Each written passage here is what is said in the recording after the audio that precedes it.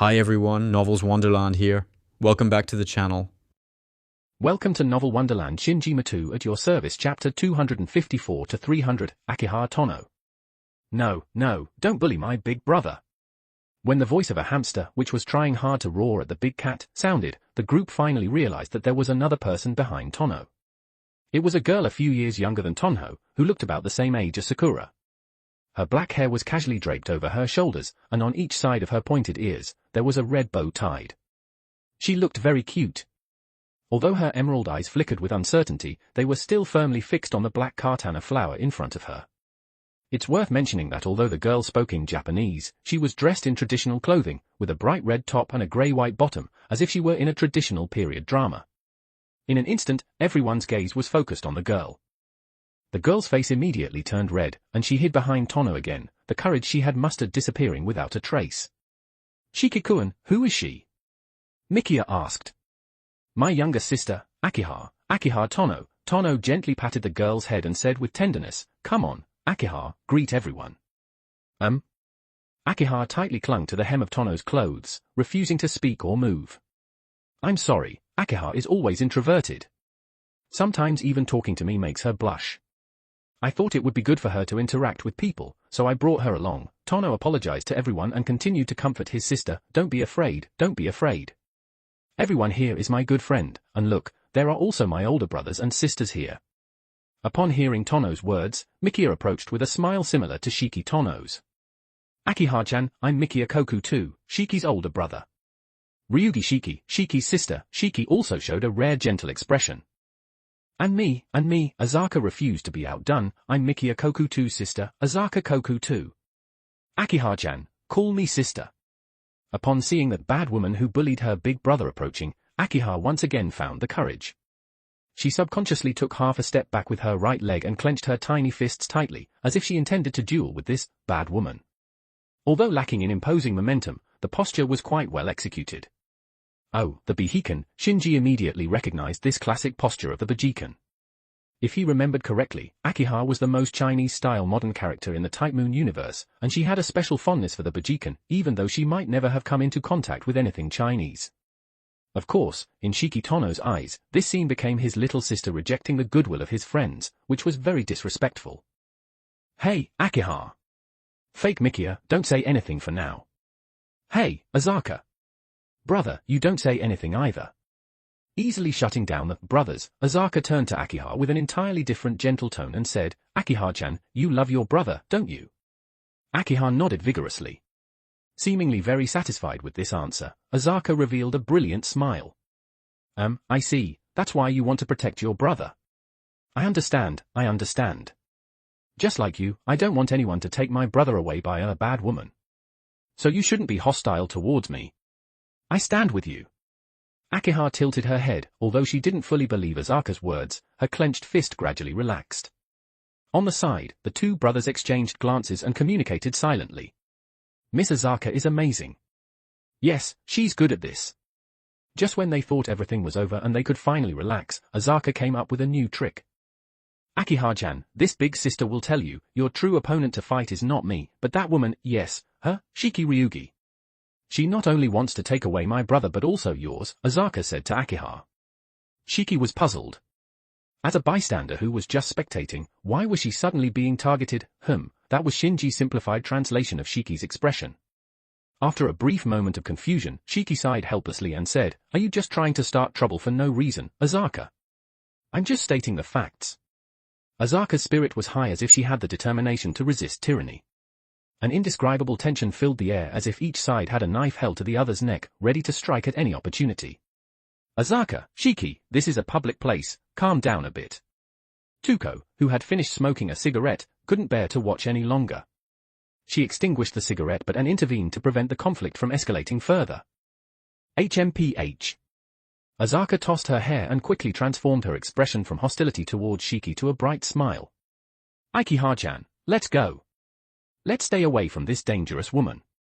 After hesitating for a moment, Akihara followed behind Azaka like a little tail. As someone with an ancient brother complex in the Type Moon world, Azaka had a natural advantage when it came to girls with similar attributes. Shiki stood in place for a few seconds, looking at the backs of Akiha and Azaka, then glanced at Mikia and Tono standing on either side. Suddenly, she had an idea. "Let's go, Mikia, Shiki-kun." With that, she held Mikia's hand with her left hand and Shiki Tono's hand with her right hand and walked towards the ticket counter. This intimate gesture immediately ignited Azaka's jealousy. "Shiki. Ryugi." She emphasized each syllable with clenched teeth. Shiki turned back and smiled as if to say, "Didn't you say I'm the bad woman who stole your brothers?" "Well, I did it." "So what?" Now even Akiha's anger was ignited. Without the need for any communication, the two sisters had ignited the spirit of solidarity against a common enemy. "Brother, Shiki, stop right there. Brother, wait for me." Finally, Akiha uttered her second sentence of the day. The power of a brother complex is truly terrifying. Shinji, who was watching the situation with an indifferent mindset, had no idea that this statement would soon apply to himself. "Lunchtime." Kirie pleaded coquettishly. "Shinji, I want to eat that." "Shinji, I want you to feed me." Shinji complied. Sakura had had enough. "Brother, I want to eat that too, and I want you to feed me." Shinji complied. "It's delicious." "Brother, have one too." Sakura fed Shinji. Then Shinji realized that he had two things in his mouth. Not only Sakura, but Kirie also put something in, and turning his head to the side, Fujino also seemed eager to try, making it difficult for Shinji to chew. And this was just the beginning. They had a crazy day of playing. "Brother, I can't walk anymore." Akiha looked at Tono pitifully. "Hop on." Tono immediately crouched down. "Shinji, I can't walk anymore either." Kirie imitated Akiha's expression and looked at Shinji, completely ignoring the fact that she was several years older than him. "I'll carry you." Shinji also crouched down. Sakura and Fujino puffed up their cheeks. They were not as physically weak as Kirie, who trained every day, so they wouldn't get tired even if they walked several times the distance. "Well, Kirie, I'll give you only 10 minutes. I'm tired too." "And me." Justice and Tuko officially joined the fray, whether it was because they were really tired or they just wanted to stir up trouble. Shinji's legs began to tremble. But that wasn't the most interesting part. The most interesting part was the Mikia group. Azaka, who presented herself as weak and sickly, said, "Brother, I'm tired." Just an ordinary person, Mikia, said, "Sorry, I can barely walk myself." Shiki, a fifth Dan Kendika, said, "How about I carry you, Azaka?" Azaka replied, "Brother, you're useless." Tired. Very tired. Extremely tired. That was the feeling of Tono, Mikia, and Shinji after a day of playing. They would never engage in this kind of group activity again. It was too torturous. P.S. Kirie does indeed have a more proactive personality. Otherwise, she wouldn't have taken a liking to Mikia in the Overlooking the Scenery chapter, directly taking his soul and causing Shiki to come knocking on the door for revenge. PS2, in case you forgot, Shinji always uses his Hade's cloak to change his appearance to a black-haired young man outside. Support me at patreon.com/absolute code. Chapter 255, Chapter 255, The Encounter of Fates, Part 1. 1211 words. Mikia Kokuto's personality, to put it nicely, is mature and composed, but to put it bluntly, he lacks the youthful vigor that young people should have. He maintains a mild attitude almost at all times, whether he's happy or angry, never displaying overt expressions of excitement or fury. One could say he is a man immune to words like ecstatic or enraged. However, now, this emotionally reserved man has uncommonly shown a significant emotional fluctuation. He spewed a mouthful of coffee onto the office coffee table. After spraying the coffee, he didn't even bother to grab a cloth to wipe it off. Instead, he stood up directly from the couch, staring at the girl standing behind him as if she were an alien. "What did you just say?" "I just said that our school's teachers organized a student outing called a Yankai." Yankai is the abbreviation for injokozai or compensated dating, a term coined in Japan. Originally, it referred to young girls agreeing to go on dates with men in exchange for money. However, nowadays, it has become synonymous with students engaging in certain activities for monetary benefits. Legally, it is defined as young girls, especially middle school students who have not yet entered society, accepting support from adult men in the form of material enjoyment such as money, clothing, accessories, and food, and adult men accepting support from young girls in the form of physical intimacy. In Japan, injokozai is a very common social phenomenon, so it's not something surprising. However, if your biological sister says such a thing, that's a different story altogether. Yes, the girl who uttered those words was none other than Mikiya's biological sister, the authentic JK, a Japanese high school girl, Azaka Kokuto. She fits the definition of injokozai in terms of age. Mikiya is a rare representative of purity and conservatism in Japan, to the extent that he hasn't even kissed Shiki yet. So, it's not hard to understand why he was startled by his sister's explosive statement and ended up spewing coffee. It wasn't just Mikiya who was startled, Shinji was as well. Normally, Shinji's personality would exhibit more exaggerated reactions than Mikiya's, but this time, he didn't. He just sat on the couch with a pale face and twisted expression, crying without looking like he was crying and smiling without looking like he was smiling. No wonder Azaka asked, "Hey, what's wrong with you?" Shinji clenched his stiff facial muscles with his right hand, forcing them back to normal, and said, "I'm experiencing some health issues and need to rest for a while. During this time, please don't provoke strong emotions in me, or I'll end up like I was just now." The so-called health issues refer to a minor surgery he underwent to transplant the Buddha relic left by Suren Araya into his left hand. Currently, his body and the relic are in the adjustment period, and every few minutes, he experiences intermittent spasms. And that's only when he keeps his left hand still. If he accidentally touches his left hand, it's excruciatingly painful. Azaka's explosive remark caught Shinji off guard, and just as his expression was changing, he accidentally touched his left hand. If it were an ordinary person, they wouldn't be able to endure the repulsive reaction of the relic. In short, Shinji had long since become accustomed to pain under Skachika's Spartan education, and his outward reactions were limited to changes in facial muscles, resulting in a twisted expression that was neither crying nor laughing.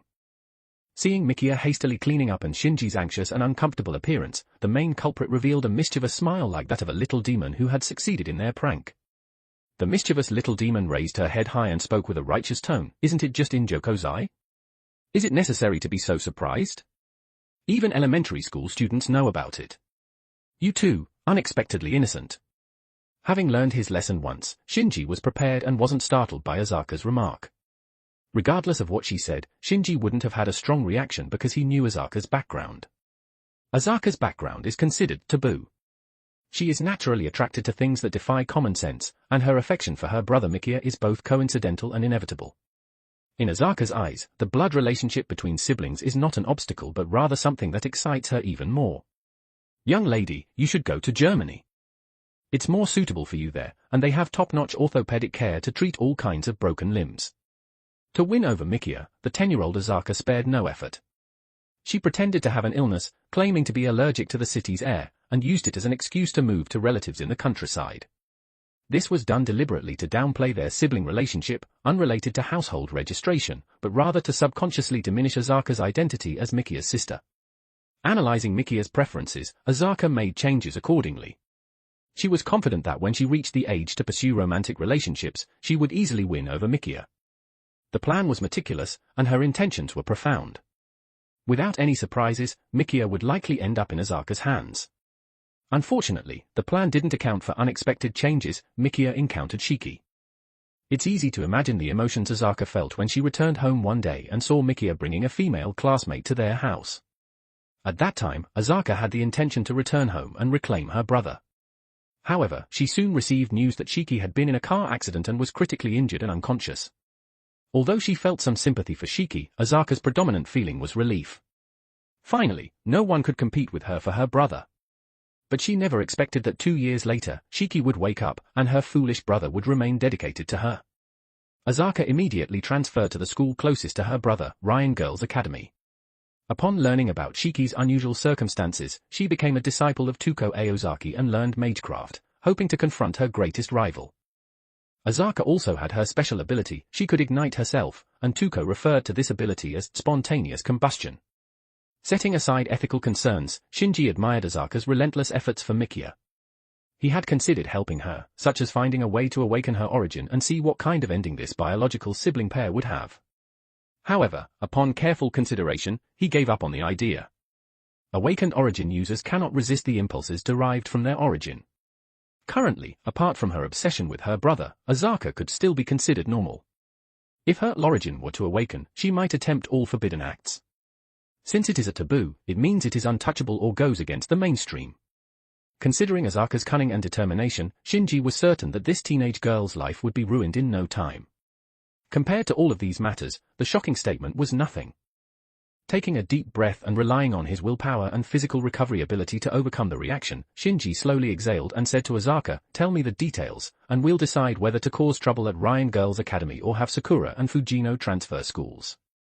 I believe Mikia would think the same.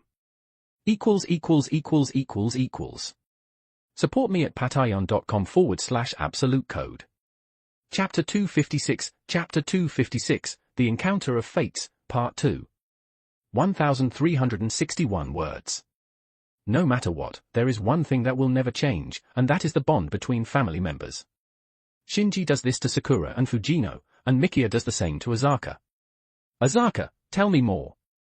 Although I probably can't cause trouble at the academy like Shinji, I can still arrange for you to transfer schools, and if all else fails, we can return home. For the sake of his current job, Mikia made the firm decision to drop out of university. When considering the comparison between an unregistered underground office and a top-tier university in the Tokyo metropolitan area, it is clear which is more important and which is superior or inferior.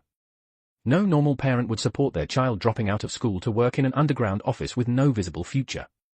Not to mention that this office only has 2 employees, Fujino, Shinji, and Sakura, including the boss, who are all helping out without formal registration. The entire Kokuto family never expected that even the usually obedient and well-behaved Mikia would go against everyone's advice this time, refusing to listen to anyone and ultimately causing a falling out with the family. Now, for the sake of his sister, Mikia is willing to return to the estranged home, which clearly shows his concern for her. Girls with tsundere personalities like Asaka are most afraid of unintentionally direct approaches from boys. Suddenly, all that Zun completely disappears, leaving behind only the deer. You're meddling in other people's affairs, but since you've said it that way, I reluctantly suppose I can tell you. Truly a textbook example of a tsundere response. Shinji silently sighed in his heart, along with Mikia, who had finished tidying up the coffee table, listening to the biggest scandal in the history of the Ryan Girls Academy. The Ryan Girls Academy, where Fujino, Sakura, and Asaka, 3 characters representing little sisters, are enrolled, is a prestigious girls' school established by the Christian Church. Its main campus is located in England, while the branch campus is established in the suburbs of Mifune City. Although students and teachers are not compelled to have a particular faith, the school maintains and enforces the conservative atmosphere typical of church-affiliated institutions. The school's atmosphere is strict, and it could be said that it focuses more on training nuns rather than cultivating noble young ladies. Shinji had once seen the thick volume of school regulations that Sakura brought home, which was thicker than all the rules and regulations of the schools he attended in his previous life combined, and it made his scalp tingle. However, the school's hardware and software facilities are indeed excellent, much better than their hometown of Fuyuki City. Sakura and Fujino come from prestigious families and have received a refined, Yamato Nadeshiko-style education since childhood. They are not averse to strict school regulations, so Shinji doesn't need to worry as long as they can enjoy a pleasant campus life. Hardly anyone could have imagined that this seemingly virtuous and pure women's academy would be involved in a scandal related to compensated dating. If the allegations are true, they could destroy this long-standing women's academy overnight. This is not an exaggeration. Because it is an elite school, only those with sufficient financial resources and social status can send their daughters there. Even if only a portion of the parents unite, their collective influence would be more than the school administration can handle, not to mention that the instigator of the compensated dating incident is the chairman's younger brother, Hideo Hayama. No one would believe it if they said it had nothing to do with the school. Based on Asaka's investigation during this time, Hideo Hayama is a worthless scumbag. Students say he doesn't have a teaching license and didn't even graduate from high school. It's only thanks to his brother's connections that he became the homeroom teacher for class 1 to 4 at this renowned girls' school. What's even more infuriating is that this incompetent waste of space is not satisfied with his current position and is determined to become the principal. The students of class 1 to 4 all know his catchphrase, "Why won't my brother let me become the principal?" Whether it's for money or other reasons, Hideo Hayama started arranging compensated dating activities with his students.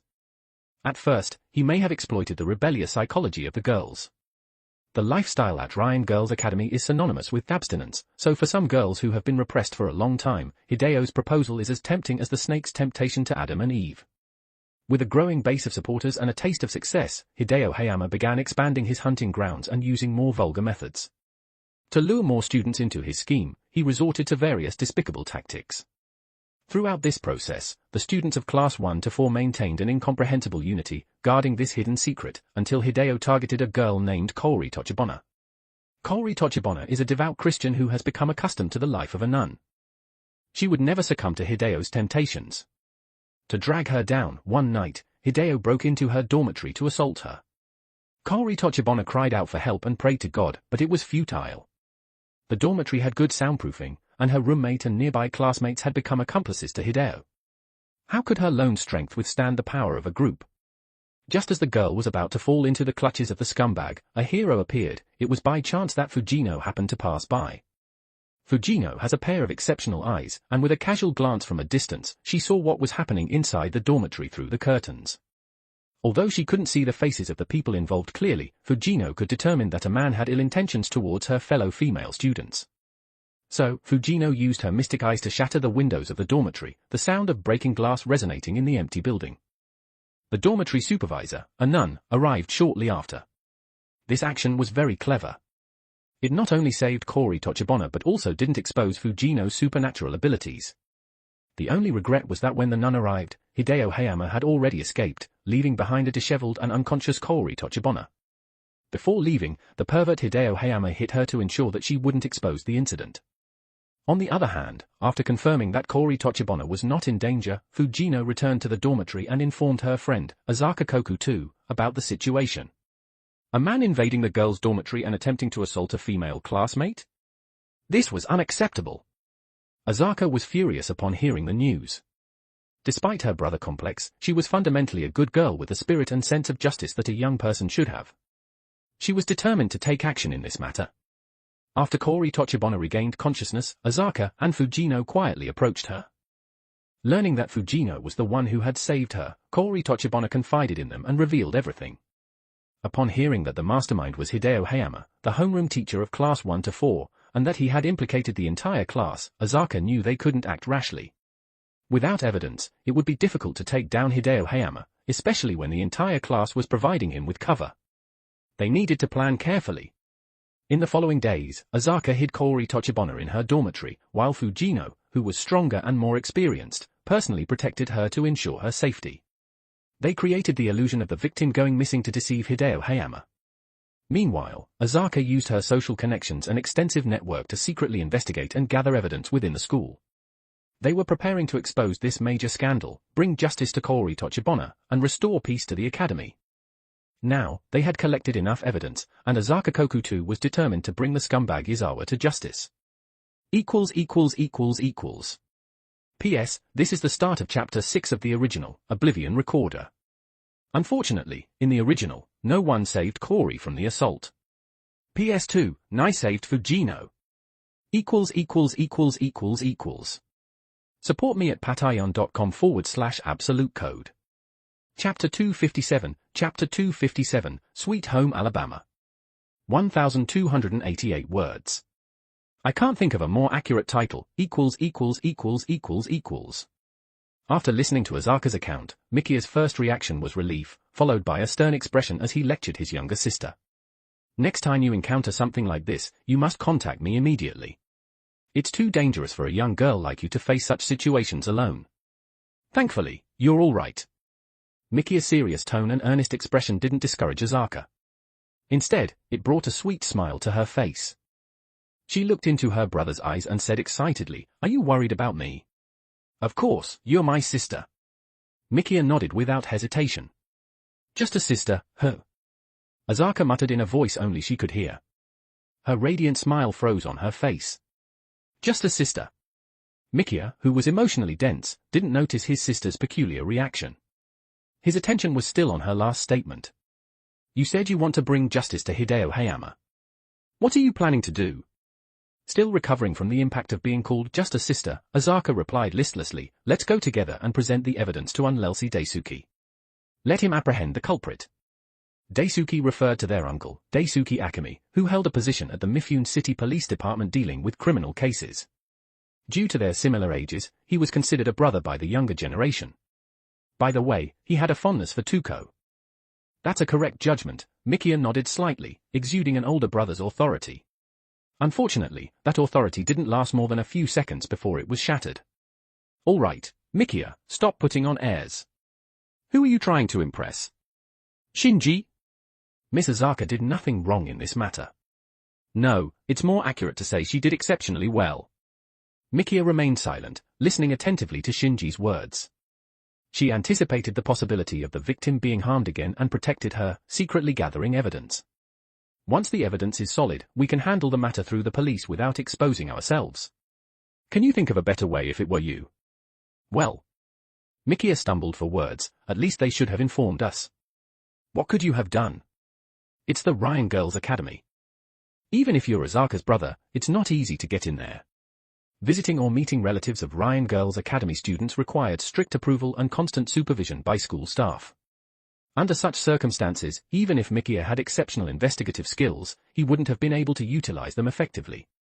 Well, Azaka can't investigate alone either. What if she encounters danger? I mean, aren't you underestimating your sister a bit too much? Though it hasn't been long, she is also a disciple of Tuko Aozaka. Just a bunch of scumbags and a group of self-indulgent high school girls. What harm could they do to her? Shinji spoke as he raised his right hand and engraved a flame rune in the air. The next moment, a ball of fire ignited in front of Azaka. She held the flame in her hand and casually molded it as if it were not fire but a lump of clay. Do you understand now? Miss Azaka can protect herself. Besides, she's not alone.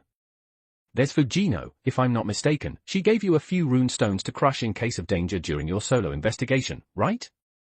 Yes, Azaka nodded. Then there's no problem. If Miss Azaka is truly in danger, Fujino will rush to her aid. With her abilities, she could easily dismantle the entire academy. If all else fails, there's also Sakura, although I don't want her to get involved in such dirty matters. But... Brother, Azaka walked over to Mikia and sat beside him on the couch, gently holding his hand. I know you worry about me, and it's because I know you would react this way that I didn't tell you. Your little sister has grown up. I'm not that little girl anymore. I can face many things. Please, when you worry about me, give me more trust. And please believe that I won't let your trust go to waste, okay? Faced with such a sister who bared her heart, what else could Mikia say? All he could say was, you must be more careful. If you encounter any problems, call me. Your brother will always stand behind you. Brother Tilda? Cough, cough. Just when the atmosphere between the two was perfect, an untimely cough interrupted. A woman wearing glasses suddenly appeared in the stairwell leading from the office to the lower floor. Oh my, what a lovely atmosphere. It seems I arrived at the wrong time. Shinji turned his head and made a face. Yeah, you came at the wrong time. Didn't you see that I was holding my breath just so as not to disturb them? Well, I apologize then. Miss Tuko, please don't make fun of us. Mikia truly lived up to his reputation as the old man with wisdom. With just a few words, he extinguished Tuko's desire to continue speaking. She gave a regretful look to her second disciple and slumped ungracefully beside Shinji. Shinji picked up the coffee pot on the coffee table and poured a cup of coffee for Tuko. Is the surgery over? Not yet, but it's almost done. Justice is doing the final stitching. In half an hour, Inju will become a true human. The boy who was yelling at Shinji wasn't a human but a puppet created by Suren Arara. Although he possessed Inju's memories and emotions, he was ultimately not human. Arara created him solely to have him take Shinji to the Ogura apartment and, once the mission was complete, let him live or die on his own. Therefore, his life was much shorter than that of a human. Shortly after Araya's death, Inju's body began to malfunction, and he learned the truth that he was not human. When his body was on the verge of collapse, Shiki gave him two choices, either die as a puppet or undergo surgery by Tuko and Justice to continue living. Inju chose the latter. He wanted to live, truly live, even if everything Araya had given him was false. But what came after that was real, and he hoped to experience more reality. Granting his wish was not without cost. Inju incurred a huge debt, and Shiki was his guarantor. Currently, this guarantor was waiting outside the operating room, ensuring that the debtor had indeed received the debt from the creditor. It was the duty of the guarantor. From beginning to end, Shinji had never interfered in Inju's fate. He had no interest in him, and Inju held no value worth Shinji's investment. It's not that Shinji was heartless, it was simply human nature. Just like when you see someone lying on the roadside, nearly dying, and you can save them by giving them a piece of bread, most people would be willing to help. But if that person has a complicated illness that requires a substantial amount of money to treat, many people wouldn't help, at most taking them to the hospital. Of course, if that person is a talented individual and helping them would bring greater benefits, then it's a different story. Shinji didn't stop Tuko and Justice from saving Inju, he had done his part. He didn't believe that Inju would be able to repay the debt because Inju's origins were worthlessness. Tuko and Justice's willingness to save him probably wasn't based on the belief that Inju could repay the debt, rather, they wanted to see what someone like him, a puppet, could achieve. Don't forget that Tuko is a grand puppeteer, and Justice herself is a homunculus, an artificial human, by birth. Support me at patreon.com/absolute code. Chapter 258, Infiltrating the Girls' Dormitory. 1,252 words. Tonight, the moon wasn't dark, and the wind wasn't strong. It wasn't good weather for murder. However, Shinji didn't have any intention to kill anyone today. He was just feeling a little unhappy and wanted to cause some trouble. So, taking advantage of the cover of the night, he infiltrated the student dormitory of Ryan Girls' Academy, a sacred place in the hearts of countless men in the town of Mifune and its surrounding areas. Please don't misunderstand. Shinji was still at an age where he could act tough, and he didn't plan on losing his innocence too early. He wasn't there to peep or indulge in any eye candy. After all, he had seen and experienced enough in his previous life. Oops, did I accidentally reveal something? Ahem, please just ignore that, thank you. Shinji's infiltration of the girls' dormitory was solely to find someone. Standing in the corridor on the third floor of the first-year student dormitory, Shinji hesitated. Which room does Fujino live in again? Forget it, I'll just use magic detection. According to Fujino's observations, it seems that there are no Magi in this year's batch, so I shouldn't be discovered, right? Muttering to himself, Shinji carved a detection rune on the floor. Fujino wore a protective amulet around her neck, which was made by Skachik using excess mercury magecraft and given to Shinji for protection. As Shinji's strength grew and he obtained noble phantasms, he passed this protective amulet to Fujino. The amulet contained various runes personally inscribed by Skachik, including a positioning rune that paired with a detection rune. As long as the magical wavelengths on both sides matched, the location of the amulet could be pinpointed. Found it! Hey, it's pretty close. The feedback speed of the detection rune's information was faster than Shinji had expected. The location displayed in his mind was the nearest room on his left. After scanning the surroundings and making sure there was no one around, Shinji knocked on the door of the dormitory. Excuse me, is this? A voice of an unfamiliar girl came from behind the door. I'm looking for Fujino. Shinji removed his cloak disguise and replied with his real voice. This voice. Shinji. The voice inside the door changed to the familiar voice of a girl that Shinji knew. It's me, open the door. Oh, if there's anything you don't want me to see, please tidy up quickly. Before he could finish his sentence, the door of the dormitory opened, and a girl with long purple hair cautiously poked her head out and quickly pulled Shinji inside. Casually glancing at the room's layout, Shinji knew it wasn't Fujino's room. Fujino preferred a cool tone decor, just like her hair, while this room consisted mostly of warm tones. It seemed to be Azaka's room. The room was neatly organized, with everything placed in an orderly manner. Whether it was the Azaka's habit or the strict requirements of the academy for the dormitories, it spared Shinji from the awkwardness that could arise from entering a male-restricted area. Of course, the other two girls who shared the room with Fujino weren't as calm as Shinji. A boy, a male. How did you get in here? This was a place where even male parents were not allowed to enter. Suddenly, a boy intruded. Even if he was still a child, it was enough to make the two girls pale in shock. I'm Fujino's family.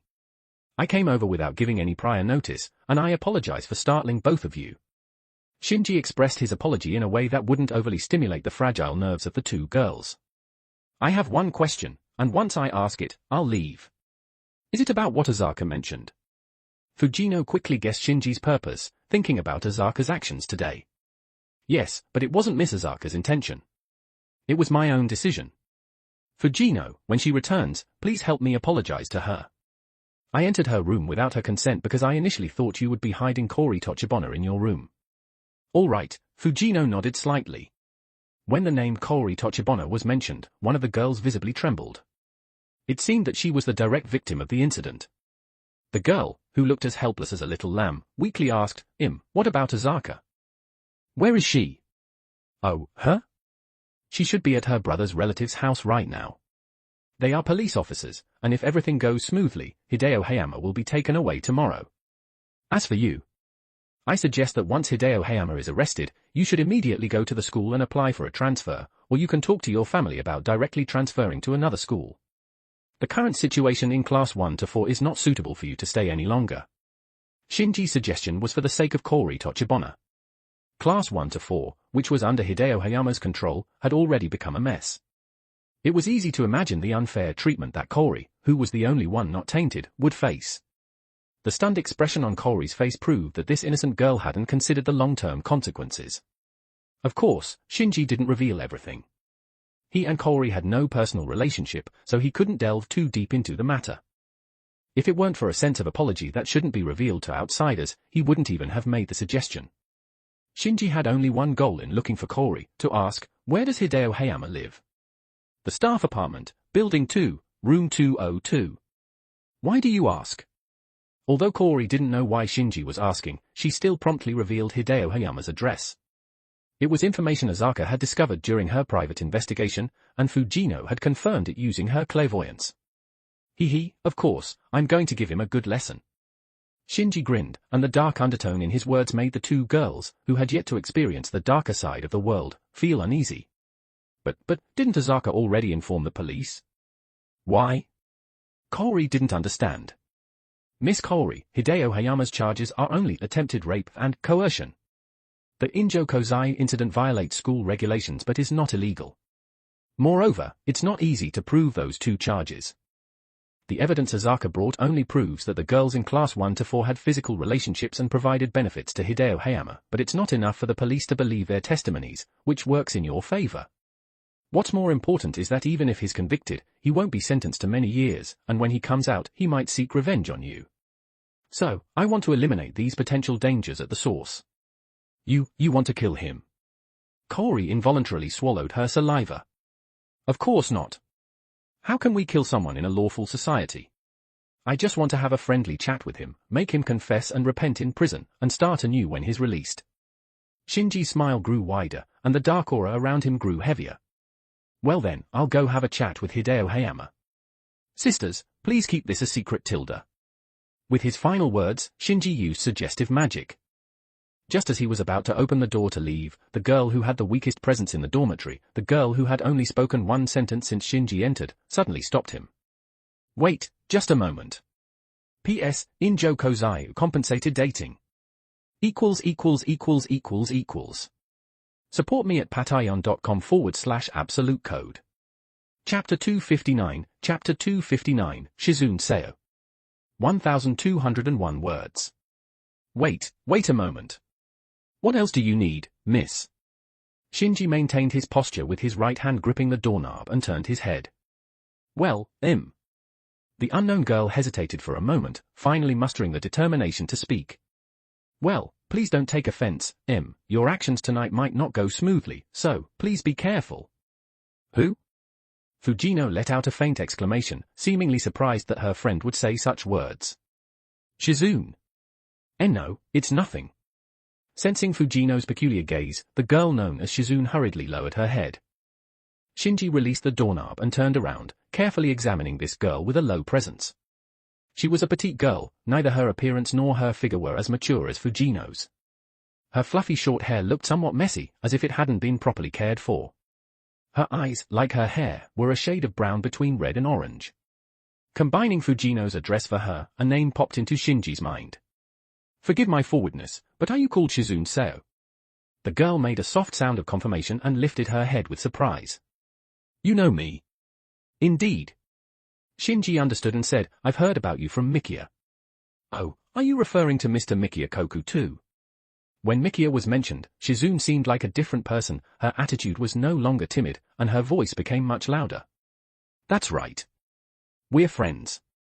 Thank you for the warning. I'll be careful. Shinji nodded to both Kori and Seo Shizune, then gave Fujino a knowing smile. Well then, goodbye. Starting tomorrow, you won't have to hide like this anymore.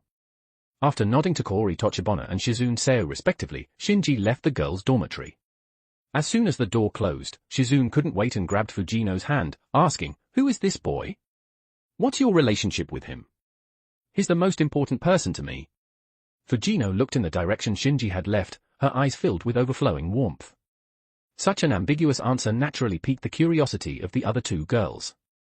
Tilda, that's a bold statement. Could it be that he's the person you like, Fujino? I didn't realize you had a preference for younger guys. So, do you prefer older guys then? Fujino retorted, I can see it. Whenever we mention Asaka's brother, you become very enthusiastic. In no way, Shizune's face immediately turned red. Don't deny it. Your face is all flushed, Kaori Tochibana chimed in. All right, I won't tease you anymore, Fujino relented. You mentioned earlier that his actions tonight might not go smoothly. What's the matter? Well, how should I explain? Shizune hung her head, choosing her words carefully. It's just that when I saw that boy leave, I suddenly had this indescribable feeling. Fujino, you might not know, but my intuition has always been accurate. Perhaps that's just a girl's intuition. Kaori Tochibana didn't take Shizune's words seriously. I see. Fujino's expression, however, was much more complicated. Having been with Tuko and Shinji for such a long time, she had encountered too many unimaginable things. Let me ask one more question. Is it just that things won't go smoothly? Yes, just that things won't go smoothly. Shizune's words reassured Fujino somewhat. If it's just that things won't go smoothly, worst case scenario, they could abandon the plan. Shinji's safety shouldn't be a problem. She only wished for his well-being. Observing Fujino's expression, Kaori Tochibana smirked, You're worried about him, huh? Seems like the relationship between you two is complicated.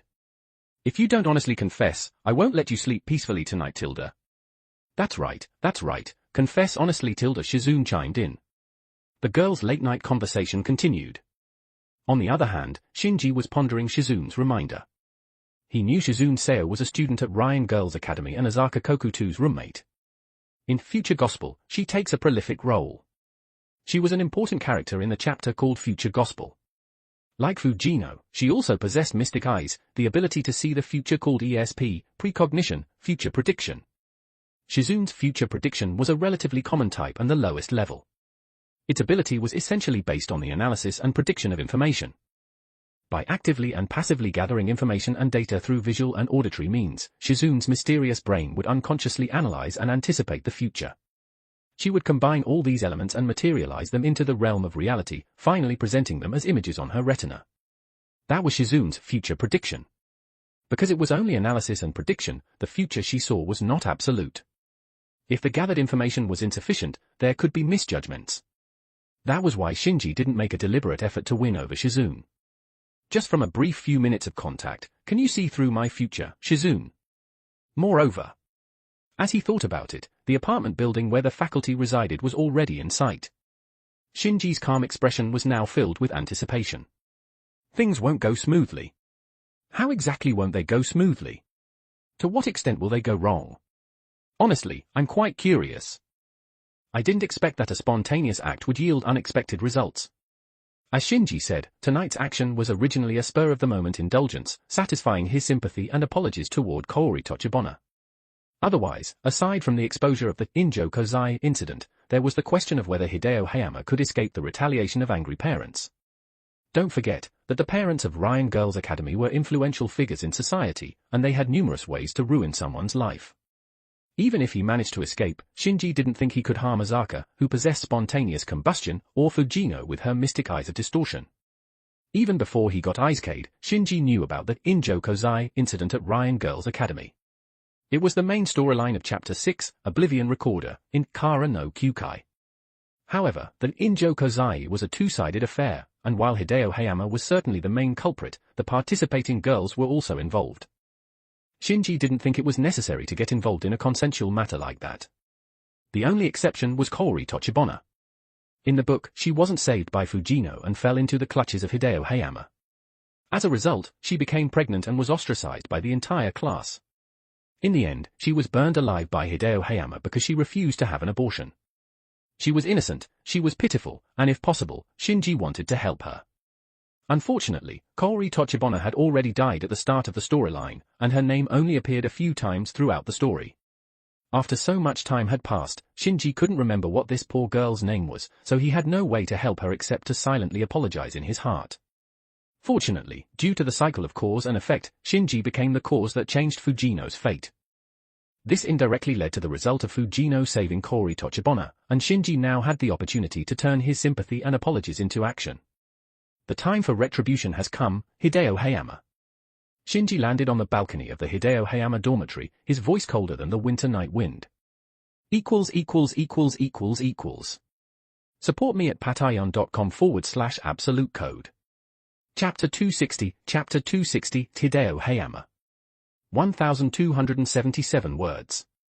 The ancient text said, the appearance arises from the heart. In plain terms, it means that one's appearance is connected to their thoughts.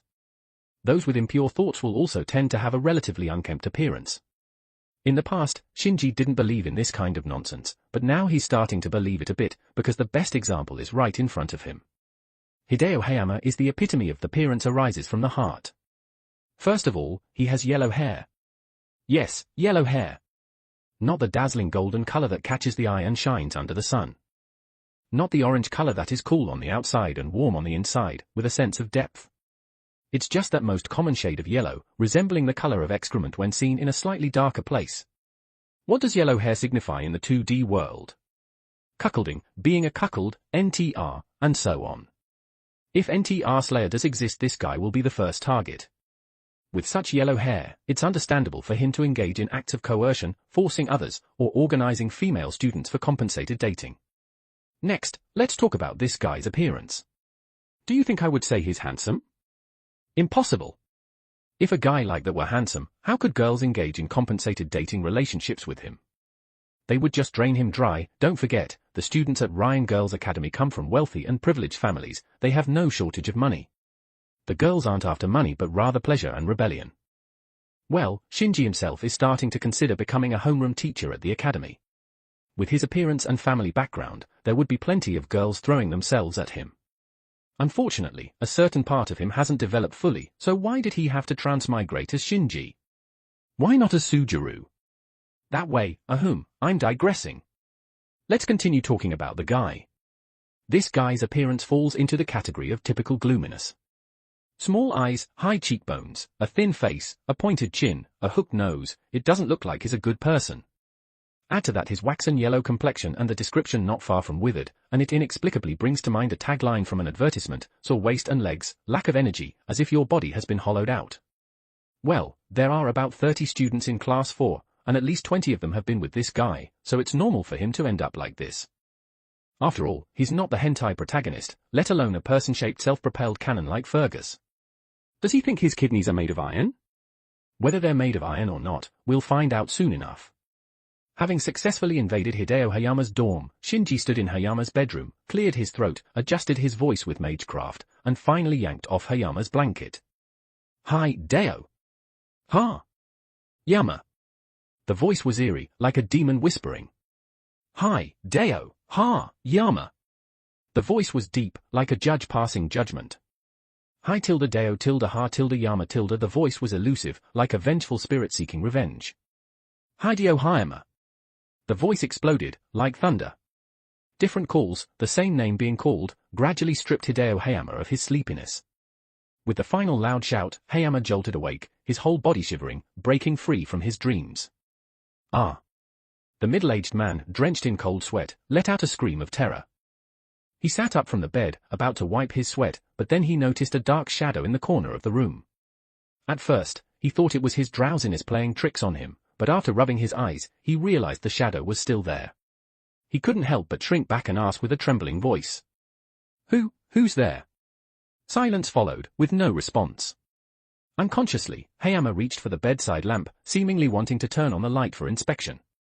Just at that moment, the indistinct shadow suddenly moved. Clatter tilde clatter tilde clatter tilde clatter tilde, insert Tom shivering in fear. Amidst Hayama's chattering teeth, the shadow swayed and floated, approaching him. The shadow was draped in a long cloak, wearing a grotesque mask on its face, resembling both a malevolent spirit from Japanese mythology and a grim reaper from Western mythology. The hovering reaper, with hollow eyes, looked down on Hayama from above, calling out his name, Hi, Deo, Ha, Yama. Such a bizarre scene frightened Hayama to the point where he curled up, holding his head and screaming shrilly. Hideo Hayama. Submit to your fate. Submit to your fate! Submit to your fate! The Grim Reaper shouted, bringing its grotesque and terrifying face closer, so close that Hayama could see the flickering flames in its eyes. No! Don't come closer, don't come closer, you've got the wrong person. Hayama scrambled backward, using both his hands and feet. However, he forgot that he was on the bed, and he only moved a few centimeters before falling off the edge, landing in a sprawled position. After struggling to get back up, he realized that the ghostly face was still hovering in front of him. Who are you? Perhaps the pain gave Hayama courage, or perhaps he wanted to die with a clear understanding. Trembling, he asked the question that Shinji had been waiting for. This wimp finally asked, making me wait for so long. While complaining inwardly, Shinji answered in a hoarse and ominous voice. I am the Grim Reaper, here to guide you on your journey. If it were a different time, a different place, and someone claimed to be the Grim Reaper, Hayama would have doubted if that person's mind had gone crazy. However, now, in his own home, with a ghostly figure floating right in front of him, he couldn't help but believe. Live a righteous life and fear no ghosts knocking on your door at midnight. Hayama had done something wrong, so he was afraid, very afraid. Moreover, to create an atmosphere and prove his identity, Shinji drew a long-handled scythe from his cloak and pointed it at Hayama's neck. The cold gleam on the blade sent shivers down Hayama's spine. He immediately dropped to his knees, prostrating himself on the floor, desperately pleading, Grim Reaper-sama, spare me, spare me. Spare you? Shinji let out a mocking cold laugh. Someone has already paid a sufficient price. I am here to take you to the underworld. How could I break the contract? A price? Are you a hitman?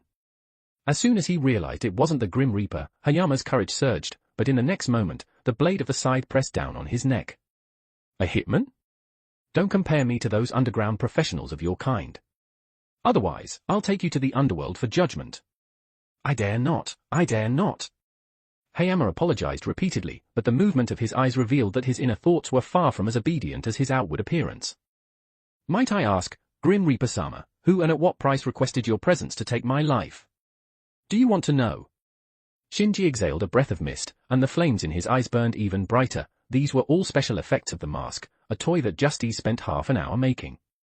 Please, Grim Reaper-sama, let me understand before I die. Perhaps understanding what Hayama was thinking, Shinji nodded slightly. All right, I'll let you understand. The person who asked me to take you to the underworld is Kaori Tochibana, and the price was her soul. You should know why. Hayama's pupils suddenly contracted, and his body trembled uncontrollably. Support me at patreon.com/absolute code. Chapter 261, Chapter 261, Cracking Down. 1,248 words. Kaori Tochibana was a student who left a deep impression on Hayama. She was an outlier in the class, having attended the Ryan Girls Academy since elementary school and having a devout faith. It wouldn't be surprising if she became a nun after graduation. At first, Hayama maintained a respectful distance from her. She had already grown accustomed to the atmosphere of abstinence at Ryan, and being a devout believer, she wasn't easily tempted by rebellion and forbidden fruit. She might even report such things. However, as time went on, more and more girls succumbed to temptation, and Hayama's attitude began to change. On one hand, the obedience and even active cooperation of the students gave Hayama a taste of power and control, and his ambition started to swell. On the other hand, achieving his desires too easily only fueled dissatisfaction in Hayama's heart. He wanted to try something different. Furthermore, if he could conquer the final obstacle, Kaori, he could treat class 4 as his playground and source of money without any restraints. Therefore, he targeted Kaori Tochibana. There would be no one in the class who would side with the pure and innocent girl until now. Being the younger brother of the chairman, Hayama could easily suppress many things. He believed that Kaori Tochibana would never escape from his grasp. With the help of several female students, Hayama quietly infiltrated the girls' dormitory at night and cornered Kaori Tochibana in her room. Naturally, Kaori Tochibana resisted and struggled desperately, unaware that the more she resisted, the more excited Hayama became. This yellow-haired individual had strayed further down the path of a hentai scum. He intended to take away the girl's purity first and then slowly force her into submission through threats and coercion. However, unexpectedly, just as his wicked plan was about to reach a crucial step, an accident occurred. The glass in the room shattered for no reason, and a few glass shards even pierced his buttocks. To make matters worse, taking advantage of this opportunity, Kaori Tochibana, who had been pinned down by him, bit him fiercely. Enraged and shocked, Hayama fiercely punched the girl, knocking her unconscious, and quickly hid in another girl's room. The girls' dormitory was not a place where male teachers should enter, and being seen by a nun or students from other classes would not be a good thing. Once he calmed down, Hayama began to think about how to handle the aftermath. He first coordinated his testimony with the other students in the class, firmly accusing Kori Tochibana of lying. He also prepared his verbal and psychological attacks. How could a 16-year-old girl with no social experience compete against an experienced manipulator like him? However, he didn't expect that Kori Tochibana would disappear directly from the infirmary. Moreover, she couldn't be found for several consecutive days. This made Hayama uneasy. What on earth happened? Did she escape from the academy and report it to the police? Then why didn't the police come to his doorstep? Did she go home directly? Then why didn't her parents react? Don't they care about their daughter? The scariest thing is always the unknown, not what has already happened. Hayama spent each day in torment, not even in the mood for his usual rendezvous. Finally, he received news about Kori Tochibana, that delicate-looking girl who unexpectedly took such fierce revenge. She hired a Grim Reaper. Whether it was a real Grim Reaper or someone pretending to be one thing was certain: the side pressed against his neck was not fake, and the dark figure standing before him was not fake either. She wanted to kill him. She. How could she do such a thing? Hayama, who was already confused by various circumstances, had long forgotten that everything was his fault. All right, do you understand now? Come with me. Don't be so afraid, death is not as terrifying as you think, Shinji said as he raised his scythe, ready to strike. Wait a minute. Hayama raised his hands and shouted desperately, Reaper-sama, please wait. A cold gleam flashed, and the scythe swung down, but instead of severing Hayama's head, it only cut off a layer of hair along with a nearby wooden coat rack. Why are you humans so troublesome? Shinji complained intentionally. Do you have anything else to say, your final words perhaps? Hayama didn't answer, he just asked, so, Reaper-sama, you just said that Kori Tochibana hired you to kill me in exchange for her soul. Yes, what about it? Which means you are open to making deals as long as the price is right. That can be understood that way. Do you also want to make a deal with me? Upon hearing the Reaper's response, a hint of joy flashed in Hayama's eyes. Yes. Tell me, what can you offer? What do you want in exchange? A smile appeared on Shinji's face, though it was hidden behind the mask, unseen by Hayama. This was the response he had been waiting for. I want to regain my life, and the price will depend on the Reaper's demands. But I believe that whatever the Reaper wants, I can offer more than Kori Tochibana. Hayama said without hesitation. After all, how could a high school girl compare to him? Not necessarily, Shinji snorted coldly. In my opinion, what you can offer is not more than what Kori Tochibana can offer. What, don't believe me? It's not that I don't dare. It's not about daring or not, it's that you don't understand. Money and status, which humans pursue, are useless to us Reapers. The only thing that can move a Reaper is a soul, a high-quality soul. Do you think your tainted soul can surpass Kori Tochibana's devout faith? But Kori Tochibana doesn't believe in God, does she? Hayama was quite quick-witted, even coming up with a reason like conflicting beliefs. After all, the Reaper and God weren't part of the same system. But Shinji also had a countermeasure? That was in the past. After years of faith, God couldn't save her, but the Reaper can help her seek revenge. If it were you, what would you choose? Hayama fell silent. If it were him, he would also believe in the Reaper. So, you're not a true believer after all.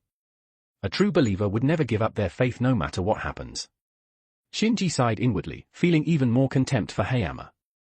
Now, please tell me, what can my soul exchange for? Hayama made a final struggle. The only thing the Reaper can offer is life and death. You can let me take the life of a soul worse off than yours, or you can prolong your own life for some time. For how long? That depends on your future actions. The value of a person's soul fluctuates over time. The cleaner the soul, the higher its value. The more tainted the soul, the lower its value. I can only tell you that when your prolonged life is equal in value to your soul, I will personally come to collect it. Shinji raised his scythe once again, guiding the script towards its climax. Come on, make your choice. Is it to be judged in the underworld now, or accept the deal? You have 5 seconds to decide. If you don't choose, it defaults to the first option. == Support me at patreon.com/absolute code. Chapter 262, Hanging on the Cross. 1295 words. Shinji started the countdown.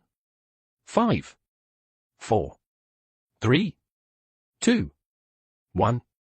I choose the second one. It's better to cling to life than to die. In the final second, Hideo Hayama finally made the choice Shinji desired. No, he couldn't make any other choice. Everything was under Shinji's control. Shinji had spent so much time acting as the god of death, making deals, not just for fun, but to create the most suitable environment and fully utilize the power of suggestive magecraft. Suggestive magecraft, in the conventional sense, is a required course for every competent magus. The purpose of learning this magecraft is to clean up or prevent any potential exposure when mysteries are witnessed by ordinary people.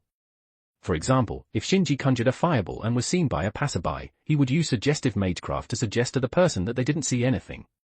Another example is when Shinji carried the moon spirit Matou through security checks, he would suggest to the inspector that everything is normal. All magi follow a fundamental premise: magecraft derives from mystery, and the fewer people who know about it, the stronger its power. Conversely, the more people who know, the weaker it becomes. It's easy to imagine that the effectiveness of suggestive magecraft, as a form of popular magecraft, is naturally limited. It's only when suggestive magecraft is still considered magic that it can make someone your slave. In modern times, any magus can resist suggestive magecraft. Even for ordinary people without any magic resistance, the content of the suggestion needs to be simple to ensure the effectiveness and duration of suggestive magecraft. No magecraft lasts forever, and suggestive magecraft is no exception. Most suggestions go unnoticed by the recipient, not because suggestive magecraft is ineffective, but because the effects fade over time, meaning they are forgotten. If they are not forgotten, a situation similar to the night when Sakura remembered and changed her fate may occur. Of course, it doesn't mean that complex suggestions cannot last. Ultimately, the suggestion is just a manipulation of the human mind, and there are various ways to manipulate the human mind beyond magecraft. Language, environment, and even the slightest unintentional changes in the human body can have an impact on the human mind. By utilizing these factors effectively, the effects of suggestive magecraft can be greatly enhanced. How to make good use of these factors belongs to the secret teachings of magus. Of course, for an ordinary person like Hideo Hayama, Shinji didn't need these secret teachings. It was enough to let him struggle on the edge of fear and death, to break down his mental defenses, and make him not doubt Shinji's words. Now, the prelude is over, and it's finally time to start the actual suggestion. Shinji pretended to be displeased and said, "Choose the second one, huh? I thought you would choose the first one. That would have saved me a lot of trouble. But since you've already agreed, I'll let you live a little longer." "Thank you, Reaper-sama." Hideo Hayama once again prostrated himself on the ground. "Don't get too happy." Shinji suppressed his disgust and let out a cold snort. "In your human terms, all I did was change your death sentence to life imprisonment. Don't think that you can freely indulge yourself during the remaining time as you please." "Reaper-sama." Hideo Hayama was truly on the verge of collapse this time. Even a Shinigami shouldn't treat humans in such a cruel manner. Shinji remained unmoved and continued, "Since I didn't take you away, I naturally can't claim the soul of Kaori Tochibana. But both of you will become my subordinates shortly. There are some things I should tell you. Please enlighten me, Reaper-sama." "I don't mind telling you. The soul of the girl named Kaori Tochibana is exceptionally outstanding. No matter which deity she follows, she can become the executor of the divine will, a messenger. As for you, you can only be a low-level grunt. In our realm, hell, you would be a prison guard, or in your country's culture, a little devil. The hierarchy in the world of gods is far stricter than that of humans. She has countless ways to punish you if she wishes. And once I have control over your soul, there will be no possibility of reincarnation or dispersing of your spirit. Do you understand what I mean?" Upon hearing the words of the Shinigami, Hideo Hayama's face was once again filled with cold sweat. "I understand my mistake. Please, my lord, save me. You foolish human, why don't you understand? No deity would favor those who don't strive for themselves and only pray to the gods. Only when a person puts in their effort will the gods lend a helping hand." Under the influence of suggestive magecraft, these words were like a burning hot iron that pierced through his eardrums and deeply imprinted themselves in Hideo Hayama's mind. "I understand. Please, my lord, tell me where Kaori Tochibana is. I will go and seek her forgiveness." calling you foolish is accurate. What good does verbal forgiveness do? Forgiveness or not depends on your actions. One of the most important tasks of a messenger is to evaluate souls, and I will give Kori Tochibana the method in advance. If she sees your change, I believe she will forgive you. Of course, you can also take revenge on Kori Tochibana while you're still alive, but you'll have to bear the consequences yourself. No, I dare not. Just dare not. Shinji intensified the power of suggestion. No, I never thought of it, Hideo Hayama immediately corrected himself. Lying to a Shinigami, it seems like I need to punish you a bit, Shinji said, lifting Hideo Hayama's body with the long handle of his scythe and carrying him on his shoulder. He then opened the window of the room and flew out directly. At that moment, all of Hideo Hayama's doubts vanished, leaving only fear and submission. He shouted, Lord Shinigami, please spare me this time. I won't dare anymore, I won't dare anymore. Shut up, if you say another word, I'll throw you down, Shinji casually shook his scythe, leaving Hideo Hayama speechless with fear. Don't worry, since I said I won't take your soul for now, I won't let you die. It's just a lesson for you, Shinji had planned this. It was the final scene of the script, which would make Hideo Hayama firmly believe in his words and also allow Kori Tochibana to feel a sense of satisfaction. The punishment was to hang him on a cross on the rooftop of the chapel at Ryan Girls Academy High School. You like JK, high school girl, types, right? You like devout girls, don't you? Well, you can get close to them now. Flying to the chapel, Shinji used the top of the cross to pierce through Hideo Hayama's nightgown, entering from the back of his neck and coming out, like a piece of dried meat hanging from a beam. Originally, Shinji planned to prepare a rope and directly tie Hideo Hayama to the cross. But then he thought, isn't this the image of Jesus' crucifixion?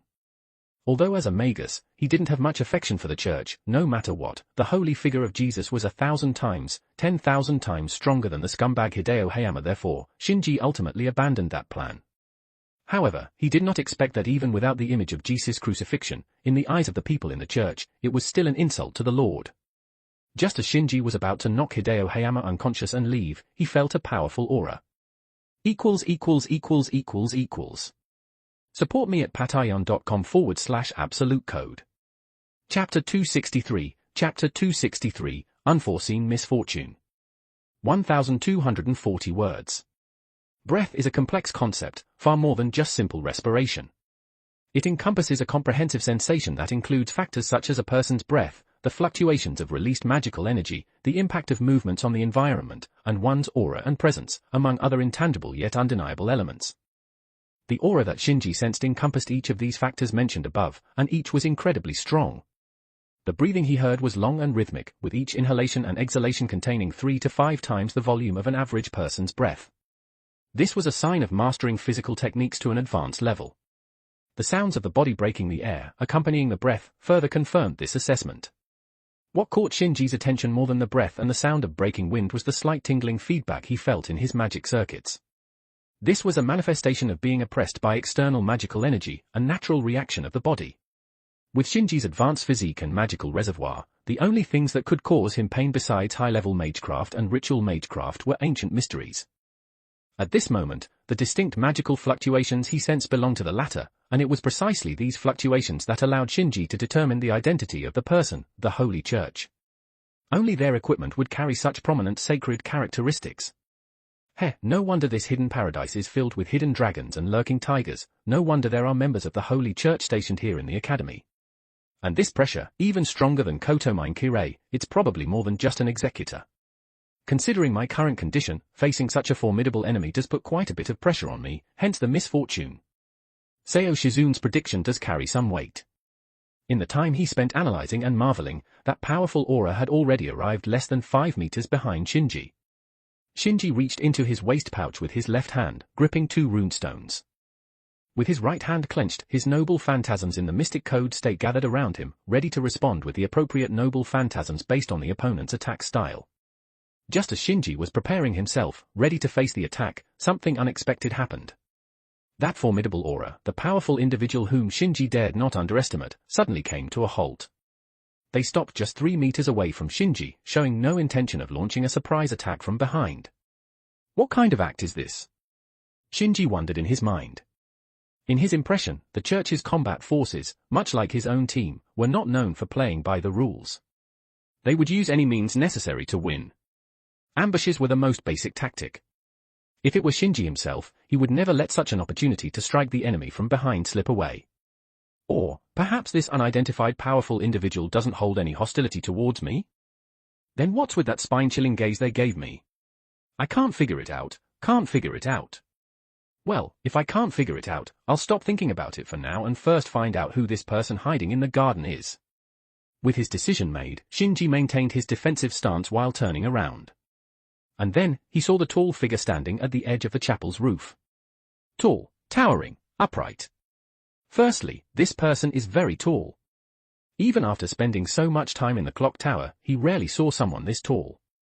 Estimated height over 1.8 meters, not wearing high heels, it's a woman, though her appearance leans towards neutrality.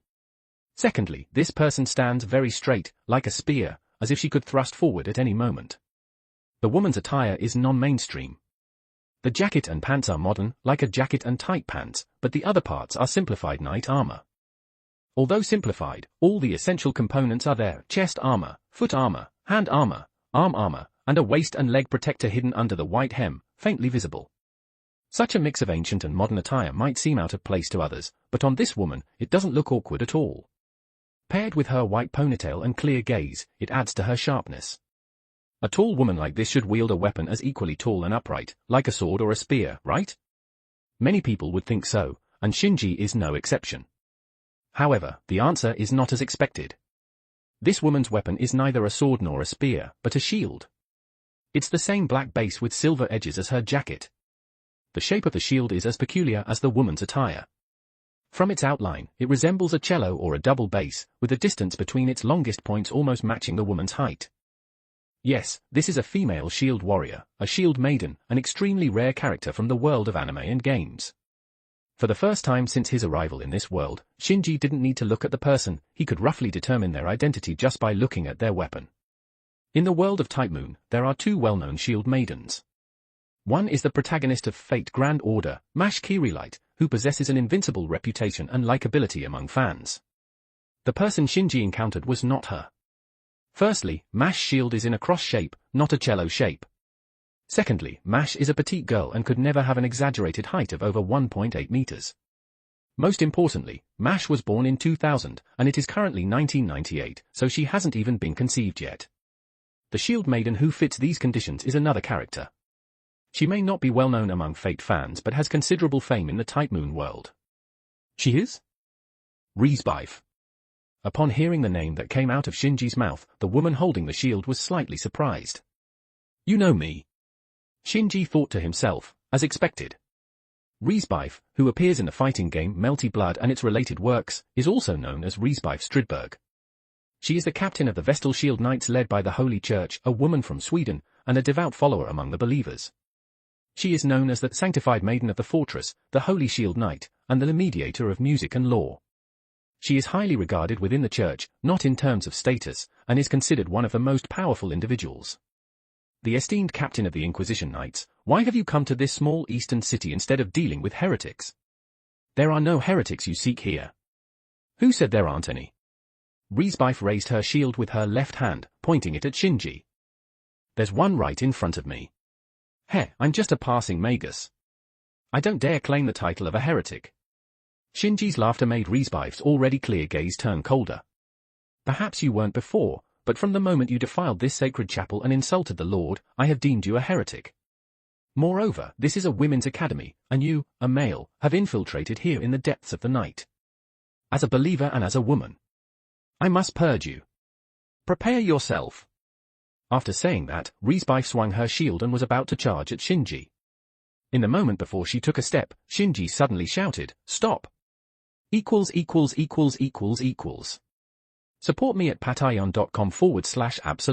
=========================================================================================================================Chapter 264, Chapter 264, Riesbeif Stridberg.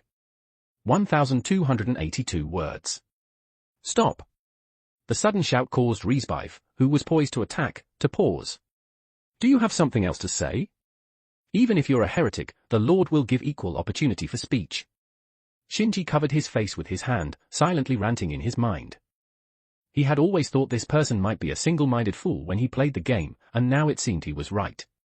If God gives everyone a chance to speak, why didn't she say so earlier instead of charging straight at him? Ironically, she's a believer. Speak up, if you don't, I'll attack. Riesbeif on the other side couldn't understand what Shinji was thinking and urged him impatiently. Fine, I'll speak. Shinji sighed helplessly. Do you know who I hung on the cross? Who? Hideo Hayama, the homeroom teacher of Class 4 of the high school division at Ryan Girls Academy, and the younger brother of chairman. Upon hearing this, Riesbeif's body tensed once again. Shinji quickly waved his hand. Don't get agitated. Let me finish speaking. This person is a complete scumbag. Then, Shinji recounted the information about Hayama that Azaka had told him, including the reasons why he had acted the way he did tonight. Of course, he didn't mention the details of the suggestive magecraft, only using the reason of teaching the scumbag a lesson to prevent him from seeking revenge. Scumbag, scum, and those girls, to think they would do something like this here. The content of Shinji's words was too shocking, causing Riesbeif to be greatly shaken. As a member of the clandestine department of the Holy Church, she had experienced darkness before, but she never expected such filth to be hidden in a school established by the church, in what was supposed to be the purest place. So, do you still think I'm a heretic as a person? Shinji spread his hands helplessly. I take back my previous judgment of you as a heretic, and I apologize for that. Riesbeif was straightforward and immediately lowered her head to apologize to Shinji. But I still consider you a heretic. It has nothing to do with whether Hideo Hayama is guilty or not. Your actions have blasphemed the Lord and desecrated the sacred chapel. I will crusade against you here. As she spoke, she was about to charge again. Shinji shouted once more, Stop! Do you have something else to say? Hey, listen. Stop labeling me a heretic with every other word. I know what I did was wrong. Can't I just go and repent before God?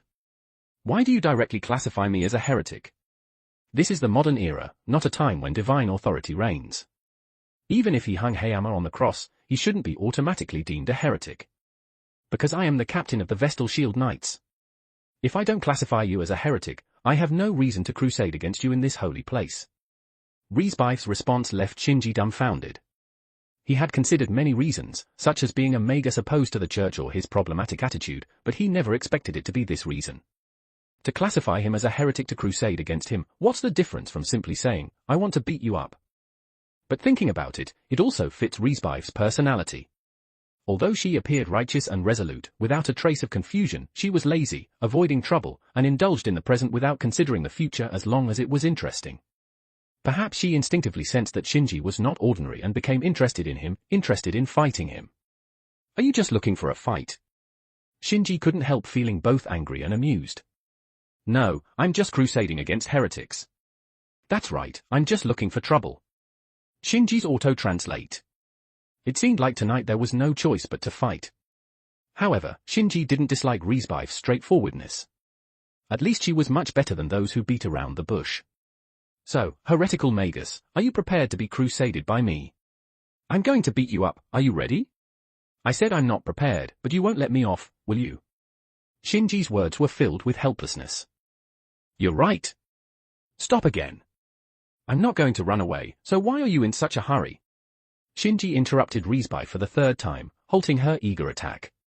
What a bother, what else do you want to say? I'm thinking of your best interest. Let me ask you, where are we? The chapel. Shinji sniggered, oh, you know, I thought this was my magecraft workshop, sturdy enough not to be destroyed by the aftermath of our fight. Riesbeif's expression immediately froze. Shinji continued, a devout believer like you, unexpectedly casually destroying the chapel where one prays to the Lord. Well, as a heretic, I don't mind, but if you want to fight me, I won't mind either. Oh Lord, forgive my sins. Riesbeif made the sign of the cross with her empty right hand on her forehead, chest, left shoulder, and right shoulder. After her prayer, she also said, thank you to Shinji. You're welcome. If you want to thank me, do me a favor. Shinji waved his hand. I can't let you go. What an unlikable personality indeed. I never thought of that. I just wanted to ask you where else on campus would be suitable for hanging someone. Since your esteemed knight captain is here, it wouldn't be appropriate to hang him in this place. A place for hanging, huh? Riesbeif thought carefully. There's a bell tower near the main school building. That should work. Let's go with that then. Shinji grabbed Hayama, who had been hanging for quite some time, and said to Riesbeif, "I'm not familiar with this place, so could you show me the way?" "Sure." Riesbeif didn't refuse and casually jumped down from the nearly 10-meter-high rooftop of the chapel. The sound she made upon landing didn't sound like a human landing, but more like reinforced concrete hitting the ground. A humanoid Gundam, seriously? Shinji muttered as he contemplated whether he should take the opportunity to escape. Regardless of the outcome, fighting against someone with that level of durability would leave him swollen all over for a while. But in the end, Shinji gave up on the idea of fleeing. It wasn't because he was afraid that Riesbeif would come looking for him. Given her personality, she probably wouldn't be up to the task of searching for someone, as it was both troublesome and boring. The main reason Shinji stayed was to take this opportunity to assess the combat capabilities of the higher-ranking members of the church. So far, the only member of the church's combat personnel he had encountered was Kotomine Kirei, who, although exceptional among the executors, didn't rank high in a church teeming with monsters. The person standing before him now, as far as Shinji knew, had a combat power and several heretics slain that would probably place her in the top 10 of the church. Moreover, she was a shield maiden, knight, a class known for high defense and low agility, making her the most suitable opponent. Later, near the sports field close to the bell tower, a knight wielding a shield, emanating a powerful aura, stood facing an assassin cloaked and devoid of any presence. Riesbeif Stridberg, captain of the Vestal Shield Knights, wielding the sacred shield in my hand. An anonymous foot soldier hiding their identity, I humbly request. To crusade against heresy. To grant me enlightenment. The battle begins. P.S. Does anyone here play Melty Blood?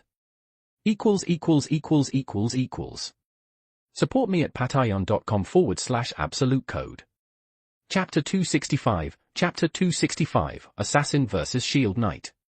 1194 words. At the sports field near the bell tower, the assassin and the shield knight stood facing each other, preparing for an intense battle. The captain of the Vestal Shield Knights, Riesbeif Stridberg, wielding the sacred shield in my hand. The nameless foot soldier hiding their identity, humbly requests. To crusade against heresy. To grant me enlightenment. Before the words had even settled, both of them surged forward simultaneously. In the blink of an eye, the 10-meter distance between them closed, and Riesbeif's right fist collided directly with Shinji's right fist without any hesitation. With a dull thud, Shinji's body was sent flying backward as if hit by a speeding car. This wasn't a strategy or an illusion, it was a real and tangible occurrence. Shinji and Riesbeif had each thrown a punch, but it was Shinji who was sent flying. In contrast, Riesbeif only paused for a moment, as if she had urgently stepped on the brakes, and then stomped on the accelerator to charge towards Shinji. This meant that Riesbeif's strength far surpassed Shinji's. Without such overwhelming power, she wouldn't have been able to achieve this crushing effect.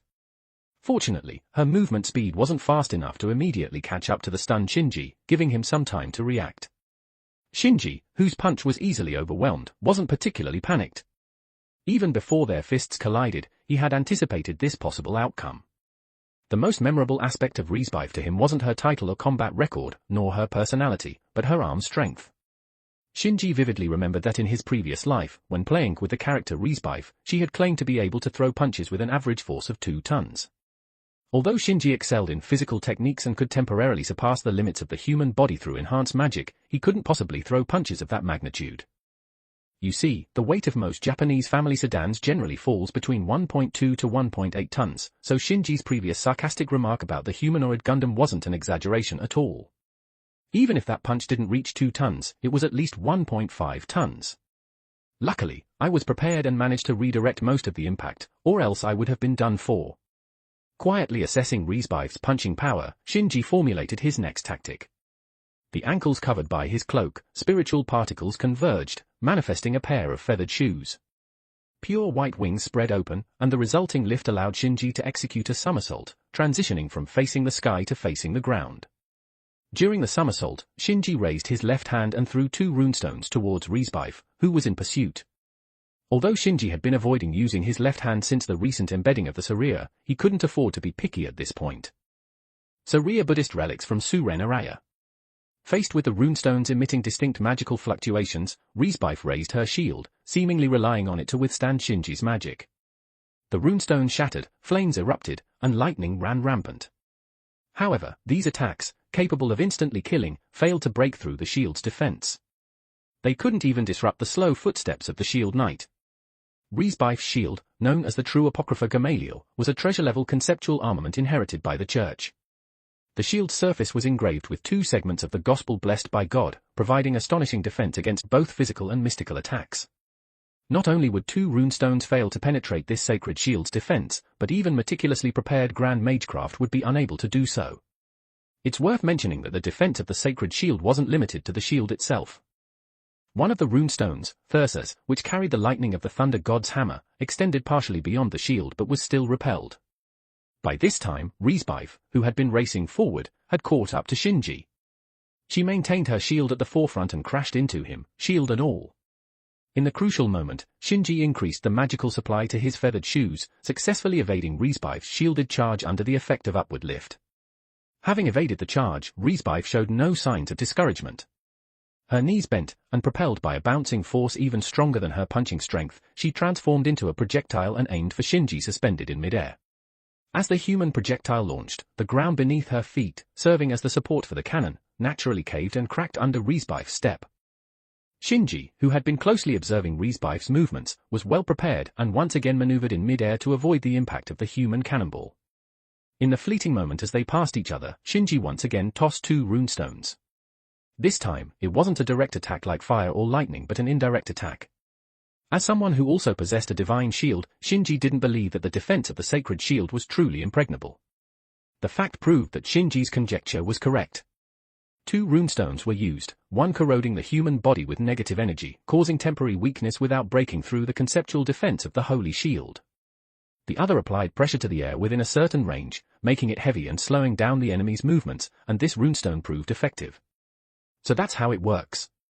Observing Riesbeif's effective movements, Shinji made a preliminary judgment about the defense mechanism of the Holy Shield. The Holy Shield was just a shield, and both visible and invisible defenses relied on it. Although it could withstand attacks, it couldn't ignore all interference like Avalon and was still subject to various laws and environmental influences. For example, if a steamroller were to roll over Riesbeif, the shield wouldn't shatter, but she would be crushed. However, understanding something didn't mean it could be deciphered, especially because Riesbeif's body was incredibly powerful. With an average punch of 2 tons, even without using skilled techniques, this data panel could easily qualify as a saber in the Holy Grail War, a true human or a Tyrannosaurus. With such a powerful body coupled with a semi-invulnerable Holy Shield, Riesbeif had become a complete tank.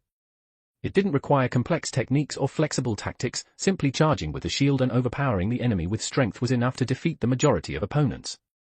Riesbeif's subsequent actions confirmed Shinji's speculation. She had only a few moves in her repertoire. Charge, shield strike. Charge, punch. Charge, kick. Yet, with these simple moves, Shinji found himself running around the field, completely defenseless. Of course, there were still opportunities for counterattacks, but Riesbeif relied on her powerful body to withstand all range-controlling magecraft, showing no weaknesses and making Shinji extremely frustrated. This is simply an impenetrable iron turtle. It's so troublesome, even more so than Araya. I hate this kind of opponent the most. Should I try to use my noble phantasm for a strong attack? But if I do that, my identity as Deaths will be exposed, and my true identity as Shinji Matou might be revealed. Wait, Araya. Thinking about the person he had recently manipulated, Shinji couldn't help but turn his gaze to his left hand. There, another significant religious artifact resided. Support me at patreon.com/absolute code. Chapter 266, Chapter 266, Strengthening the Relic. 1,344 words. Those who have played online games know that when it comes to PvP arenas, assassins fear encountering a tank, also known as an MT, main tank. Why is that? It's because assassins have a small frame and can't withstand heavy hits. Warriors, on the other hand, have high health and defense. They can withstand opening sneak attacks, backstabs, kidney shots, disarms, and swift counterattacks. A classic combo of backstabbing won't do much damage to a warrior, especially an MT, but a few strikes from the warrior in return can bring an assassin to their knees. It's simply a case of brute force overpowering finesse, with a significant difference in class attributes. Strictly speaking, Shinji couldn't be considered an assassin. When leading the brigade to hunt down the dead apostles, he played the role of a warrior, charging head-on with the enemies. It's not an exaggeration to say that Shinji's physical abilities ranked top among the Mage Association. However, there will always be someone stronger. Shinji's pride in his physique fell short in front of behemoths like Arara Suren and Riesbeif. Unless he relied on his noble phantasm, Shinji would constantly be on the defensive against them. To change this situation and transform himself into a humanoid behemoth, to truly face off against servants, Shinji implanted the relic left by Araya into his left hand. Although he was still in the early stages of adapting to the strongest rejection response, Shinji could already sense the changes in his left hand. The power released from the crystallization of the accumulated wisdom of the Buddhist sage gradually influenced Shinji's body. He even believed that if his body fully accepted the relic, he might possess the power of a Buddhist guardian, capable of slaying dragons and demons. His left arm had already begun to transform in this direction. If he could unleash the power of his left arm, he might have a chance against Riesbeif. He didn't seek to overpower her with strength, but as long as he wasn't crushed, the martial arts he learned from Skachik would have a place to shine. The only concern was the excruciating pain that came with using his left arm. If he couldn't endure it, he would truly have no chance of victory. As he pondered, Riesbeif once again swung her shield and launched a charge. More than 10 minutes had passed since the start of their battle. The Holy Shield Knight of the Church had been maintaining this relentless fighting style, seemingly unaffected by fatigue. It wasn't just the characteristic of a church knight, but also her extraordinary physique, or perhaps a combination of both. Regardless of the reason, this resilience became the final weight on the scales of Shinji's internal conflict. He wanted to become this formidable, he wanted to become a humanoid behemoth. If he couldn't achieve even that, how would he stand against Skachik? How would he be able to kill his Shisho, who resided on the outer edges of the world, and fulfill her wish? He made up his mind. Isn't it just about fighting? Haven't we been fighting since we were young? Isn't it just pain? I can endure it. I surpass my Shisho's various tortures. Shinji no longer evaded or dodged.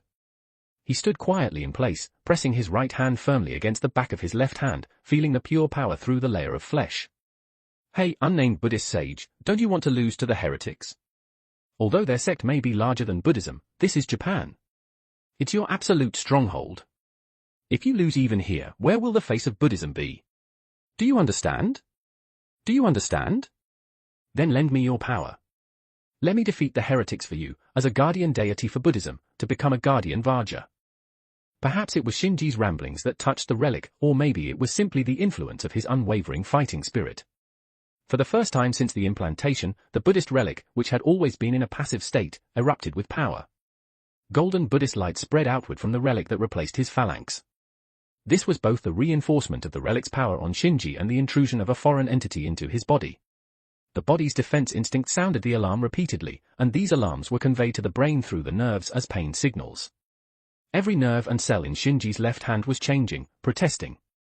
In an instant, Shinji's clothes were soaked with sweat, and at this moment, it hadn't even been a second since Riesbeif launched her new charge.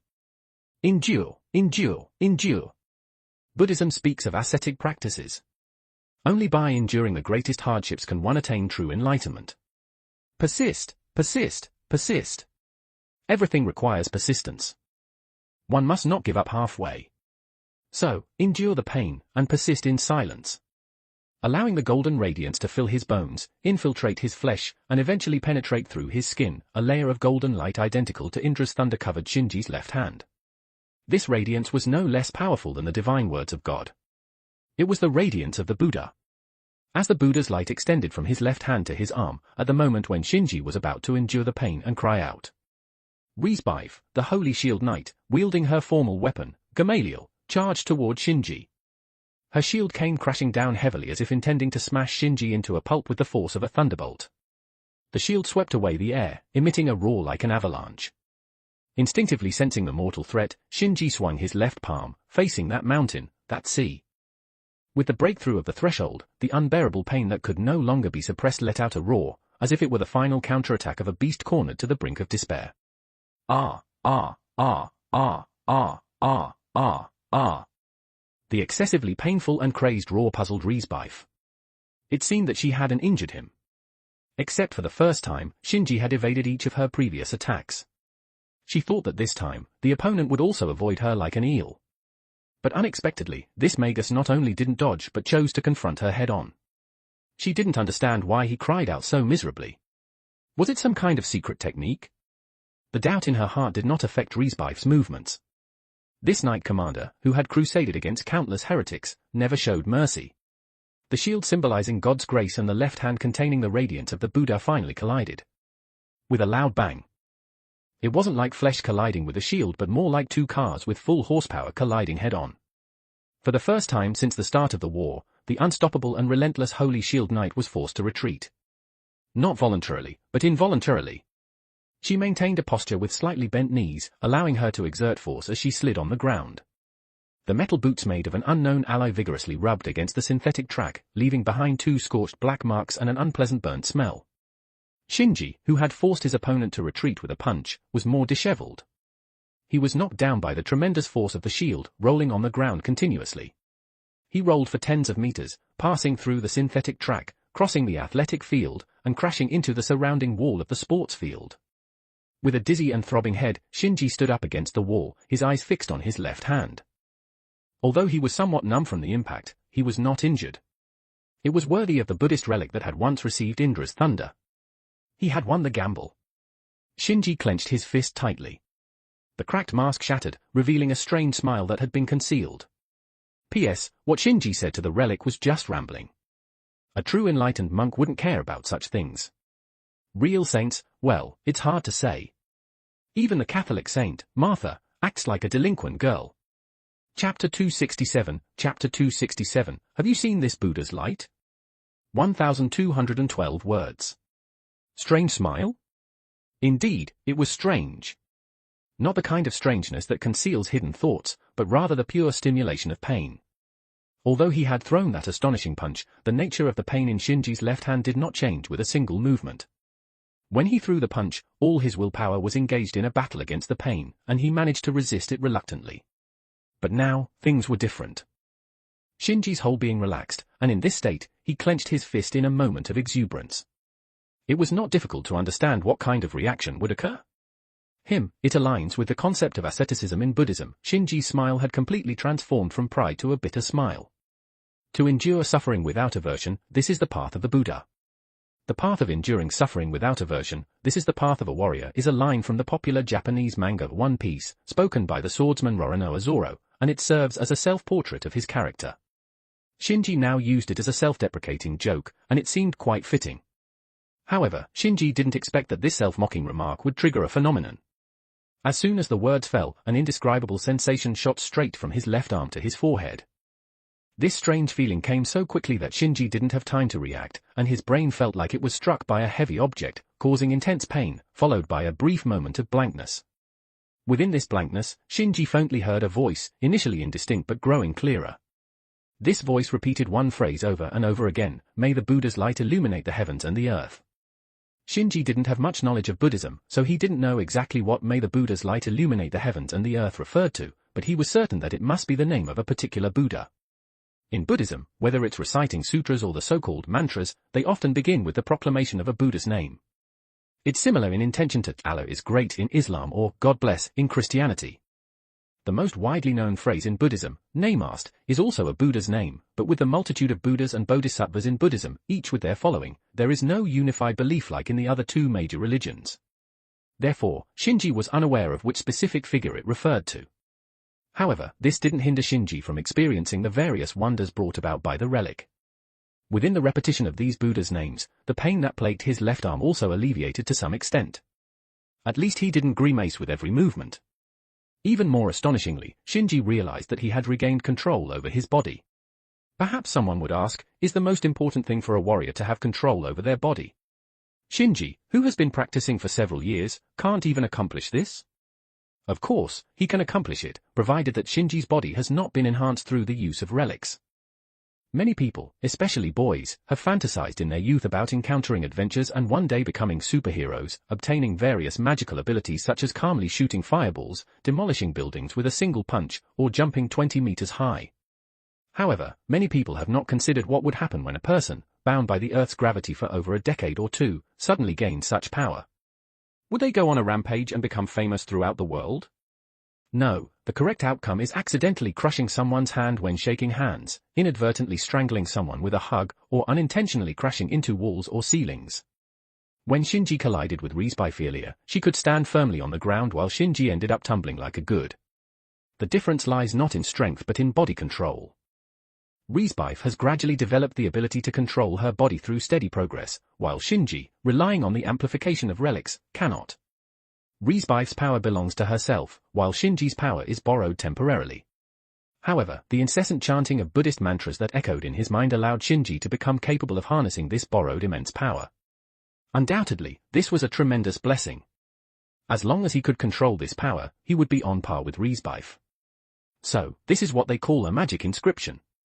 Right, the inheritance of magic inscription techniques and experience, and now the relics are also imparting their own experiences. It's just that this experience is slightly different, considering that most of the saints in Buddhism are warriors. Having confirmed this, Shinji no longer hesitated.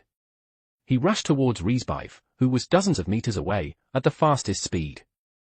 He didn't know how long this strange golden body state would last, so he had to cherish every single moment now. Shinji recovered, and his condition was much better than before. Naturally, Riesbeif was no longer in a stiff state.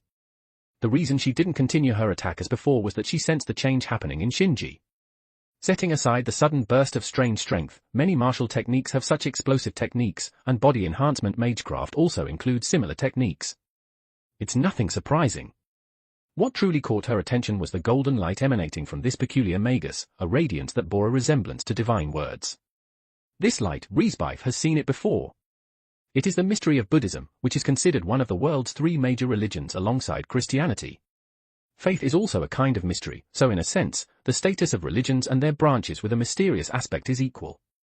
Each religion has its own inherited mysteries and organization similar to the Holy Church, although their scale and influence may not be as large as the Holy Church when considering the global context. The scale and influence mentioned here are comprehensive considerations on a global scale. If we only discuss specific regions, then Christianity and the Holy Church may not necessarily be at the forefront.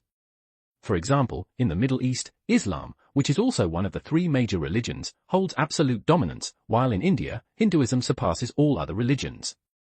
Japan is a country with diverse beliefs. In 1998, the total population was 126 million, with over 100 million people practicing Shintoism and over 90 million practicing Buddhism. As for Christianity, there were only 1.7 million followers, which put it at a significant disadvantage. One should not underestimate the local power, especially when dealing with a powerful local force. In Japan, when a rising star of the church clashes with a skilled practitioner of Buddhism, even someone as single-minded and muscle-headed, foolish, as Riesbeif knows it's not right. Therefore, she hesitated. When she saw Shinji rushing towards her, swinging his arm completely dyed in gold, Riesbeif hurriedly shouted, "Stop! Just stop when I say stop." Shinji wanted to retort like that, but when he shouted stop earlier, Riesbeif didn't make a move, giving him a face. As a gesture of reciprocity, Shinji also stopped. "What's wrong? We just started feeling something, and now you don't want to play anymore." Just as he finished speaking, Shinji wanted to give himself a hard slap. That was an incredibly terrible line. Chapter 268, Chapter 268, Vajra's left arm. 1,271 words. Shinji's concerns were completely unnecessary. Due to Riesbeif's emotional intelligence and proficiency in Japanese, she couldn't detect any hidden malice in his words. She simply believed that Shinji wanted to continue the fight. As the one who initiated the conflict, Riesbeif had no opposition to the battle. However, before proceeding, she needed to clarify one thing: which sect of monks do you belong to? Shinji was slightly taken aback but quickly realized that Riesbeif mistook him for a Buddhist monk. Upon reflection, it made sense. His radiant Buddhist aura made it hard for anyone to believe that he had no affiliation with Buddhism. Moreover, in Japan, a country with a significant Buddhist influence, encountering a skilled Buddhist practitioner would not be surprising. Since Riesbeif associated him with Buddhism, Shinji decided not to correct her and vaguely replied, "I am not a monk, but I have some connection to the Tendai sect." The holy relics he used to strengthen his body came from Araya, who was a Tendai sect monk. Therefore, it was logically sound for Shinji to claim a connection to the Tendai sect. "This gentleman from the Tendai sect, tonight's battle was my initiative and has nothing to do with the church. I hope your sect doesn't misunderstand the church because of this." It was strange that Riesbeif, a muscle-brained warrior, would worry about sectarian conflicts and speak in such diplomatic terms. Did she possess such emotional intelligence? Glancing at the stiff expression of the Holy Shield Knight, Shinji guessed the reason. Someone must have specially taught her, and that person held a significant position within the church. Otherwise, they wouldn't be concerned about sectarian conflicts. Shinji's guess was correct. Before coming to Japan, Riesbeif had indeed received guidance and instructions from Cardinal Jeseban, a high-ranking member of the church. The cardinal, also known as the Scarlet Cardinal, belonged to the second hierarchy under the Pope in the church's structure. He was undoubtedly a prominent figure. It was thanks to his recognition and support that Riesbeif became the captain of Vestal Shield Knights at such a young age. In comparison, another female warrior with similar achievements but lacking a powerful background was far inferior in terms of status and reputation to her. Perhaps sensing Shinji's peculiar gaze, Riesbeif added, "I, Riesbeif Stridberg, will take full responsibility." This silly girl, Shinji couldn't help but sigh inwardly. It was like handing him a knife and asking him to cut her flesh. Shinji sighed again. He had initially wanted to gain some advantage from Stridberg, but seeing her current state, he lost the desire. He figured there was little to gain from this naive girl. All right, don't make that self-sacrificing expression. As I said earlier, I merely have some connection to the Tendai sect, but no direct affiliation. Rest assured, no matter what happens to me, the Tendai sect won't trouble you, let alone the church. I see. Then there's no problem. Let's continue the battle, Stridberg said as she raised her holy shield once again. Without a trace of doubt, what if she encountered a scheming conspirator? Shinji felt like he had lost all his fighting spirit. Amid his complaints, Shinji once again confirmed that Seo Shizun's future sight was accurate. It was indeed unfavorable, incredibly unfavorable.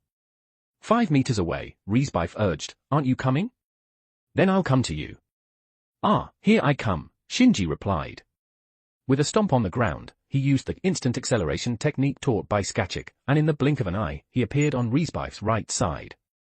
His left fist, charged and ready, mercilessly struck out. Riesbeif was prepared, and she swiftly turned her body. Her shield, much wider than her body, intercepted Shinji's punch. The tremendous forces collided, and the stadium resounded with a dull sound of metal and stone. Unlike their second collision, this time Riesbeif was prepared in advance. Shinji's punch only caused her feet to sink into the track, sliding back a few meters. In the blink of an eye, Riesbeif had already turned around, with her shield in front and her right fist behind, retaliating against Shinji. Empowered by the Buddha's relic, Shinji intended to test the strength of his body. He didn't dodge or perform any fancy moves but simply used his fists to face Riesbeif's counterattack.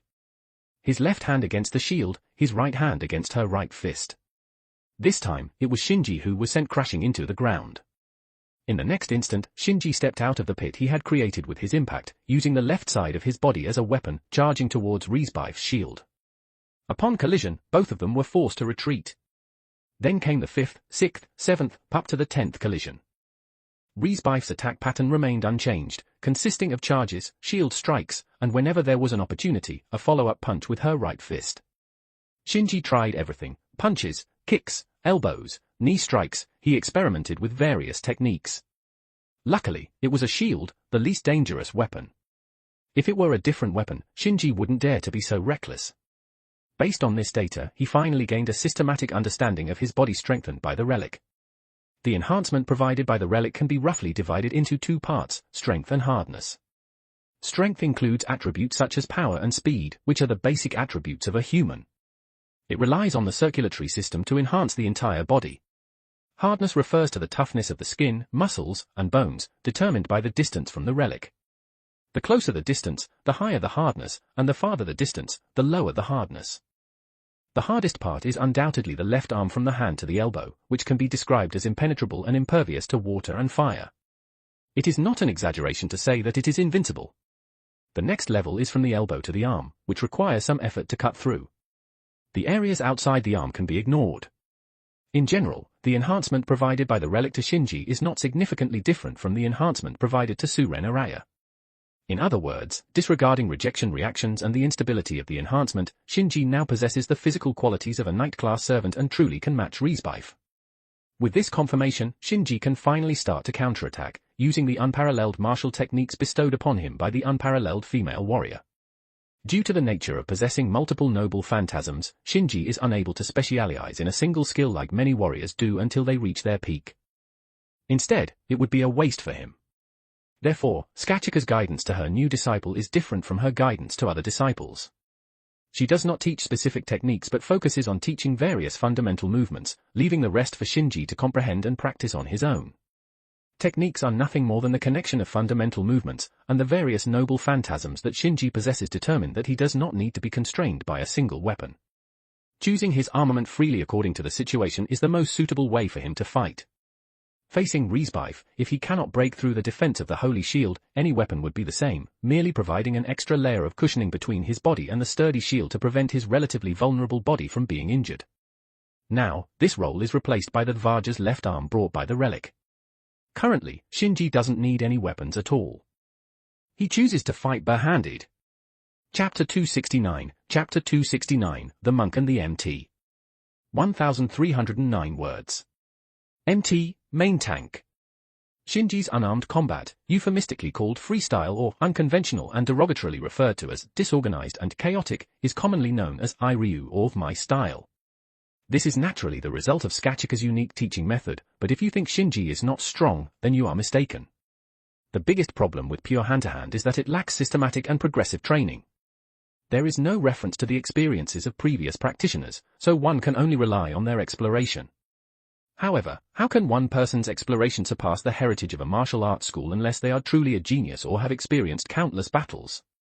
Unfortunately, Shinji is not the former. Fortunately, his teacher has provided him with enough training to accumulate experience.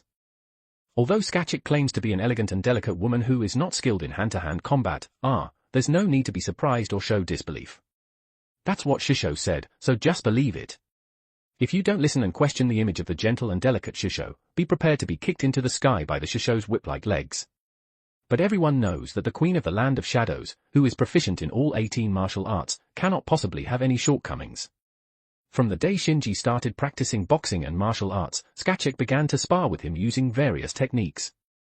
In other words, Shinji had to fight at least 5 different masters every day. After Skachik left, the inheritance she left behind also included various mental illusions. Each illusion represented a different style of Skachik, and breaking through these illusions became Shinji's daily task. Over time, Shinji overcame the most difficult hurdle of freestyle. Although he was still far from reaching his unique style, he did have the ability to compete with various martial arts masters. Shinji's boxing skills were honed in actual combat, concise and efficient, but also unpredictable. Sometimes he fought honorably, and sometimes he used strange and elusive techniques. Influenced by the ideology of victory above all else, he was not bound by moral principles. As long as it was for victory, he would use any dirty tricks like eye gouging, nose picking, and kicking below the belt. It's not an exaggeration to say that unless they are highly skilled, opponents facing Shinji, who has no taboos, are easily at a disadvantage. However, once facing such a skilled opponent, Shinji doesn't have many good options. And the current opponent he is fighting, Riesbeif, belongs to the latter category. Although it seems that she only makes a few moves, in reality, her use of the shield has reached a very advanced level.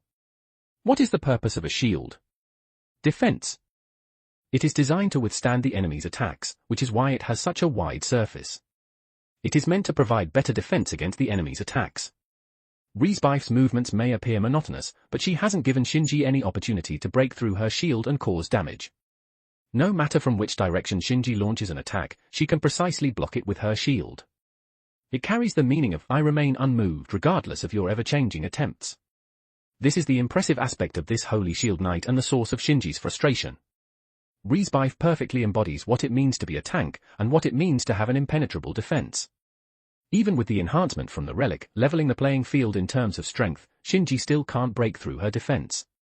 At this moment, Shinji can only think of 2 ways to defeat her, either overwhelm her with absolute strength or skill advantage or wear her down until she runs out of stamina. The problem is that the former can only be achieved with a trump card, Bellerophon's power, which Shinji would only use in a life-or-death battle. Even if he loses, Shinji wouldn't resort to it. As for the latter, to be honest, Shinji isn't confident in winning a battle of endurance. Which profession can outlast a tank in terms of stamina? However, even if he can't outlast her, Shinji will still fight. Firstly, it's currently the only option available, and secondly, since his Shisho's departure, he rarely has the opportunity to fight until he is completely exhausted. A series of fierce attacks yielded little result, and Shinji not only showed no signs of faltering but became more courageous as the battle continued. Come on, let's keep fighting until my invincibility wears off or until we both exhaust our stamina and magical power, Riesbeif. Shinji and Riesbeif charge forward together, with Shinji enveloped in a golden aura, leaping up to deliver a knee strike. Riesbeif placed both hands on her shield, using the thickest central part of the shield to withstand Shinji's knee. She slid her feet backward, causing a spray of sand, but she didn't try to deflect the powerful force. Instead, she pushed it to the side. At this moment, Shinji's body was still in the air, while Riesbeif leaned forward, extending her right fist through the gap in the shield and throwing a punch. Shinji held Riesbeif's right fist with both hands, utilizing the force to elevate himself once again. Then, with his feet together, he unleashed a powerful kick on top of the holy shield. The leg muscles are 2 to 3 times stronger than the arms, so the force behind this kick can be imagined. Riesbeif was immediately sent flying for over 10 meters, and Shinji seized the opportunity to pursue. With her weight pressing down, Riesbeif inserted the bottom of her shield into the ground, halting the backward momentum. She slapped her right hand on the ground and swiftly got up. As Shinji approached, the holy shield came crashing towards him. Shinji, who was on a roll, firmly held the edge of the shield with both hands, standing tall. However, the plastic track beneath his feet couldn't withstand the struggle between the two humanoid monsters and cracked with a series of miserable fractures. Riesbeif, who had always kept herself well protected, suddenly extended her left leg and kicked Shinji's shin. Shinji was already aware and lifted his leg to block the hidden strike, unaware that he had fallen into Riesbeif's trap. Riesbeif's kick was an upward force, while Shinji's defense was a downward force. In this brief interaction, the forces that were originally parallel to the ground became unbalanced. Shinji was propelled upwards with no way to release the force, while Riesbeif could leverage the power of the earth. In an instant, Riesbeif exerted force with both hands, lifting her shield upwards and roaring, "Go up!" Shinji's expression remained unchanged, and he didn't rely on the effects of his feathered shoes. He allowed his body to soar into the sky and then fall under the control of gravity. In midair, he did one thing, adjusting his posture, aligning his Vajra's left hand with Riesbeif's shield. Riesbeif knew that Shinji intended to use gravity to overpower her and had no intention of directly confronting him. She calmly took a few steps back, positioning herself in a defensive position where she could attack or defend. If Shinji's landing point remained the same, she could launch an attack while he was still unsteady. If not, she could adapt accordingly. As someone skilled in defensive counterattacks, she had more patience and endurance than anyone else. 5 steps. Shinji silently evaluated the distance. It might be enough for others, but for me, it's still far from sufficient. Release Mana Burst. This was a new attempt to see if his Mana Burst could coexist with the strengthening of the relic, and the answer was definite. Accelerated by the thin but surging magical power, Shinji not only changed the direction of his fall but also crashed toward the observing Riesbeif at an astonishing speed. Like a golden rocket. Chapter 270, Holy Nail. 1,348 words. This strike was the strongest and fastest one Shinji had unleashed tonight. This strike combined Shinji's physical strength, the enhancement of the relic, the amplification from gravity, and the instantaneous boost from the Mana Burst. This strike, both in terms of timing and angle, was executed perfectly. In Shinji's opinion, Riesbeif could only block this attack, even though it was likely to put her at a disadvantage for the first time. However, would reality go as smoothly as Shinji thought? As the distance between Shinji and Riesbeif grew closer, a vague sense of unease suddenly emerged in Shinji's heart, as if a great crisis was approaching. Almost simultaneously with the sense of crisis, there was a faint clicking sound, as if some kind of switch was being flipped. Before Shinji could even think about what could have made that sound, he saw Riesbeif releasing the stance of holding the shield at the top. The shield, which was fixed on her left hand, retracted towards her waist. The pointed end of the good-shaped shield pointed downwards, with a circular opening at the bottom facing upward, as if she intended to strike together with her left fist. Wait, the opening at the bottom of the shield. Shinji's expression suddenly changed. No, that is. Accompanied by a loud impact, a pale green cone, with a diameter of over 5 centimeters, shot out from the opening at the bottom of the shield. It whistled as it collided with Shinji's strongest left hand. The tip of the cone emitted an unusual glow, silently declaring to Shinji that his left hand couldn't block it. This was Riesbeif's conceptual armament, the true form of the Holy Shield Gamaliel. It was not only a shield engraved with holy words and possessing extraordinary defensive power but also a weapon with tremendous destructive power. Beneath the peculiar good-shaped shield, there was a mechanism that housed holy nails made of sacred silver. This holy nail, like the holy shield, is blessed by God, but not with protection but rather with destruction towards the targets it harms. Without exception, anyone injured by the holy nail will be marked with the concept of destruction. This is one of the trump cards prepared by the Holy Church to exterminate vampires. Since being entrusted to Riesbeif, many dead apostles have been marked with indelible scars by the Holy Nail and have even fallen beneath its power. Now, this Holy Nail is aimed at Shinji. Shinji knew that there was a mechanism hidden in the Holy Shield, and he knew that this thing had tremendous destructive power against dead apostles. However, after fighting Riesbeif for such a long time without seeing her use it, he subconsciously believed that she wouldn't use it against him. After all, the two of them weren't fighting to the death. But unexpectedly, she unleashed it at the most critical moment, catching Shinji off guard. Just because it's a weapon designed for vampires doesn't mean it's ineffective against humans. Moreover, the sensation the Holy Nail gave Shinji was similar to Diarmuid's yellow rose and his harp. It was likely to possess the property of causing irreparable damage upon contact. The greatest reliance of dead apostles is their self-healing ability. Ordinary external injuries can be healed in a matter of minutes, and by suppressing this ability, most dead apostles are no more formidable than slightly stronger humans, even if they possess supernatural powers. That's why the harp has the alias of an undead slayer. If the Holy Nail has a similar effect, Shinji's left hand, at best, would become difficult to use, and at worst, completely useless. Although there are ways to treat it, none of them are easy. The best solution is to avoid being injured in the first place. Under the pressure of the impending crisis, Shinji made a certain decision. He quickly loosened his tightly clenched left fist, and a radiance completely different from Buddha's light and holy light converged beside Shinji's hand, rapidly solidifying into a tangible form. This too was a shield, emitting an aura no less than Riesbeif's holy shield, the Aegis, the shield of the wisdom goddess Athena. As soon as the shield of Athena appeared, a resounding sound, reminiscent of a great bell, reverberated through the night. The Holy Nail of the Holy Church versus the divine shield of the wise goddess Athena. The air at the point of collision between the Holy Nail and the divine shield was like a lake disturbed by a foreign object, causing intense ripples. The outermost layer of the ripple spread to the ground, instantly tearing open a meter-deep gap, and the grass attached to the ground was shattered by the shock wave. The confrontation between these two ancient and mysterious forces created a series of inexplicable phenomena that science couldn't explain. After a clash that shouldn't have occurred in the modern era, the situation remained unchanged. Riesbeif was still on the ground while Shinji remained in the air. The battle between the two was like a battle between heaven and earth. Shinji, using his noble phantasm at the critical moment, moved his slightly numb left hand. Although he managed to avoid having his left arm pierced, he also discovered the limit of the reinforcement from his relic. It could withstand ordinary swords and blades, but not divine weapons. Although his strength surpassed the limits of a human, it couldn't match that of a high-ranking phantasmal species like Bellerophon. Strength has its limits, no, even the power of the planet beneath his feet has its limits. Shinji smiled casually, dispelling the shield of Athena and switching to his feathered shoes, hovering in the air. Miss Riesbeif, that was a bit excessive just now. If the Holy Nail had truly pierced through Shinji's palm, it would have meant that he would lose at least 30% of his strength, and it could potentially be permanent. That would drive anyone who desires strength mad. If this straightforward Shield Knight hadn't shown even a hint of killing intent from the beginning to the end, Shinji wouldn't have simply brushed it off with a single sentence. Excessive. Upon hearing Shinji's words filled with coldness, Riesbeif, who had just pulled herself out of the ground, looked up at the sky in confusion and then glanced at her own hands.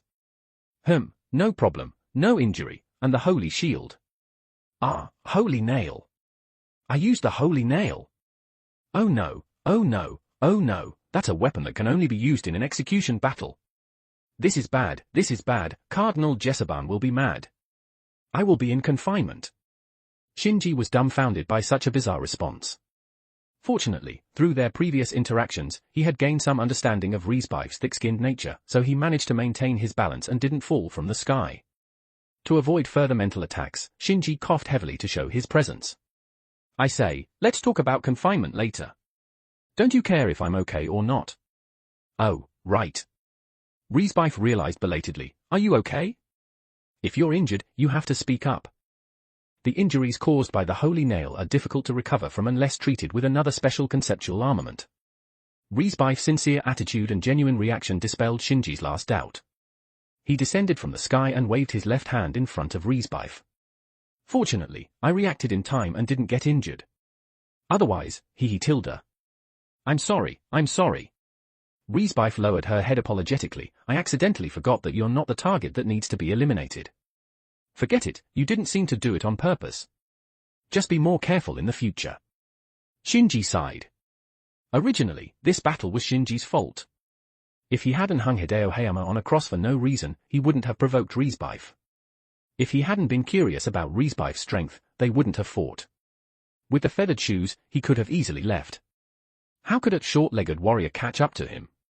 More importantly, the gains from this battle had exceeded his expectations. It wasn't worth dwelling on a slight accident. Chapter 271, Chapter 271, Riesbeif's Mission. 1,183 words. The hearts of fools are usually quite broad, and people like Riesbeif, who has a broad chest, naturally have broader hearts. Seeing that Shinji was truly unharmed and didn't seem to mind, she immediately let go of her concerns. Ah, you, the heretic whose name I don't know, you're a good person. What does all this have to do with each other? First, a heretic, then a good person. Where is the logic in all of this? Wait a minute, a good person? Did I stumble into a fantasy world? Or did I encounter a tomboy, a muscle-headed fool? Just the thought of this made Shinji feel uneasy. On the other side, Riesbeif continued speaking familiarly. Hey, that good heretic, the one who blocked the holy nail, what was that? It seemed to be a shield too, not inferior to the holy shield. Is it mystic code? Or some kind of conceptual equipment? Hey, are you listening? Yeah, I'm listening, even though Shinji wanted to pretend he couldn't hear. Can I take another look at that shield? As MT and a top-level one at that, Riesbeif was very interested in various shields. However, shields as conceptual weapons were extremely rare in the Type Moon world, and up until now, Riesbeif had never seen a shield that could rival the Holy Shield. Although Athena's shield had been a fleeting sight, it gave Riesbeif a completely different feeling. Perhaps, this time, her Holy Shield had met its match. Of course, Shinji couldn't agree. After all, a noble phantasm wasn't a real object, and using it too frequently could easily raise suspicions. The emergency handling earlier was a last resort, and now that the crisis was over, Shinji naturally didn't want to stir up trouble. Just as he was about to refuse, a white light suddenly appeared at the edge of his vision. It wasn't a mysterious radiance, but rather the light of technology, a beam of light emitted by a flashlight. It was a patrolling security guard. Ryan Girls Academy had a strict security system, and since Shinji and Riesbeif hadn't set up any bounded field in advance, such intense collisions would easily alert the security personnel. Oh, someone's coming, Riesbeif also noticed the anomaly.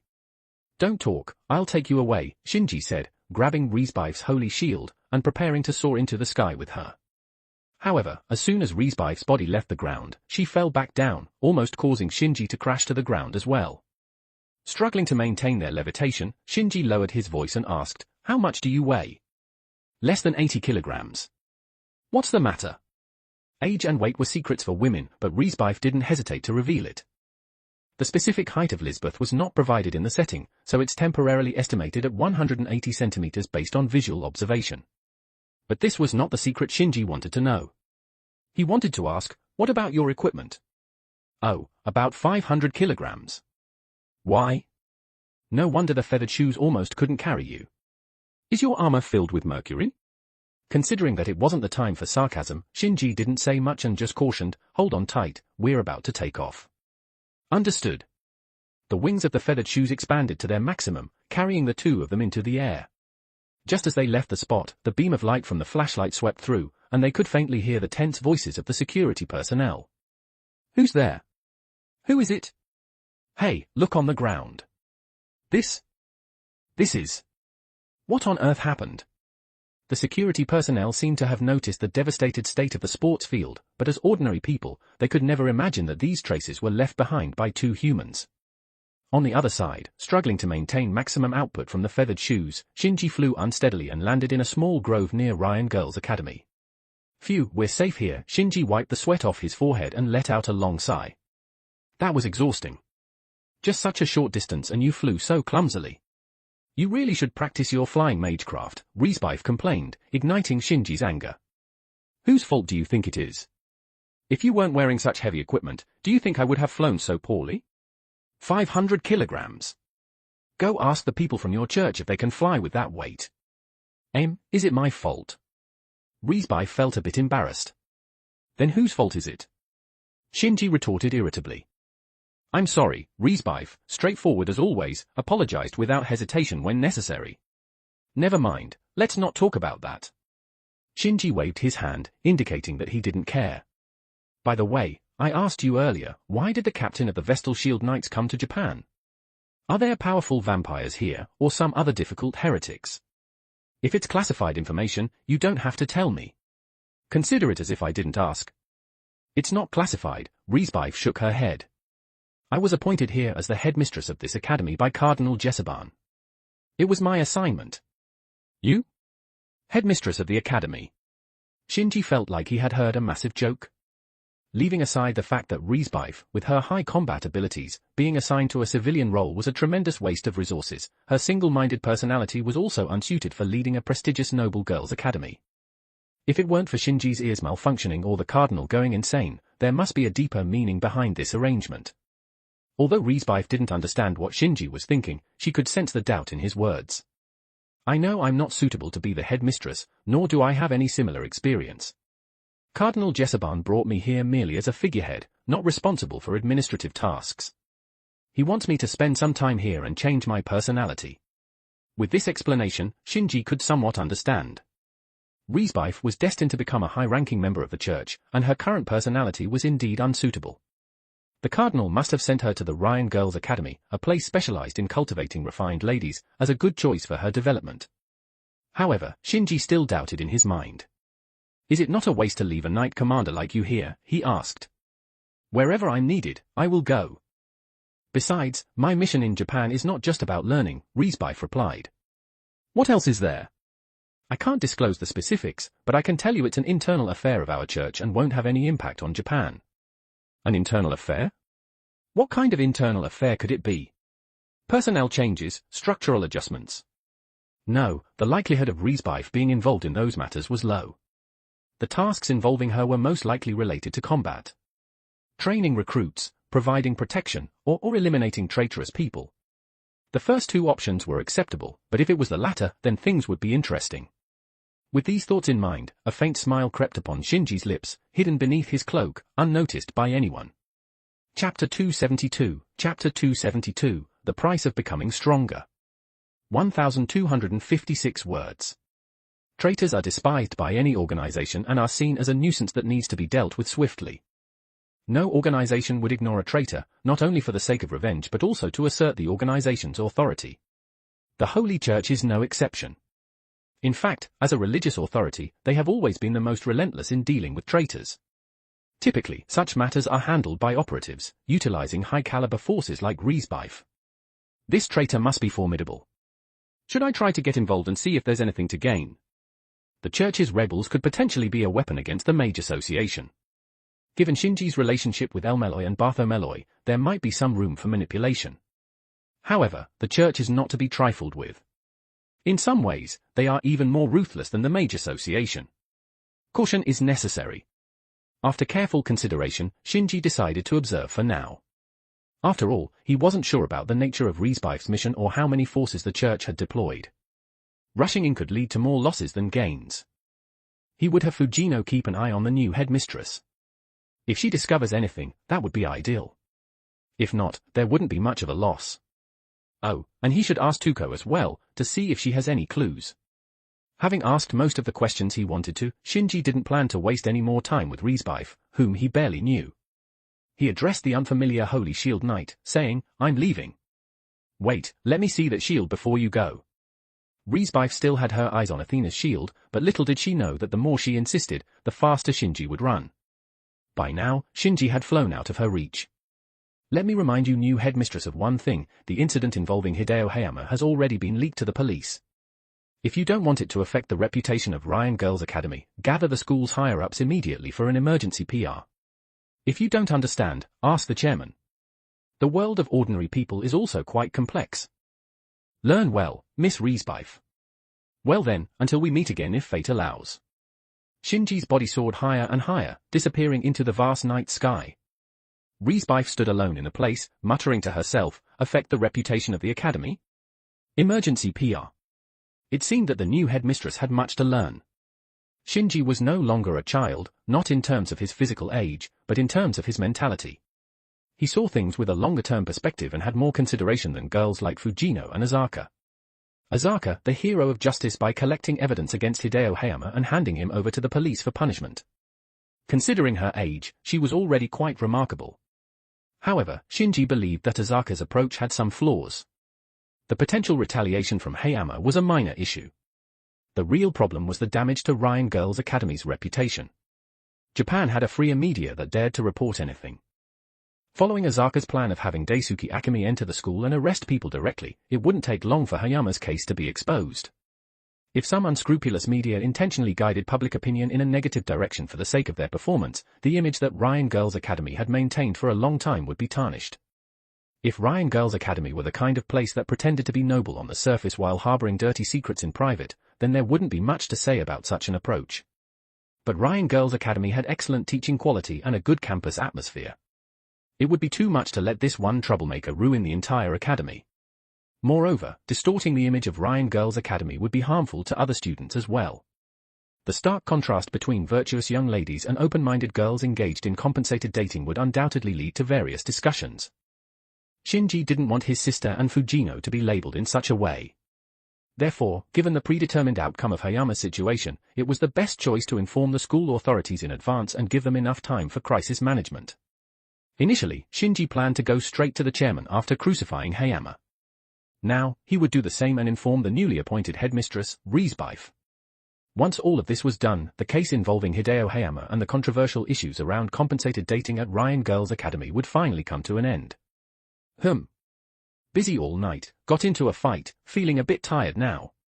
I'll go home and sleep. Shinji stretched lazily in mid-air, but as soon as his body relaxed, he suddenly felt an unprecedented, excruciating pain. The intense pain originated from his left hand and spread throughout his body in an instant. The pain was so intense, as if 10,000 ants were running rampant inside his body, and as if countless searing hot irons were mercilessly scorching his skin. Such torture could only be compared to the training that Skachik would subject his entire body to.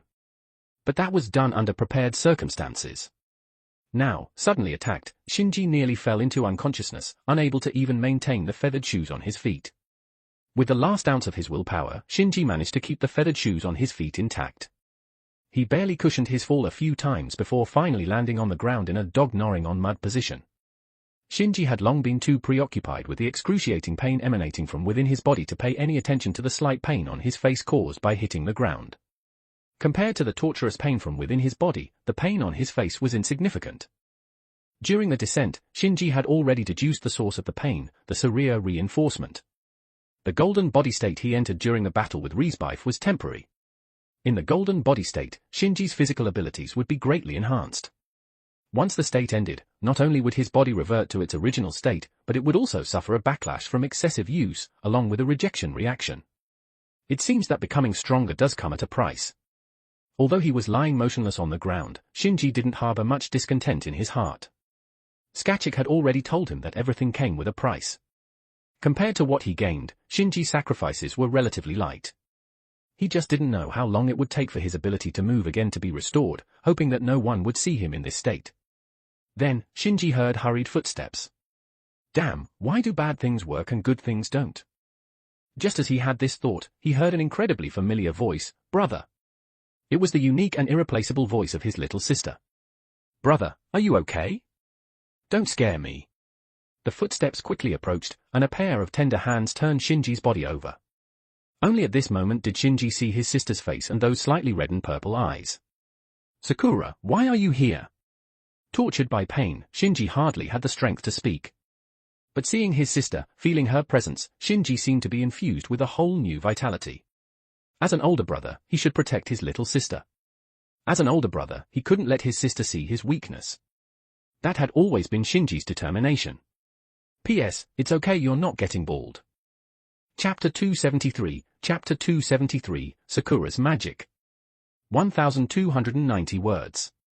Although the place where Shinji collapsed was not far from the primary division of Ryan Girls Academy, it was currently early morning, so it was naturally impossible for Sakura to pass by coincidentally.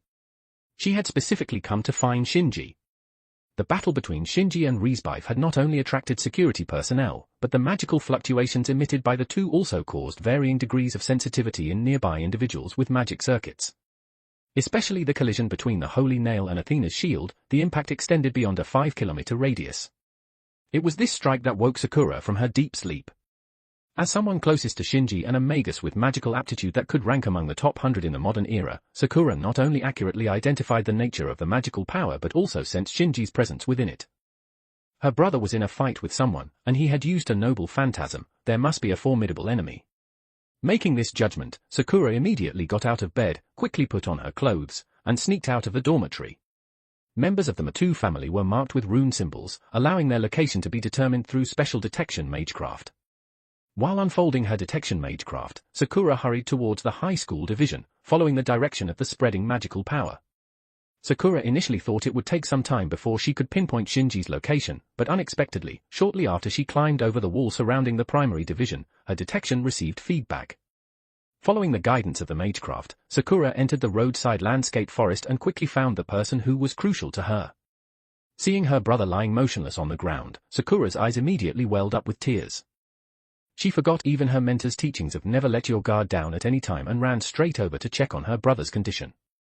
Fortunately, her brother didn't have any obvious external injuries, hadn't lost consciousness, and could still speak.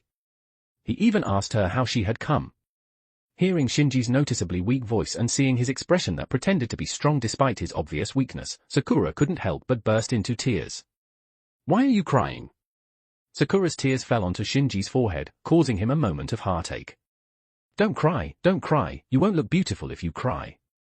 Unexpectedly, Sakura's tears flowed even more profusely after he said that. Shinji made an effort to raise his right hand to wipe away his sister's tears, but unfortunately, his body had already reached its limit. As soon as his hand lifted, it lost its strength and fell back to the ground. "Brother!" Sakura exclaimed in alarm, frantically drawing healing runes. "No, I'm not injured. The healing runes won't work." "Well, what should we do then?" Sakura became even more anxious. "We don't need to do anything. Let my body recover naturally. I was fighting someone earlier and accidentally used the power of the relic. This is the price." Shinji forced out a smile, but with his current physical condition, as soon as a muscle on his face moved, beads of sweat would appear on his forehead. Sakura quickly took out a handkerchief and wiped Shinji's face. "Brother, are you in a lot of pain?" "It's nothing. Compared to the training with Shisho, this is nothing." Shinji was still trying to hold on. "Brother, endure it a little bit longer." Sakura carefully adjusted her sitting position and gently placed Shinji's head on her lap. She tried to help him relax his entire body as much as possible while softly murmuring. It doesn't hurt, not at all, the pain has all flown away tilde." This whimsical phrase almost made Shinji laugh, while also touching him. When Sakura was not yet 6 years old and receiving Sakachika's teachings, she often couldn't bear the harsh training exercises and would cry. Whenever she cried, Shinji would use his self-created special magic to heal her, and the incantation of the magic was, "The pain has all flown away." The so-called magic had no substantial effect, it was just to comfort his crying sister. But strangely enough, the supposedly useless incantation was now actually having an effect. That torturous pain was gradually dissipating with Sakura's words. This was undoubtedly a miracle. In the world of magic, magic was synonymous with miracles, and Sakura's incantation triggered a miracle. So, Shinji believed it was magic, a magic called familial love. After repeating the incantation a few times, Sakura asked, "Brother, are you feeling better?" "Yeah, much better. This magic is indeed effective." Shinji's voice sounded relieved. "Then I'll say it a few more times." Sakura sniffled and forced back the tears that welled up again. Back then, she didn't know the truth about magic, but now, how could she not know? However, besides these words, she couldn't think of anything else to do. "I'm still so useless. Truly, so useless." The joy of mastering the high-level magecraft Shadow Apostle and the small satisfaction of defeating Alba together with Fujino, all vanished in this moment. Not enough, still far from enough. "Dad, brother, I can't be of any help to either side. If only I could be as strong as Shisho, if only I could be as intelligent as Sister Tuko, if only I could be as useful as Miss Justice. I have to work even harder. I have to be more dedicated. To no longer be so useless, to be able to help my brother, to not be left far behind by him. Sister Tuko said she could transplant that stalker magic crest onto me, to make me stronger. It's just that my brother was afraid I couldn't handle it, so he tested it on himself first, that's probably why he's in his current state. But it's okay, I can handle it. Because I'm like my brother, both disciples of Skachik, both members of the Matou family. More importantly, I'm Shinji Matou's sister. I will succeed. In Sakura's undeveloped chest, in her small heart, her determination to become stronger burned like never before. The aura released in that instant made Shinji feel unfamiliar. Sakura? What's wrong? It's nothing. I was just thinking about who brother's opponent is. Subconsciously, Sakura chose to conceal the truth. If she told her brother what was happening, he would try to stop her. So, I'm sorry, brother. Well, it's the new headmaster of your school, a member of the Holy Church. I was at fault this time, so don't hold it against her.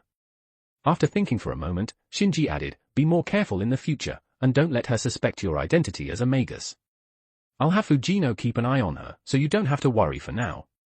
Okay, brother. Sakura nodded in agreement.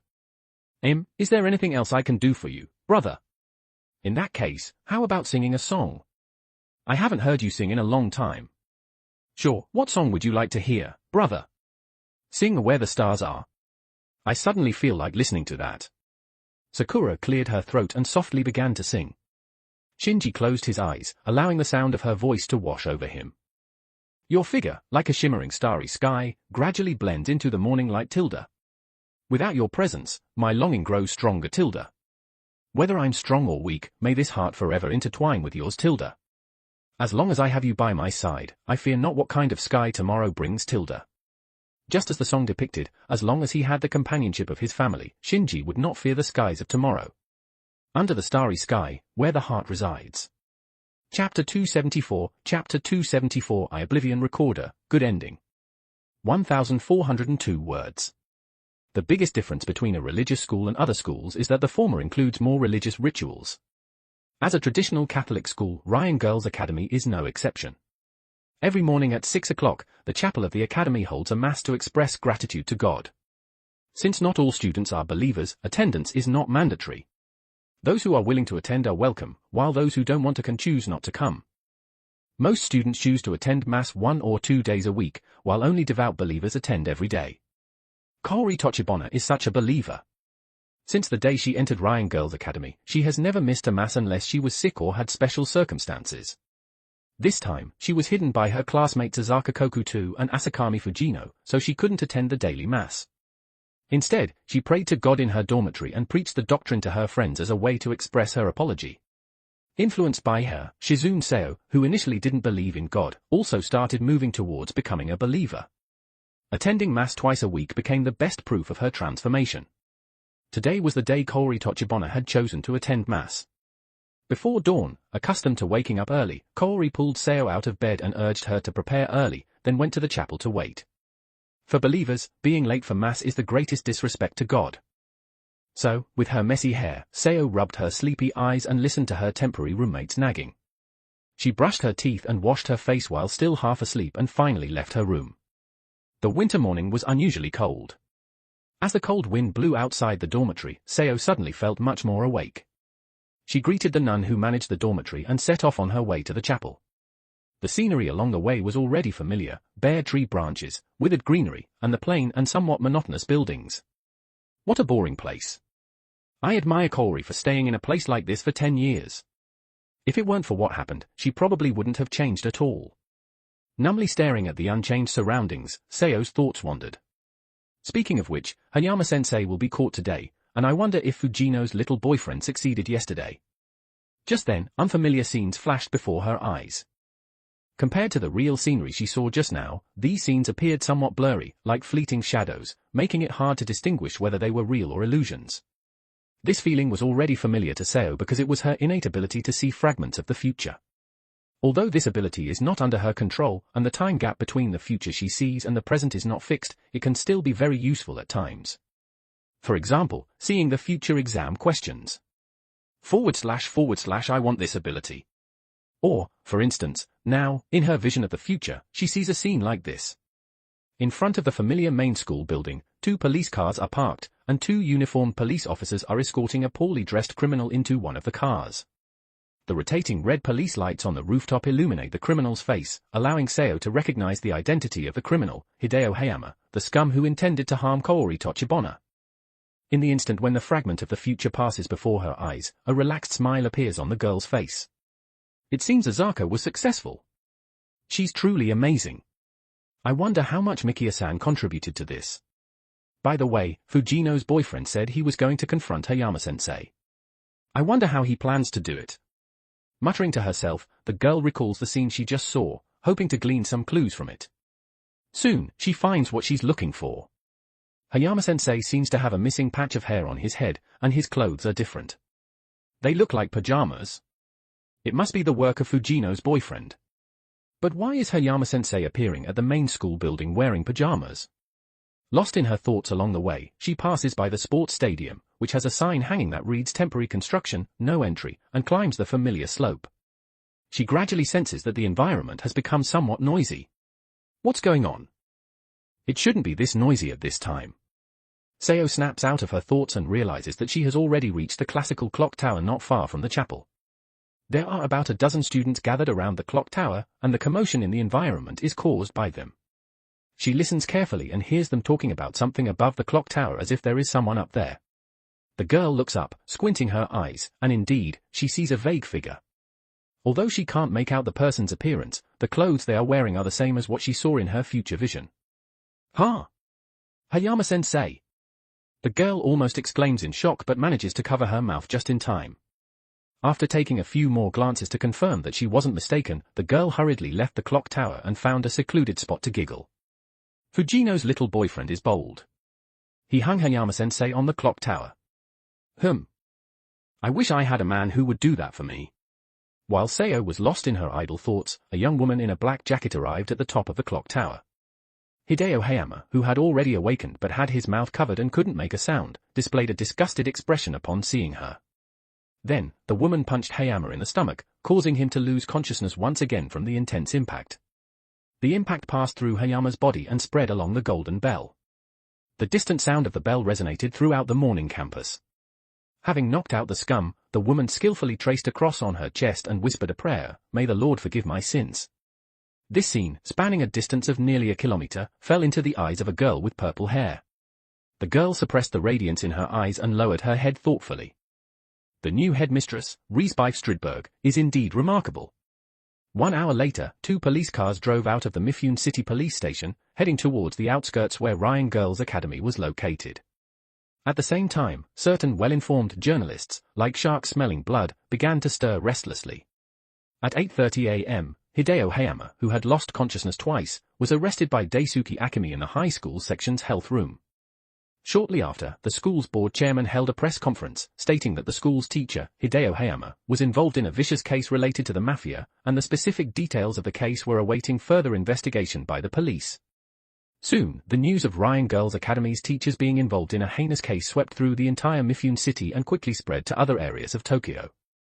Although there were some dissenting voices, the mainstream media's united voice quickly drowned out those voices that should have been the truth. At noon, Azaka returned to the school after being out for some reason. Along with Kaori, who had been missing for a week, they went to the chairman's office to discuss terms. In the afternoon, Kaori left Class 4, which was already decaying, and transferred to Class 1, where Azaka was. And thus, the storm at Ryan Girls Academy came to a calm. The students attended their classes and focused on their studies. There would be no more old school building fires, no more incidents of the student council president causing murder and Pharaoh-related incidents for the sake of revenge. And a certain unfortunate person listed in a sealed designation would not silently perish in this secluded academy. The story that was supposed to be called Oblivion Recorder ended before it even began. Perhaps doing so would make the story less exciting, but Shinji would prefer to see a story like this. At least this kind of ending is much better than a tragedy, isn't it? P.S. Shinji, good ending is good. PS2, Shiru, people die if they are killed. PS3, too bad. I want to see the student council president, Messiah Uji. Chapter 275, Chapter 275, New Year. 1109 words. There's a saying, time waits for no one. No matter what happens, regardless of one's subjective desires, time continues to flow, gradually moving from 1998 to 1999, the start of the 20th century, the final year. In the past year, Shinji has experienced many things and encountered many people. There were good things and bad things, good people and bad people. All of these experiences have become his motivation, supporting his continuous growth. It can be said that without them, there would be no Shinji as he is now. In the new year, Shinji will continue to strive and do more. For Sakura, for Fujino, for Tuko, for Justice, for the Matou family, for every person he cherishes and every person who cherishes him, he will become stronger and gain more power. I am Shinji Matou, and I will protect everything I cherish. My resolve since coming here has not wavered, and it won't in the future. In Fuyuki City, in the Matou mansion, in his room, Shinji pulls open the curtains, welcoming the first ray of dawn in 1999. Shinji, are you awake? If you are, hurry up and change your clothes. We're about to leave, he heard the urging voice from outside the door. Because of their morning exercises, Shinji has always been the earliest riser in the family, while his father, Byakuya, is usually one of the last. However, the first day of the new year is an exception. Most traditional Japanese people start queuing up for their visit on the night of December 31st. However, since the Matou family is considered an outsider to Japanese customs, they are not so strict in adhering to the local traditions. They have decided to do Hatsa mode in the early morning of January 1st. This way, they can catch the first wave of visitors at midnight and avoid the second wave in the morning. On this day, the entire Matou family wakes up at 6 a.m., and as the head of the family, Byakuya wakes up even earlier to prepare for the most solemn shrine visit of the year. According to Japanese ceremonial attire, formal clothing is required for Hatsa mode. This formal attire is called a kimono, a complex traditional Japanese garment that is quite troublesome to wear. That's why the members of the Matou family wake up so early, spending half of their time on grooming and dressing up.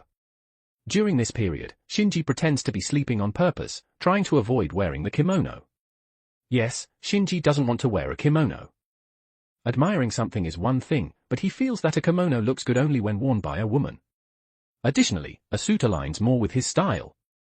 They're here. Responding apathetically, Shinji opens his wardrobe and randomly selects a suit to change into before leaving his room. Father, Happy New Year. Happy New Year. Seeing his son's attire, Byakuya sighs, another suit? Why don't you want to wear a kimono? You used to when you were younger. In Byakuya's memory, his son was no different from other children until the age of 6 when that incident occurred. Overall, the change was for the better, but there were stubborn attitudes in many trivial matters, just like now. Don't you get tired of saying the same thing every year? I just don't like it. Besides, our ancestors are from Europe, and no one will criticize this mixed blood face. At this moment, Shinji is extremely grateful that he reincarnated as Shinji Matou and not as a pure-blooded Japanese person. Otherwise, he wouldn't even have this excuse. Suit yourself, Byakuya says, full of helplessness. Ever since he turned 6, he couldn't control his son anymore. I'm sorry, Shinji lowers his eyelids. It's nothing serious, Byakuya waved his hand. Let's go downstairs. Sakura and Fujino are already waiting for you. In the living room of the Matou household, the other family members were already dressed up and ready. When Shinji walked down the stairs, Sakura and Fujino hurriedly approached him. Brother, Happy New Year. Shinji, Happy New Year. Shinji responded one by one. Sakura, Happy New Year. Fujino, Happy New Year. Mother, Happy New Year. Uncle, Happy New Year. The last two sentences were directed at his stepmother, Elsa, and his uncle, Korea. Since it was their first shrine visit of the year, the whole family naturally gathered together. Shinji, Happy New Year, the two elders responded with a smile.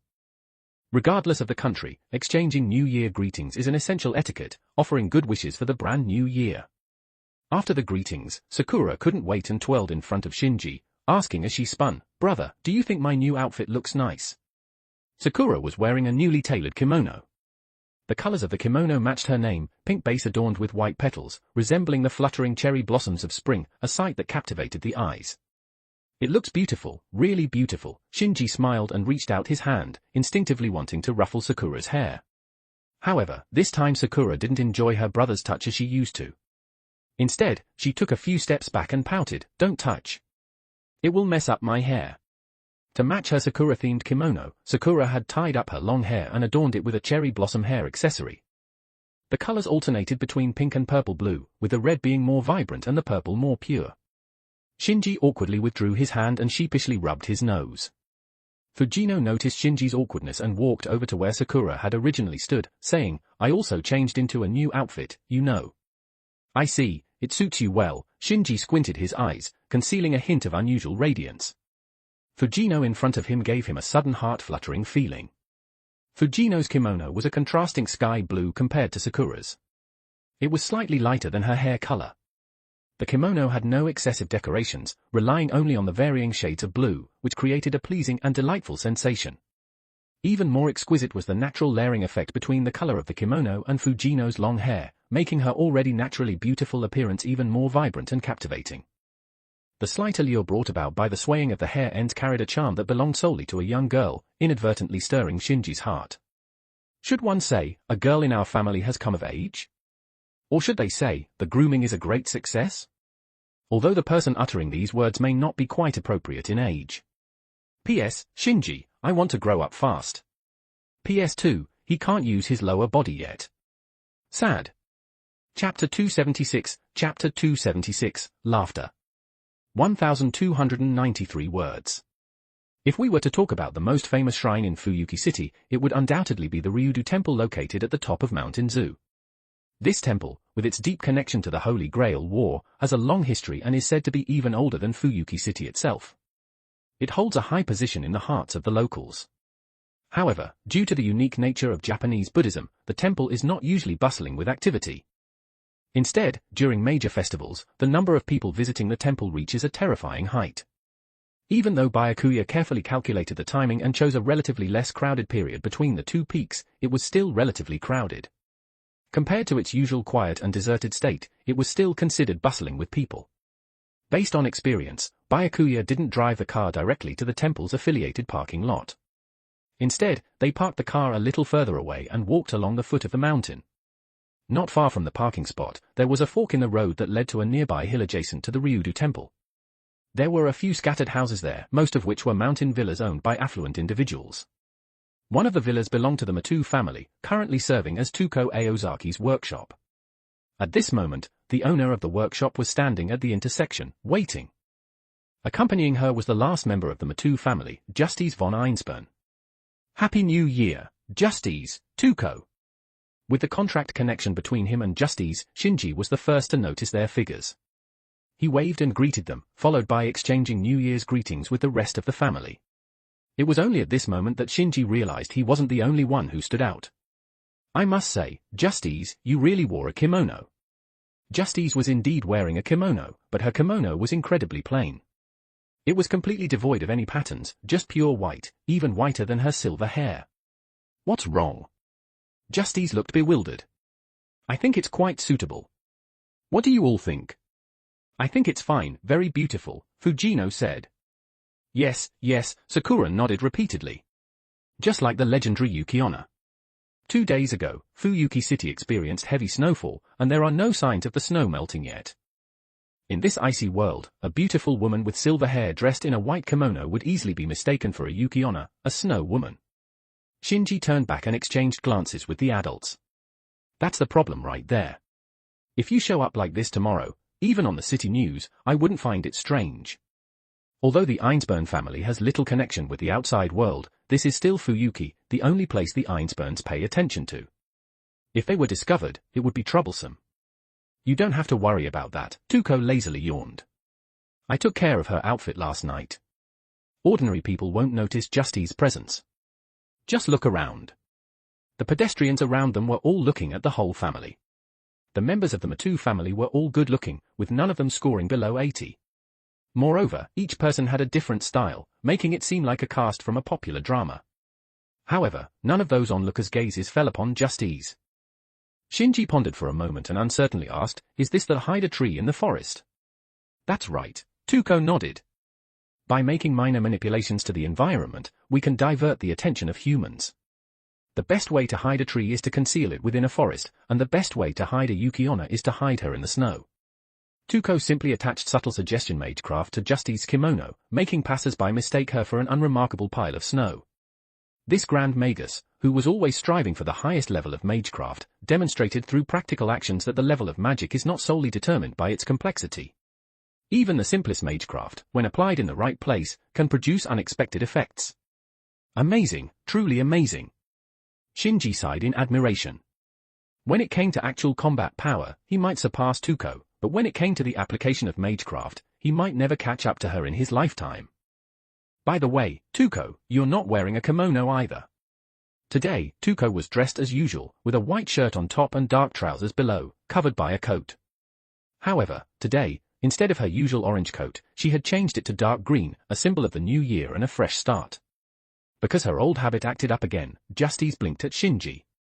Tuko's old habit was that she couldn't wake up in the morning, and sometimes she would feel dizzy due to low blood sugar.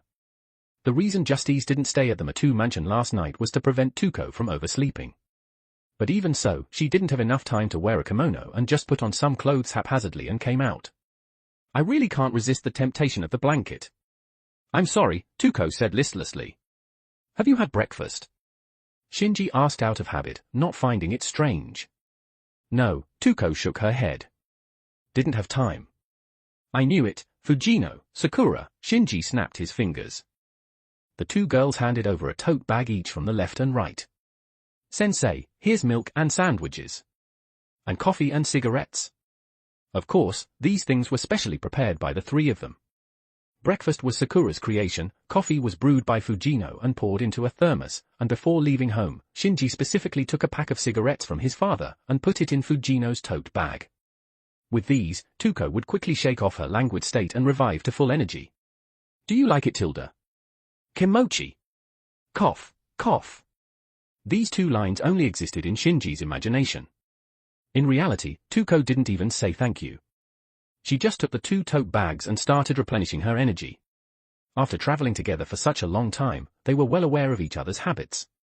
Just as Shinji and the others had prepared in advance, Tuko knew that they would have everything ready, which was why she had no reservations about her battle with the blanket for nearly an hour. Such understanding and thoughtful preparation naturally sparked some discontent among the elders. The lady of the house, Elsa, complained, Tilda, I envy Miss Tuko. Why doesn't anyone treat me like that? It seems like my son and daughter have grown up and started rebelling. Her husband, Byakuya, chimed in, yes, I miss the old Shinji and Sakura. Korea sighed pretentiously, you kids, sigh Tilda. Sakura and Fujino were a bit embarrassed by being called out like that. Shinji couldn't let it slide and started to fight back, Mother, let's not talk about you for now. You indeed used to spoil us, but as her father and uncle, do you dare to speak? Should I expose your dark history? Go ahead, expose it. We have a dark history, but don't you have one too? Byakuya wasn't willing to back down either. Shall I go first? I found a manuscript in a hidden compartment in the library at home. The title of the manuscript is The Dark Swordsman. Don't mention that name, don't mention that name. Korea seemed to have received a critical hit of 10,000 points. P.S. Tuko, hiding in the blanket, said, I'm already a useless orange. PS2, Akoko was somewhat better during her teenage years, but it seems that she turned into a useless adult like Tuko after becoming an adult. Chapter 277, Chapter 277, Tosaka and Matou. 1,385 words. Amid banter and laughter, the family walked along the path at the foot of the mountain and ascended the approach to the shrine. Before long, they caught sight of the iconic gate of Ryudo Temple, which had withstood the test of time for hundreds of years and remained standing despite having experienced 4 Holy Grail wars. In a sense, it could be considered the oldest witness in Fuyuki City, even older than the city itself. Shinji stopped in his tracks and used his hand to brush away a patch of accumulated snow on one of the pillars of the gate, revealing a weathered stone column. There was a distinct mark on the column, diagonally spanning across its upper half. Although the mark had been worn down over time, it still appeared relatively new compared to the other fine scratches on the stone pillar. Extending his index and middle fingers, Shinji traced the mark from one end to the other, closing his eyes, and softly said, Sensei, Happy New Year. This gate was the site of the final battle between the last 2 remaining servants in the Holy Grail War of Winter 1994, and the mark was left behind by Skachik with her crimson spear during the fight. Every time he arrived here, Shinji would pause for a moment, reminiscing about the woman who had the greatest influence on his life and was the first woman in this world to make his heart flutter. After completing this ritual, he looked up at the junction between the pillar and the gate tower, where another distinct mark could be seen. It was caused by the pressure of the sword wielded by the other participant in the final battle. I wish you a happy new year too, Saber, no, Artoria Pendragon. Just as Shinji was immersed in memories of the past, a clear voice came from above. Ah, you're looking at the gate again, Shinji Matou. Looking up, he saw a girl with twin tails and wearing a red jacket standing on a higher step. With her hands on her hips and her chin held high, her turquoise eyes shone brightly amidst the icy surroundings. "Happy New Year, Rin." Shinji smiled and walked towards the girl who was the same age as him. She was Tosaka Rin, Sakura's older sister and one of the few people Shinji felt guilty towards. "Don't be so familiar. We're not close." Despite being on the same level as Shinji, Rin maintained her condescending attitude. Shinji wasn't upset. "You may not be familiar with me, but I'm familiar with you. After all, we both have a common sister." "Ah, how dare you say that?" Rin became angry whenever that topic was brought up, and her twin tails trembled in response. Sensing the tension, Sakura hurriedly ran between them. "Please don't argue, big brother and big sister. Sakura, stay out of this. It's between me and Shinji Matou." Rin huffed and bypassed her sister's obstruction. "That's why I'm saying, don't address me in such a way." Shinji shook his head helplessly. "HMPH, as if I care." Rin turned her head, and her ponytail almost hit Shinji's face. "Rin, no disrespect allowed." Upon hearing the gentle voice, Rin's arrogant demeanor immediately deflated. "Mom." The only one who could reign in that Tsundere daughter was the gentle mother, Tosaka Aoi, a flawless woman whom no one in the Matou family could find fault with. She was a rare example of a Yamato Nadeshiko in modern Japan. "Happy New Year, Aunt Aoi, and Uncle Tosaka." Shinji naturally bowed to Tosaka Aoi, who was supporting Tosaka Tokiomi, and being in a Western suit, he followed Western etiquette. Sakura also bowed in unison with Shinji. By now, she had become accustomed to using this unfamiliar form of address in front of outsiders. Seeing the siblings' humble and respectful behavior, Tokiomi and Aoi nodded in approval, once again confirming that their decision to send their daughter to the Matou family was not wrong. The Tosaka family, although studying Western magecraft, is a traditional Eastern family and adheres to all the appropriate etiquette and customs. In the past, they would have stayed at the Ryudu temple until the New Year's bell rang. However, after the Fourth Holy Grail War, Tokiomi's body was heavily affected by the curse of the black mud and deteriorated significantly. He couldn't stay up late anymore, so they had to settle for an alternative. Of course, the reason they weren't wearing traditional Japanese clothing, kimono, was that the Tosaka family leaned more towards Western culture compared to the Matou family, even though they were authentic Japanese. Although Tokiomi's downfall was the result of his excessive obsession with the Holy Grail, and he brought it upon himself, Shinji's actions also played a part in exacerbating the situation. As for Tokiomi himself, Shinji didn't have much to say. Both of them were participants in the Holy Grail War, and the fact that Shinji didn't kill him already showed mercy on Sakura's behalf. However, when it came to gentle Aoi and innocent Rin, Shinji couldn't escape his guilty conscience. That's why he never gets angry regardless of Rin's tantrums or sharp tongue. After all, she was raised by Aoi, so how venomous could she be? He only faces them with a smile. Even now, he helped defend Rin, saying that she wasn't being rude but rather that he couldn't control himself and took advantage of the situation. However, Shinji didn't realize that the more he did this, the more Rin felt it was insincere, which made her angrier. With their parents present, she couldn't explode, so she had to bottle it up. Noticing this, Shinji patted his sister's shoulder, indicating for her to engage in conversation with her biological parents, while he quietly retreated to be with the Matou family. Korea also stepped back and stood in the snowy area outside the path, asking Tuko for a lighter and a cigarette before leaving. Korea didn't usually smoke, but only when he watched Aoi take care of Tokiomi attentively did he feel the urge to smoke.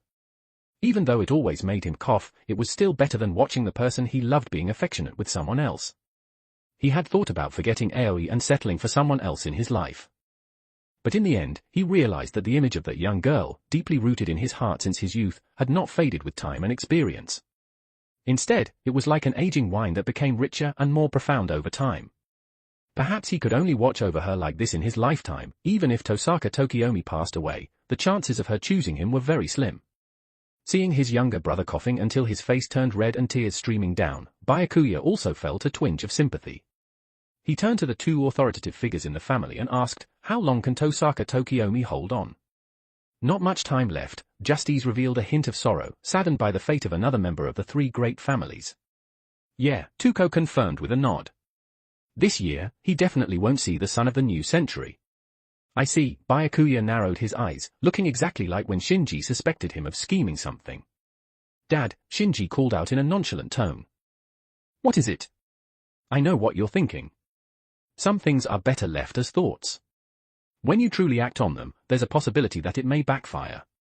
Nobody knows a father better than his son, and nobody knows a son better than his father. Have you also thought about it? Yeah, but with a woman like Aunt Aoi, those methods won't work. I'll tell you something when we get back, and then you'll understand. Well, that's unfortunate. Byakuya sighed unwillingly. Two prodigal sons of the Matou family. The older brother had turned around, and he hoped his younger brother could find his happiness too. Is there no solution at all? Not at the moment. Maybe when Rin and Sakura grow up a bit more, there might be a glimmer of hope. External forces can't influence a strong-willed woman like Aoi. Only her closest loved ones can have an impact on her. P.S. F for Korea. Chapter 278, Chapter 278, First Shrine Visit. 1,364 words. Separated from the Tosaka family, the members of the Matou family finally arrived at Ryudo Temple. On ordinary days, most temples in Japan are not bustling with activity, except well-known temples like the Golden Pavilion, but during major festivals, it's a different scene altogether. This is a result of Japan's unique cultural traits and can be considered a local characteristic. Shinji felt that Japan was closer to the pure intent of Buddhist temples. Of course, Japanese Buddhism also has its peculiarities. For example, some sects don't require monks to shave their heads, some allow marriage, some don't prohibit meat eating, and so on. To Shinji, who sees the impurity in everything, this is not a bad thing but rather a great thing. Ryudo Temple is precisely the kind of temple that Shinji describes as quite impressive. Although it is a family temple, the abbots all come from the Ryudo family. Ryudo is not the name of the temple but rather the family name, which means that they can marry. However, the temple strictly adheres to rules and practices. Morning and evening prayers, sutra recitation, martial arts training, self-cultivation, and character refinement occupy most of the monks' time. As a result, Ryudo Temple enjoys high prestige in Fuyuki City, surpassing even the local shrines, and has become the preferred location for citizens' first shrine visits. Although they intentionally avoided the peak visiting hours, there was still a continuous stream of people coming to pay their respects. Due to its religious nature, the first shrine visit in Japan follows a specific procedure. Depending on the place visited, there are shrine visits and temple visits. Let's focus on the temple visit for now. The temple visit consists of several steps: making a wish in front of the Buddha, drawing a fortune slip, striking the temple bell, and obtaining an amulet for safety. Each step has its specific requirements. Taking the act of making a wish in front of the Buddha as an example, before making the wish, one must bow twice, clap their hands twice, silently state their wish, and then bow once more to express their sincerity. The ceremony itself is not overly complicated and doesn't evoke resistance from people. When families visit together, there is a subtle sense of solemnity. Honestly, Shinji quite likes this feeling. Leaving the main hall where the Buddha is enshrined, Sakura, the youngest of them, couldn't wait as she grabbed Shinji's hand and asked, brother, what did you wish for?" "I won't tell you," Shinji teased, building up suspense. "Come on, tell me, Sakura pouted and coquettishly shook Shinji's hand. "Fujino wants to know too, right?" Fujino nodded. "Then, let's hear yours first," Shinji countered. "Well, I'll go first," Sakura remained enthusiastic. "My wish is for Dad's health to improve and for you to have more time to spend with me." "I see." Shinji wasn't surprised by Sakura's wish, but the last part was something he couldn't promise. Both the Kennys and the brigade relied on his strength. "What about you, Fujino?" "Well, I hope that everyone's wishes in the family can come true." Fujino's idea of family extended beyond blood relations and included all the people who cared for and loved her. In comparison, Sakura felt that her wish had suddenly paled in comparison. "Ah, Fujino is so cunning." Fujino's face revealed a mischievousness that was at odds with her usually calm demeanor. "The family I mentioned includes you too, Sakura." "I'll make a wish like that next year too," Sakura pouted, making a solemn vow. "Now it's your turn, big brother." "As for me, it's still a secret," Shinji smiled faintly. "Why are you like this?" "We agreed that if we told you, you would tell us." Sakura's pout grew even higher. "Did we agree?" "I don't remember." Shinji's expression was cunning. "I only said you should tell me first, but I didn't say I would tell mine." "Shinji!" Even the usually gentle Fujino protested this time. Shinji looked at Sakura on his left and then at Fujino on his right before making a quick getaway. "Don't run." The two girls waved their fists and chased after him. The ones chasing were determined, but the one running away wasn't running seriously. You see, the girls were wearing kimonos and wooden clogs, which severely restricted their movement. How could they possibly catch up to Shinji, who was wearing a suit? If he wanted to run, he would have disappeared long ago. He just wanted to playfully chase and frolic with his family, something he hadn't done in a long time. Byakuya, Elsa, and Korea watched the scene with amusement, chatting among themselves as they followed behind. Tuko lowered her head, not letting others see her emotions. Perhaps this was what true siblings were like, but she and Akoko had never played like this, not even once. Justice hesitated for a moment but decided not to join. As a member of the Einsburn family, she hadn't experienced this kind of feeling yet. Maybe she could have Shinji play with her alone someday. As the beautiful Yuki Onna thought this, she childishly kicked away a pile of snow by the roadside. This scene caught the attention of a child nearby, holding a broom and wearing a Buddhist robe, who suddenly became cautious. The child with glasses folded their hands together and silently recited, "May all obstacles be cleansed, evil spirits be banished." On the other side, Shinji, who had run to the vicinity of the fortune-telling stand, saw another familiar group, the Emir family. Kiritsugu and Miu had changed into formal dark kimonos, but Ilyasville and Irisville hadn't. The mother and daughter were wearing matching white coats, with hats and scarves wrapped tightly around them. Even their eyes, visible through the magic-altered colors, were changed. Shinji didn't approach them as casually as he did with the Tosaka family. He simply bowed from a distance to Kiritsugu and the others. This family had always maintained a low profile, and Shinji didn't want to add unnecessary variables to their hard-won peaceful life. However, it was still a group of four. It seemed that Kiritsugu and Miu hadn't found Sigma throughout the year 1998. Well, it wasn't easy for a mother and son who had been separated since birth to reunite so easily. He should find an opportunity to check if there were any mega skilled in prophecy at the clock tower. Oh, wait, it wasn't 4 people, it was 5. There was one last person with a lively personality who seemed to have completed the shrine visit earlier and was waving at the others in front of the main hall. Shinji was also familiar with this person. She was the famous kendo girl, or rather, now she should be called the kendo young woman, Fujimura Tiger, also known as the Tiger of Fuyuki. She is the granddaughter of Fujimura Reiga, the underworld tycoon and former owner of the Emir estate. Just like in the novel Fate Zero, after the Holy Grail War, the Fujimura group, out of a sense of duty, sent people to help renovate the old Emir estate, and Tiger was also part of the team. Soon, this girl, whose simple-mindedness could rival Riesbeif's, was attracted to the cool and melancholic young man, Emir Kiritsugu, and became a fervent fan of his. After the appearance of Irisville, she also became a fan of Irisville, Disciple 0. Before long, she became the master of Ilyasville, Disciple 1. It's unclear whether it was due to the convergence of timelines or if some people are just naturally compatible. The only thing that can be confirmed is that Kiritsugu's harem EX seemed to have improved a bit. Gotcha! In the short moment of stopping and observing, Sakura and Fujino had caught up.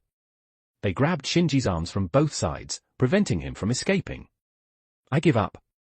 I won't run anymore, Shinji surrendered. Then tell us your wish, the girls said in unison. My wish? I hope for the well-being and happiness of the people I care about. This was Shinji's heartfelt prayer. P.S. By 1999, we're not far from the timeline of Fate Apocrypha. Chapter 279, Chapter 279, Return to the Brigade. 1,327 words. On the first day of February, Shinji returned to London, back to the headquarters of the Shalon Canticle Brigade. In Japan, there is a New Year holiday, and Western countries have a long holiday between Christmas and New Year. Depending on local regulations and policies, the holiday can last from 1 week to 1 month. Therefore, Shinji decided to give the members of the brigade an end-of-year break. Those who needed to go home went home, and those who needed rest took a break. Regardless of what the outside world may think, Shinji always believed that Magus were also human beings with families and friends. He didn't want the brigade to become cold machines. Surprisingly, even though the scheduled return date was February 1st, all the members of the brigade, except for Shinji, had already returned to the headquarters before February and spontaneously engaged in daily training. When Death stepped into the underground training grounds, wielding the scythe, Horp, the brilliance of various magics filled the air like fireworks, painting the entire training ground in vibrant colors, creating a magnificent sight. They're going all out even before the holiday is over. Did these guys get pumped up? Shinji exclaimed. The larger the scale of the magecraft, the greater the commotion it caused. The entire training ground was filled with the radiance of magic. Conservatively estimating, at least a dozen members had used high-level magecraft, and there might even be grand magecraft. These were trump cards that Magus wouldn't easily employ, so it's no wonder Shinji was amazed. The life force greatly enhanced by the golden apples transformed into magical energy through the magic circuits and then diffused throughout the body through the Buddha's relic in his left hand, altering its nature. In the span of a breath, all of Shinji's attributes doubled, not through physical strengthening magic, but through the newfound utility of the Buddha's relic. After his battle with Riesbeif, Shinji had figured out some ways to use the relic. What he was currently using was the simplest method, which had effects similar to strengthening magecraft. Although the degree of enhancement was not as powerful as the golden body state, it was relatively easier to control and had fewer side effects. If there was any regret, it would probably be that after that power struggle, Shinji hadn't entered that miraculous golden body state again. However, he wasn't in a hurry. Now that he had found the way, he would eventually unearth the full power of the relic. Feeling the newfound power surging within him, Shinji smiled with satisfaction. You all seem to be having so much fun. Should I join in too? After all, the battlefield is always full of surprises. The light distorted for a moment, and soon Shinji's figure disappeared into the air, like drops of ink sinking into a water tank. On the west side of the underground training ground, there was an artificial shelter area constructed on a square kilometer of rocky ground, consisting of hundreds of shelters. Beneath the shelters were large-scale ritual magecraft. Every once in a while, the structure of the shelters would change, and even Magus specializing in earth magecraft wouldn't dare claim that they could understand the structure in a short period. A few minutes ago, the structure of the shelters had changed, causing trouble for the Sword Squad and the Chalice Squad. The two teams, known for their expertise in positional warfare, were engaging in intense combat when the terrain suddenly shifted, disrupting their formations. Several unlucky individuals fell into newly formed shelters, losing contact with their teammates. In an artificial cave about 500 meters from the point of conflict between the two teams, two men looked at each other and smiled. The relatively young man had a very audacious smile, not hiding his joy. The older man had a gentle smile, although it was only on the surface. Everyone in the squad knew that whenever he showed this expression, someone was bound to be in trouble. That Pope thought he could scheme against us? Doesn't he realize how easily we can scheme back? Well, now he's dug his own grave. So, it goes to show that the young ones are inexperienced. Who were they? They were the Vice-Captain Chariot and the Inspector Judgment of the brigade, second in rank and strength only to Shinji. They were the ones who initiated this large-scale combat activity. Moreover, to provoke the enthusiasm of everyone, the two oldest members of the brigade personally participated. The militarized concept of the brigade was proposed by the two of them, so one can imagine how strict they were in everyday life. The strict training and discipline certainly accelerated the cohesion and combat effectiveness of the squad, but it also accumulated a lot of resentment among the proud and arrogant members. Today's combat provided a perfect outlet for venting. Of course, the two of them did not plan to sit back and wait for defeat. They could be knocked down, but before falling, they had to achieve enough military results. The reputation of the vice-captain and the inspector must not be compromised. I suppose things outside have stabilized by now, said Judgment, leaning against the wall and twirling his well-groomed mustache. There are 15 seconds left. Chariot suppressed his smile and returned to an expressionless face, indicating that he had fully entered the combat state. As an excellent Earth Magus and the designer of the shelters, no one understood this place better than him. Let's go. It's time to show these young ones how formidable we are. Especially those newly recruited kids. The newly recruited kids referred to the new members absorbed after Shinji took over. The battle against a string of hunted dead apostles in the autumn of '98 earned the brigade considerable fame, and the number of applications to join the squad increased. After a series of reviews and trials, 8 outstanding young individuals were selected, and the brigade's members increased from 25 people when Shinji joined to 32 people, with Lorelei temporarily on leave. Well, newcomers always tend to be ignorant, so it's the duty of the old folks to make them understand reality. By the way, Judgment, how about we have a competition to see who can achieve more kills? I had the same thought. I haven't been idle during the few months the captain was away. Same here. Let's get started then. After saying that, the two of them rushed out of the cave simultaneously. And then, they flew back at an even faster speed. Yes, they were truly flying, backward. A figure blocked the entrance of the cave, holding a plain-looking long-handled scythe. Oh, long time no see, you two. Where are you off to? See, Captain. You've returned. Yeah, I just arrived and stumbled upon this interesting activity, so I decided to join in. Just to make sure, there are no restrictions on participants for this event, right? Both Chariot and Judgment shook their heads in unison. Then I can rest assured. The scythe was slowly raised, and the atmosphere in the cave instantly turned solemn and murderous. Let's start with you two. The sense of oppression and tingling sensation transmitted through their nerves and magic circuits told the two individuals that their captain wasn't joking around. If they didn't want to fall here, they had to give it their all. Perhaps there was a slim chance of victory by putting their training results during this period to use. With just a single glance, these old comrades who had known each other for many years understood each other's thoughts. In the next second, Shinji felt two unprecedented surges of magical power. I see, absence makes the heart grow fonder, huh? But it's not just you who has grown. Amidst the surging magical power that continued to rise, Shinji raised his left palm. Vajra's left arm radiates the brilliance of Buddhism.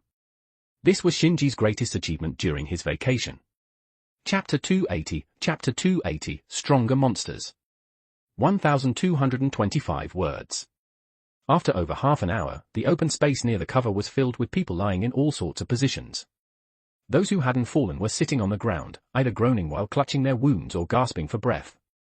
It looks like I'm the victor of this chaotic battle, the only person standing declared, planting his scythe into the ground and crossing his arms. Foul play. Captain, what you did is foul play, protested Pentacle 4, one of the team members who had a close relationship with Shinji. As soon as these words were uttered, they received immediate support from the teammates who had been beaten by Shinji. They're right. You weren't here when the match started, so you don't qualify to participate. Yeah, no qualifications. That doesn't count. Listening to the constant stream of protests, Shinji wasn't angered. He calmly listened until the exhausted and injured teammates grew tired of shouting. Then, with no hurry, he asked, "Are you finished?" No one answered. "If you're not finished, you can continue." Still, no one answered. "It seems you're finished." "Then, let me speak." Shinji raised his right hand and extended a finger. Is there a rule that states members who weren't present before the match cannot participate?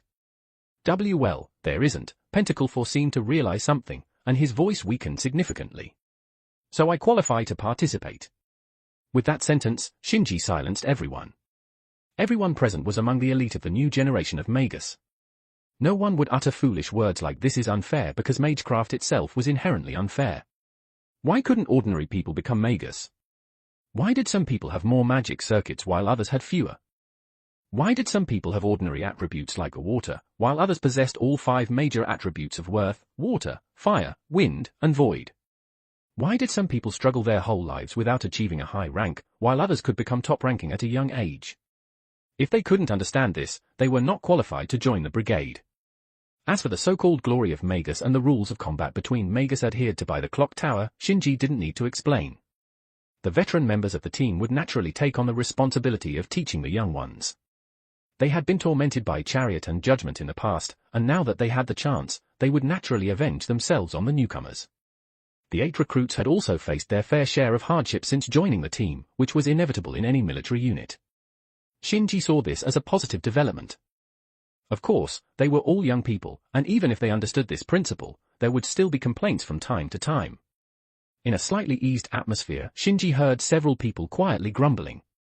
The captain disappeared for so long, and when he finally returns, he bullies us. Not cool. If we had known the captain was back, the whole team would have united against him. After thinking for a moment, Shinji felt it was the right time to add fuel to the fire. I know you're all unhappy. If I were in your shoes, I wouldn't be happy either. But along with that unhappiness, I hope you remember today's lesson. Anything unexpected can happen on the battlefield, so we must always remain vigilant under any circumstances. Understand? Understood, the crowd responded with scattered voices. Speak louder, I can't hear you. Loud and clear. The voices instantly amplified tenfold. Oh? Quite spirited, it seems you still have some energy left. Well then, since you're unhappy, I'll give you a chance to vent.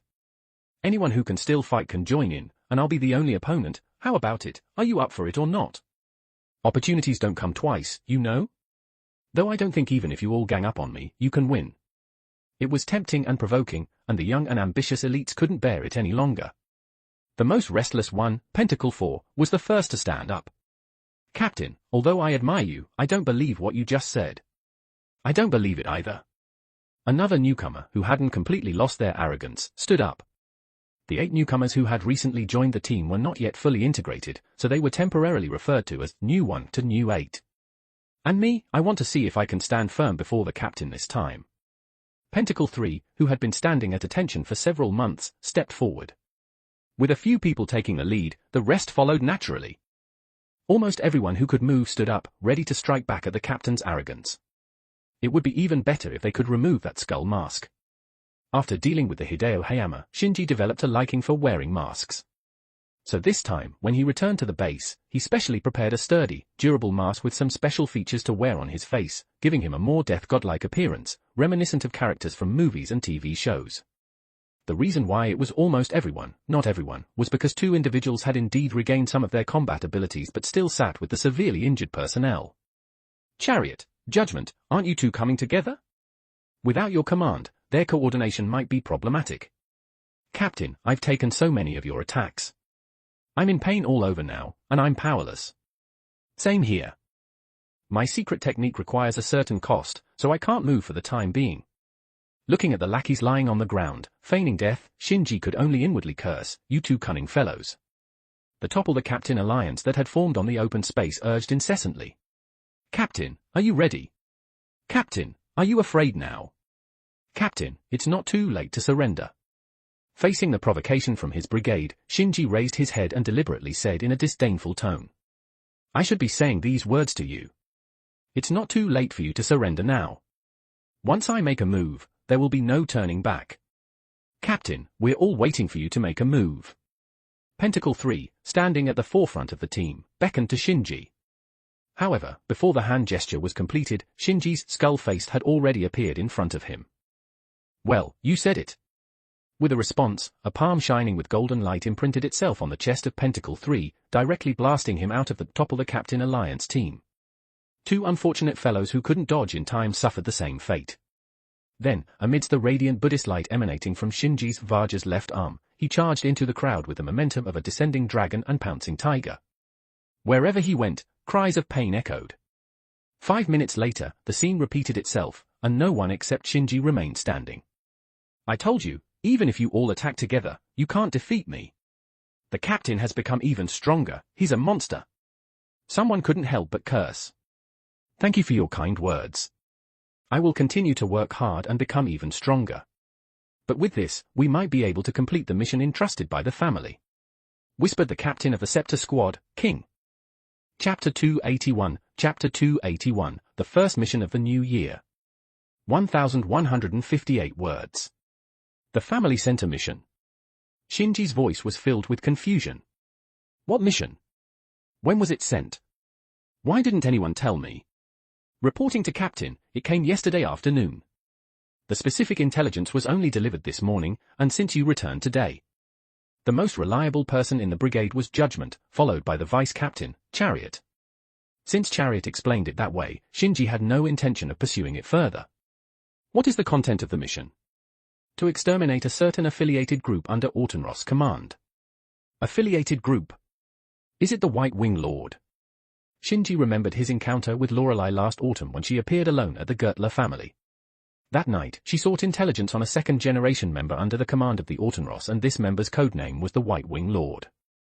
Yes, nodded Chariot, the family has been keeping an eye on this apostle since last year and finally obtained credible information not long ago. White Wing Lord is expected to leave Autenroth's territory in the coming days and head to the Po River plain in northern Italy, possibly related to Knight of Wallachia.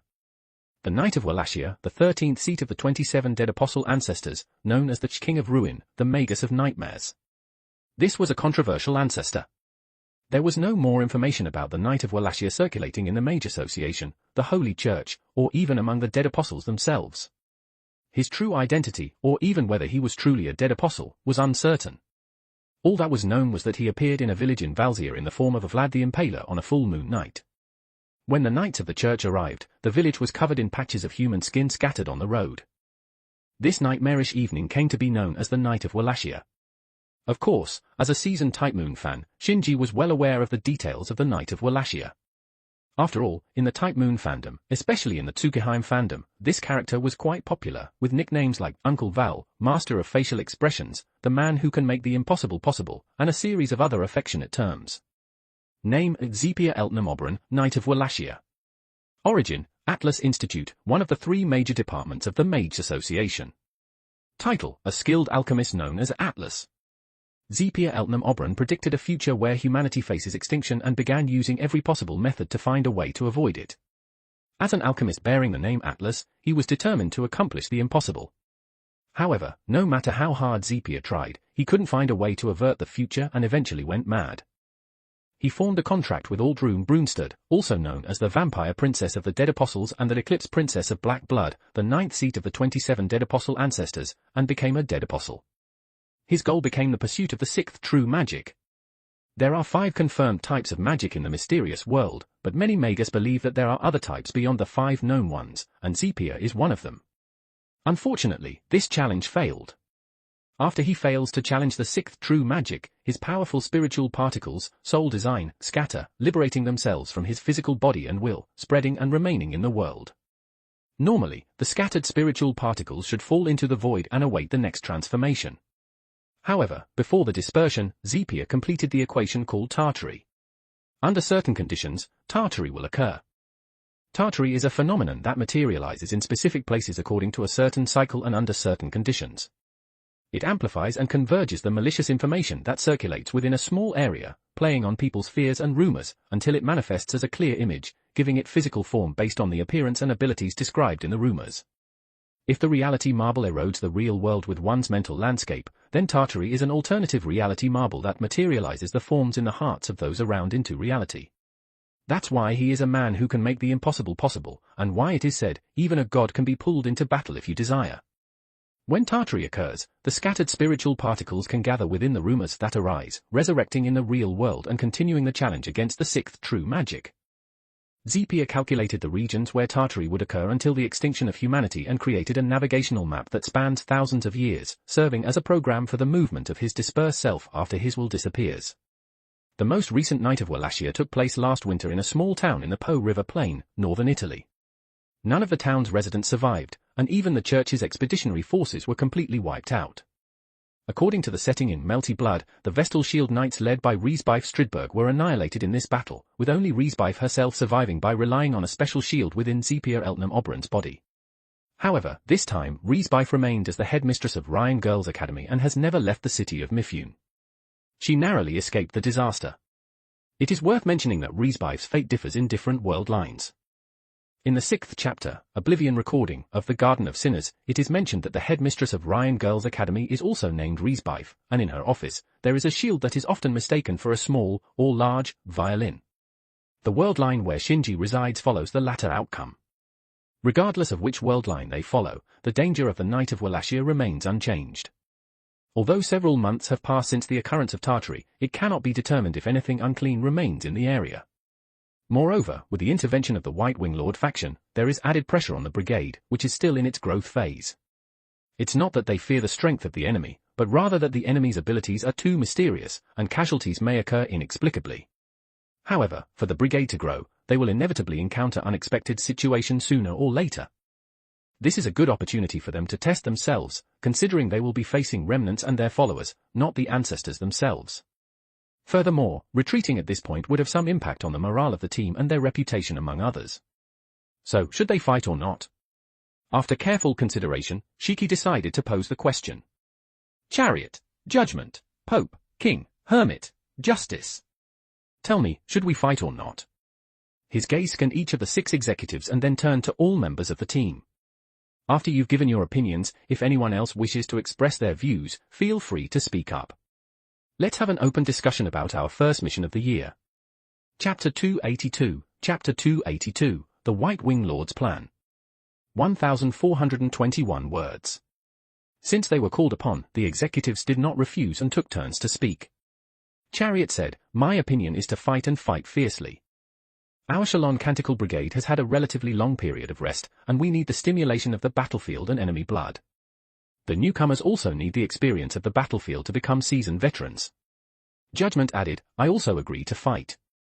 Although the clock tower's control over Italy may not be as strong as Britain's, it is still much stronger than the Church and the dead apostles. Additionally, the association's branch is located in the Po River plain, so if we engage in battle there, we will have a certain advantage. King chimed in, the latest intelligence indicates that the number of followers led by White Wing Lord does not exceed 50, and half of them are low-level followers who have recently been converted into dead apostles. If that is their entire strength, I don't believe our brigade would lose. Pope continued, the intelligence personnel from the Department of Law and Politics have already communicated with representatives from the Church, confirming that the Church's executors have taken care of the aftermath of the Night of Wallachia and have left behind warning mechanisms. Although there are still remnants of ether particles, these remnants should not pose a danger to us. Justice said, Otenros is currently not in his territory. It is said that he went to meet Van Fem in Las Vegas.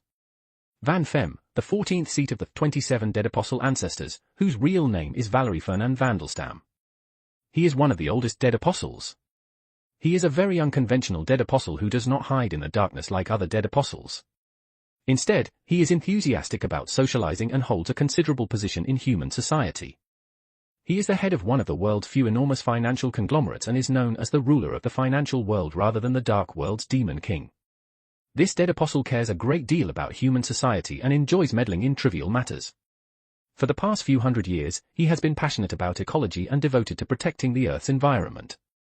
After the First World War, he began to try to expand his influence without resorting to blood-sucking methods. Because he is extremely wealthy, many dead apostles seek his financial assistance. Otenros is also one of the recipients of Van Fem's sponsorship, and the two ancient ancestors meet periodically. Hermit took over the conversation, saying, because of his absence, some of his second and third generation followers under him have lost their leader and have started fighting amongst themselves. The intelligence about White Wing Lord heading to Italy was secretly leaked to the association by another one of Otenros' followers. Dead apostles are mostly humans who have been transformed, and humans often vie for power and profit. They are no exception, and due to their extended lifespans, their struggles are even more enduring than those of humans. The opinions of the 6 executives are quite unanimous, and that is to fight. Internal needs, external pressures, the enemy's strength, the battlefield environment, the enemy's movements, and the sources of intelligence, almost all the factors that need to be considered in a battle have been taken into account, and they are all advantageous to our side. This is an excellent opportunity, and it would be a pity not to seize it. Immediately after, the members of the brigade also started expressing their opinions. Captain, I agree to fight. That's right, we have to fight, no doubt about it. Let's fight, Captain. Their attitudes were quite unanimous, with almost everyone shouting for a fight. The few dissenting opinions were drowned out by the clamor. However, at this moment, Shinji wanted to say, comrades, we can't fight. Of course, it wasn't a joke, he had genuine concerns. Who is the enemy? It's a dead apostle, an immortal, led by White Wing Lord, a second-generation follower of the dead apostle king, a centuries-old monster. Even if it's a pig, after living for so many years, it should have become cunning, let alone an important figure under the command of the White Wing Lord. How could they leave behind such a perfect, too-good-to-be-true opportunity? There must be a problem in all of this. But where exactly is the problem? What did we overlook? Under the cover of night, in an unknown courtyard. A handsome young man dressed in white attire held a cup of crimson liquid and gently swayed it under the dim moonlight. Problem? Of course, there are problems. If there were no problems, Bartholomew wouldn't have been in opposition to my father for thousands of years.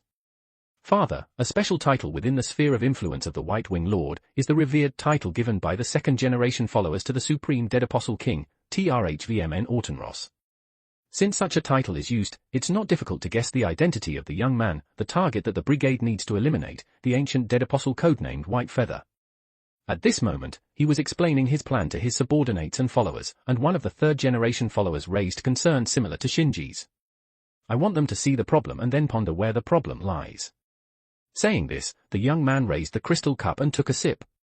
The crimson liquid soaked his pale lips but didn't trickle down the corners of his mouth. Instead, it was directly absorbed by his lips. Human hearts, they're strange things. When the seed of doubt is sown, humans will find ways to resolve that doubt. If they can't, they'll keep thinking endlessly. Even if they say they've let go, deep inside their hearts, they'll unconsciously continue to ponder. The information Bartholomew received is all true, without a trace of falsehood, so their doubts remain unresolved. This seed of doubt will constantly drain their energy, sprouting little by little, growing stronger and stronger. It will make them hesitate in everything they do, and that's precisely what I want. If they charge at me like a bull, I would be somewhat troubled. After all, I didn't bring too much bait this time, just to lure them in.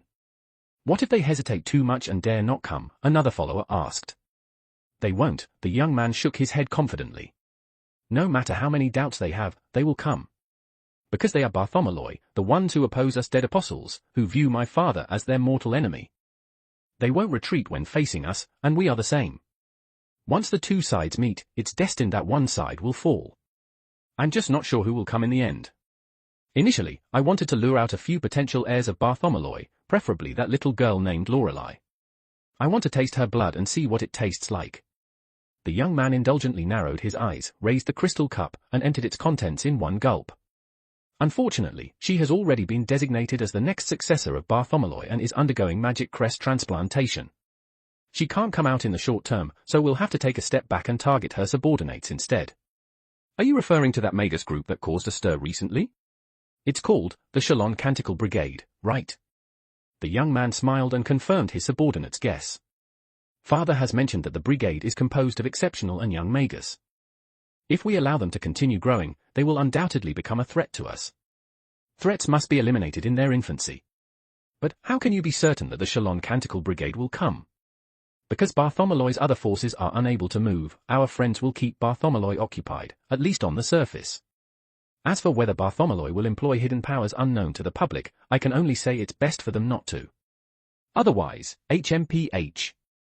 The Magic Association is not like the Church, and the relationship between Magus and dead apostles is quite ambiguous, with many individuals having a foot in both worlds. Even in the clock tower, Bartholomew is not all-powerful. The young man's lips, still tinged with red, curved into a supremely confident smile. The stage has been set, and now we only need to wait for the curtains to rise. I guarantee that the event of that night will be unforgettable for the rest of your lives. Chapter 283, Chapter 283, Shrouded in Mist. 1,252 words. Dozens of human figures slipped silently into a sealed, uninhabited small town. There were 32 of them, the largest number of humans to have appeared in this small town since the new year. This is Chalice Squad, the construction of the bounded field has been completed. The left flank support judgment began with regional planning. All teams, start the magic circuit second hand, 10, 6, 3, 0. Completed, good, notify the vice commander to act according to the scheduled time. The magic circuit second hand is a unique timing method for Magi. Compared to a mechanical clock that requires visual observation, the timing method that directly acts on the magic circuit is more convenient and precise in battle. The Magi who fan echelon formation showed no signs of confusion. Their style was more akin to that of military force than Magi. This impersonal group, their true identity, is the combat unit directly under the Department of Policies of the Mage Association, known as the Shalon Canticle Brigade. The layered isolation bounded field is complete, the area division can be initiated in half a moment. To annihilate this land, we can begin in an hour. The Vice Commander Chariot consulted the communication thaumaturgy, should they conduct a segmented search and take them down one by one, or directly annihilate them along with this land without any battle. The former is faster and the latter is more secure. Implement both simultaneously. Let Judgment complete the division as soon as possible. Sword Squad and Pentacle Squad immediately conduct patrols in the surrounding areas. One squad continues to prepare for the extermination of thaumaturgy. Chalice Squad releases familiars, and then stand by. A series of orders came through the earpiece. Commander, isn't this a bit too aggressive? Chariot had some doubts. Aggressive? However, I feel that this is still not enough. The enemy hasn't made any moves so far, it's too abnormal, we must find out what they are up to as soon as possible. Yes, Commander, all squads, accelerate the progress. In a small building in the center of the town, a handsome young man in a luxurious attire opened his scarlet eyes and muttered himself. So they have come, the welts raised by Bartholomew. The young man's gaze, unhindered by distance, surveyed the three squads dispersed throughout the town. This arrangement, with segmented searches and wide area extermination happening simultaneously, it's more aggressive than I had anticipated. Is this Shalon Canticle Brigade commander lacking wisdom and not raising suspicions? Or do they have some other plan? After pondering for a moment without getting an answer, the young man shook his head and no longer thought about the irrelevant details. Regardless, it will not change the fact that you will be annihilated tonight. The plan remains unchanged. Team 1, Team 2, Team 3, you go attract the attention of the Magi. You don't need to inflict much damage on the enemy, just keep them occupied and don't let them leave. Countless red dots lit up in the corners of the houses. These were the eyes of the dead apostles. At the next moment, all the doors and windows opened simultaneously, and the dense red dots were scattered in the three groups. Dozens of seconds later, the large room regained its calmness. The young man continued to gaze at the distance, and his original tense expression gradually relaxed. He tightly clenched his pale palm, and when he opened it again, a strange white mist appeared on his hand. Foolish Shalon Canticle Brigade, you'll never realize that the bounded field you set up to seal us in will end up dragging you into the abyss. The night wind blew and dispersed the white mist in the young man's hand. Soon, a gossamer-like mist shrouded the entire deserted town, just like a few months ago. A qualified commander would not overlook any movement on the battlefield, and Chariot was one such commander. Although he was not good at scheming, he had a very keen battlefield instinct. The moment the mist appeared, he immediately issued the order "Be careful of the mist" as if it had been fired automatically. However, after issuing the order, he did not receive any feedback from the officers, not a single one. Oh no, this mist can interfere with communication techniques. Chariot immediately figured out the purpose of the mist, but he did not feel panicked, because the brigade had more than one way to communicate. He took out a walkie-talkie from his tactical backpack, and a familiar voice came through the speaker with a slight crackle sound. Attention all personnel, attention all personnel, the composition of the mist has been determined to be the lingering essence of Night of Wallachia. The effect is interference with long-range magecraft. Attention all personnel please switch to technological equipment, all personnel please switch to technological equipment. Chariot issued orders while silently praising his battalion commanders. Before heading to Italy, Shinji requested the Bartholomew family to provide a batch of individual equipment used by the British Royal Special Forces to arm his subordinates. At first, everyone did not understand, thinking what use could these things be other than adding to the load? Now, everyone gets it. The deep-rooted traditional thinking of the occult side has led to the entire occult world neglecting the progress of technology. Magi are like this, and the dead apostles even more.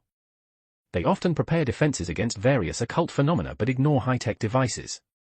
Communication magecraft interferes with? No problem, there is still a radio station. Detection magecraft interfered with? Also no problem, there's still individual radar. Do you have the audacity to create electromagnetic interference? With the assistance of modern warfare equipment, the brigade was unaffected by the mist and continued to carry out its mission as usual. This is Judgment, we have found traces of the dead apostles, please advise. This is Hermit, we have also found traces of the dead apostles, they are just low-level cannon fodder, no high-ranking dead apostles detected so far. This is King. Hearing the reports from the executives, Chariot let out a light hum, so they couldn't hold back anymore. Except for the one squad, the rest of you are to hunt them down in squad units, do not let a single dead apostle escape. That white feather is mine, I want to twist off his head with my own hands. Understood. The hunting operation of the Shalon Canticle Brigade has officially begun. In less than 5 minutes, more than 10 low-level dead apostles were destroyed by various magecraft.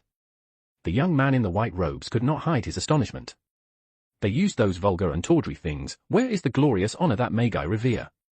After the astonishment came immense rage. Damn the Shalon Canticle Brigade, why couldn't they obediently fall into the trap? No, they just had to struggle to the death. Alright, since you all love killing so much, I will let you kill your heart's content. After all, they are cannon fodders, and a batch dying off can be easily replaced. As a price, I'll make sure you suffer terribly, wishing for death. As the words left his mouth, a pure white feather, shining with a radiant light in darkness like the legendary feather of an angel, appeared in the young man's hand. This is the origin of his name White Feather, and also the most precious token bestowed upon him by his lord. Chapter 284, Chapter 284, of the White Wing Lord. 1090 words. It seems no one has noticed an interesting detail. The Shalon Canticle Brigade was reported to have 33 members, but only 32 entered the town. The question is, who is the remaining one person and where are they? The answer is revealed. The missing one person is the brigade commander, Death, whose real name is Shinji Matou.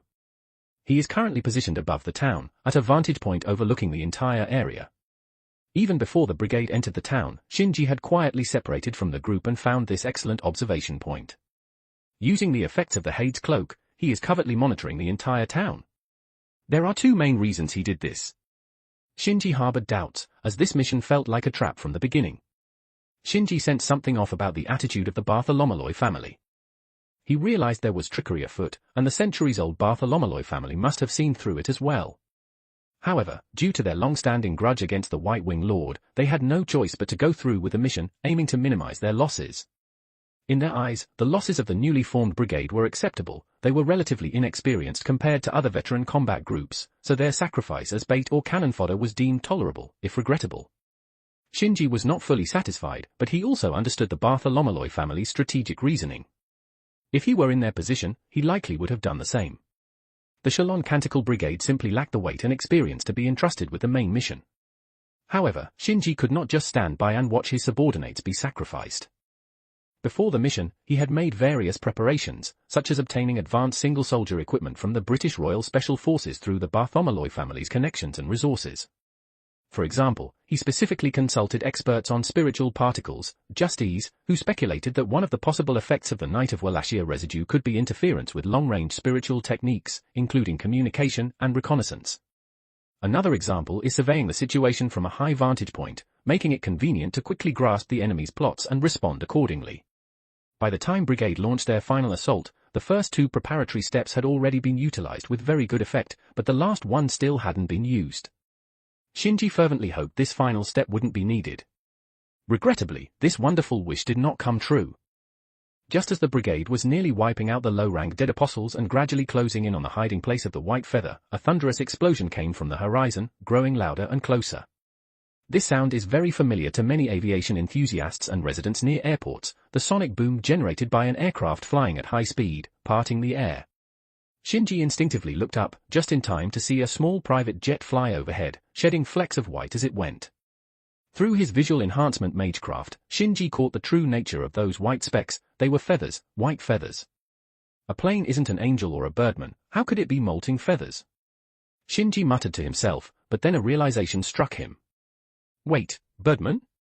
The white wings, oh no. As soon as this thought crossed his mind, a brilliant white pillar of light descended from the sky, plunging vertically into the center of the town. Without needing any other evidence, just the sheer power emanating from that light column, Shinji knew the identity of the arrival. Emergency order, all forces immediately cease the attack and withdraw. I repeat, all forces immediately cease the attack and withdraw. The communications channel erupted in confused objections from the squad and chariot, who had already rushed to the front lines but not yet engaged. Shut up, the White Wing Lord is here. If you don't want to die, get out of there now. Hearing this earth-shattering news, the entire communications channel exploded in panic. F at CK. How did that immortal geezer get here? Run, run fast. Dump everything you can. Don't be precious about it, just get rid of it. Equipment can be replaced, but not your life. Everyone, start running, do you hear me? Run. Use speed and reinforcement magecraft, don't hold back on mana. Not only the members of the Shalon Canticle Brigade, but even Shinji himself, was cursing up a storm. You at $% and asterisk. We younger generations are just fighting and killing each other, why are you, the oldest monster, getting involved? If you have the guts, go bother the dual old man who is also an ancestor, go bother the current Lord Bartholomew, a max-level big boss coming to the newbie village to bully the low-level players, do you have any shame at all? Yes, no one would have expected that TRHVMN Autenros, who was supposed to meet with Van Fem in the gambling city of Las Vegas, would show up here. Even more unexpected is that this old monster, who hasn't acted in a long time, would personally take on a group of still immature young people. However, no matter how much Shinji curses, it doesn't change the reality that the White Wing Lord has arrived, and Shalon Canticle Brigade is facing an unprecedented major crisis. Shinji gritted his teeth and rushed towards the pillar of light. A pure white pillar of light descended from the sky, directly destroying a street below. The white-robed youth holding a white feather, providing the positioning, knelt in the ruins and humbly bowed his proud head. Father Lord! Behind the white-robed youth, the surviving dead apostles prostrated on the ground, trembling. Revered Ancestor. This is the title used by all the collateral descendants, except for the direct second-generation relatives, to address the Supreme Ancestor. Kin refers to blood relatives, ancestor is the ancestor of the ancestors, as well as the ancestor of the 27 ancestors. Are there only a few of you left? The authoritative male voice came from the pillar of light. The destructive white light did not dissipate after landing, nor did it continue to cause damage, it was just silently constrained next to Autenros.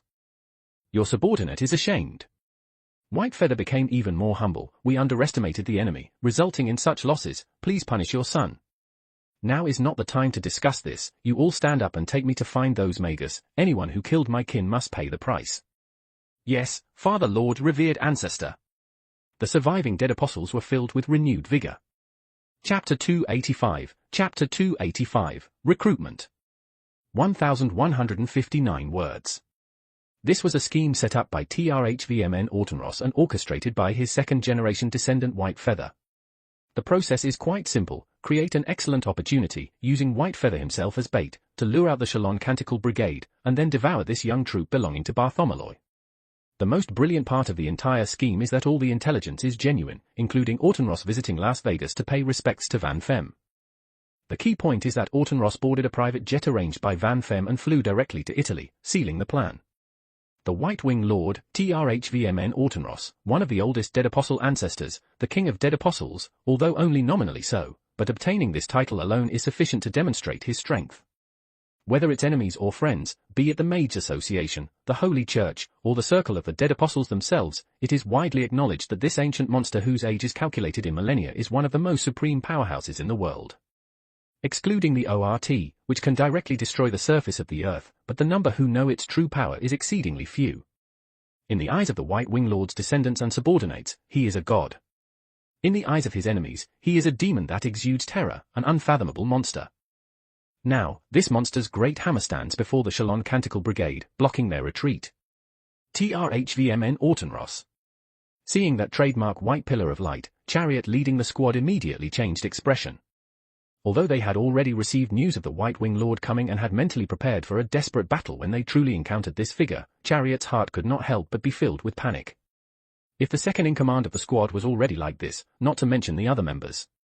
Especially the 8 recruits, their legs were all trembling, and it was a miracle that they could even stand. A person's name, a tree's shadow, the reputation of the White Wing Lord is truly too resounding. That feeling is like a freshly started software company trying to compete with the hegemon Microsoft in computer operating systems, completely existing on different planes of existence. Seeing the Shalon Canticle Brigade trembling, Whitefeather, who had lost more than 20 of his subordinates, felt a surge of delight. Relying on the prestige of his father, Whitefeather shouted in a stern voice, "Disrespectful Magus, how dare you directly invoke my father's name, and not atone for it with your deaths?" This scolding, however, strengthened the resolve of Chariot. He raised his left hand, signaling everyone to prepare for battle. The brigade was not cowards, and the members of Bartholomew would not bow to the dead apostles. What a bold move! A fierce killing intent flickered in Whitefeather's eyes. He was just about to order his remaining subordinates to attack when a voice of stop was heard from the pure white column of light. Hearing the order from his lord, Whitefeather immediately suppressed all his emotions, lowered his head, and stepped aside. For all the dead apostles, the command of a superior clan member was absolute and must not be disobeyed. In the next moment after Whitefeather stepped aside, the white light column surrounding Autenros unexpectedly spread forward, seemingly intending to engulf the entire brigade with a single strike. Unified defense. Chariot's eyes bloodshot, quickly erected a bounded field, being an expert in earth-based magecraft and defensive spells. Under his lead, the brigade members quickly coordinated their defense, with some erecting barriers and others providing various buffs. Each person contributed their power according to their innate abilities, and the entire brigade acted as a unified whole to resist the attack of the King of the Dead Apostles. After an unknown length of time, perhaps a minute or even 10 minutes, the powerful white light gradually dissipated.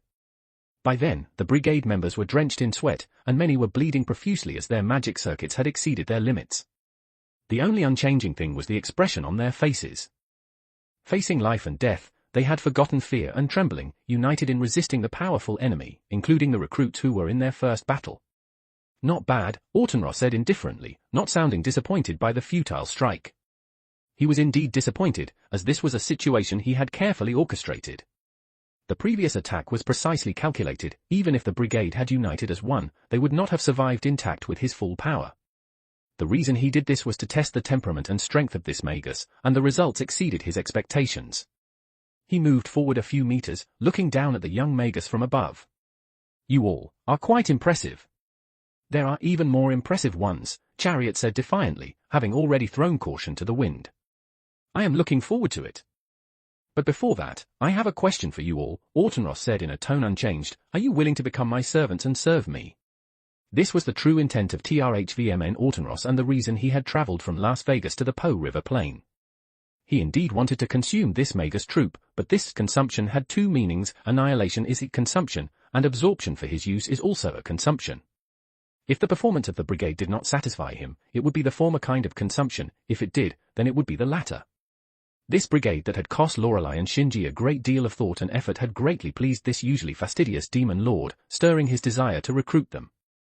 In response, Chiriccio uttered an interjection: P2E. How dare you? Whitefeather's rebuke was once again stopped by Autenros. What a pity, I had thought you were a commander who cared for his subordinates. It seems I was mistaken. No, you weren't wrong. Chariot shook his head. It's just that compared to becoming dead apostles, true death is the real way to care for them. Do your subordinates also think the same way? The pure white pillar still obscured the figure of the white-winged lord, but every brigade member present felt the oppressive gaze behind the pillar. Those willing to be used by me, step forward, and I shall grant them the honor of becoming my direct offspring. Not a single Magus moved, and a few of the bolder ones even made the same P2E gesture as Chariot. Are they spitting or something? LOL. As Laureli's direct subordinate, the Magus brigade born to hunt the dead apostles could be defeated, and could die, but they could never betray humanity and become dead apostles. Bartholomeo's obstinacy is as unyielding as ever. TRHVMN Autenros' voice grew cold, but no matter what you think, you will eventually become my brethren, to be used by me. Chapter 286, Chapter 286, Rearguard. 1228 words. Dead apostles possess a truly buggy ability, and that is the power to develop offspring through blood drinking. In some vampire literature, this act is referred to as the embrace intimate. The essence of the embrace is a fluid exchange. Don't get the wrong idea, it has nothing to do with mana replenishment. Even if you tried that method you wouldn't become a vampire. The specific process involves acquiring the other's blood and injecting it into oneself, thereby transforming the other into one's thrall. Yes, thrall, a true thrall. Because the other's body now contains vampire blood, they are under the vampire's control. The vampire can command the thrall just as they would their kin, and the thrall is incapable of disobeying such commands. TRHVMN Autenros intends to use this method to subsume the Shalon Canticle Brigade under his command. Father, I have lost a number of my kin this time. I humbly request your permission to use this opportunity to replenish my ranks, Whitefeather asked. Very well, I had the same intention, Autenros generously agreed. Of the 32 Magus before him, he did not plan to turn all of them into his direct offspring. The embrace act of injecting one's blood into another dilutes the dead apostles' power. Turning 32 thralls at once, even for an ancient ancestor like Autenros, would be a bit too much to handle. Therefore, he only plans to perform the embrace on a few of the most promising candidates, leaving the rest to Whitefeather and his lower-ranking kin. Faced with the dead apostles' arrogant and haughty behavior, and the impending ultimate insult to human existence, the entire Shalon Canticle Brigade was filled with immense rage. If not for the officers holding them back, they would have charged at the dead apostles most violently. The officers did this not because they had changed their minds, but because the gap in power between the two sides was simply too great, so great that even attempting suicide would not be an easy task. Recklessly attacking would not only fail to harm the enemy but allow them to take advantage. Chariot waits. Judgment waits. King, Pope, and Hermit also wait. Waiting for an opportunity to attack at the cost of one's life, waiting for an opportunity for self-destruction. This was the last insurance prepared at the beginning of the creation of the Shalon Canticle Brigade, and it is also the core concept of the brigade: either succeed or die with honor. Facing such a unit, the dead apostles' minions lost their enthusiasm for persuasion through words. An aura of terror that even the Magus had never encountered before enveloped everyone, like the natural dominance of a king at the top of the food chain over its prey, impossible to resist, impossible to withstand. Under this terrifying pressure, the source of the imposing aura, the ancient king of dead apostles, stirred. Blood sprayed, chilling screams and wails pierced the still of the night. Unexpectedly, the screams did not come from the self-sacrificing brigade, but from behind Autenros. The once arrogant and domineering Whitefeather dead apostles were now laid in pools of blood. Before Autenros could launch his attack, his subordinates had already been struck down, with wounds in the same location, the waist.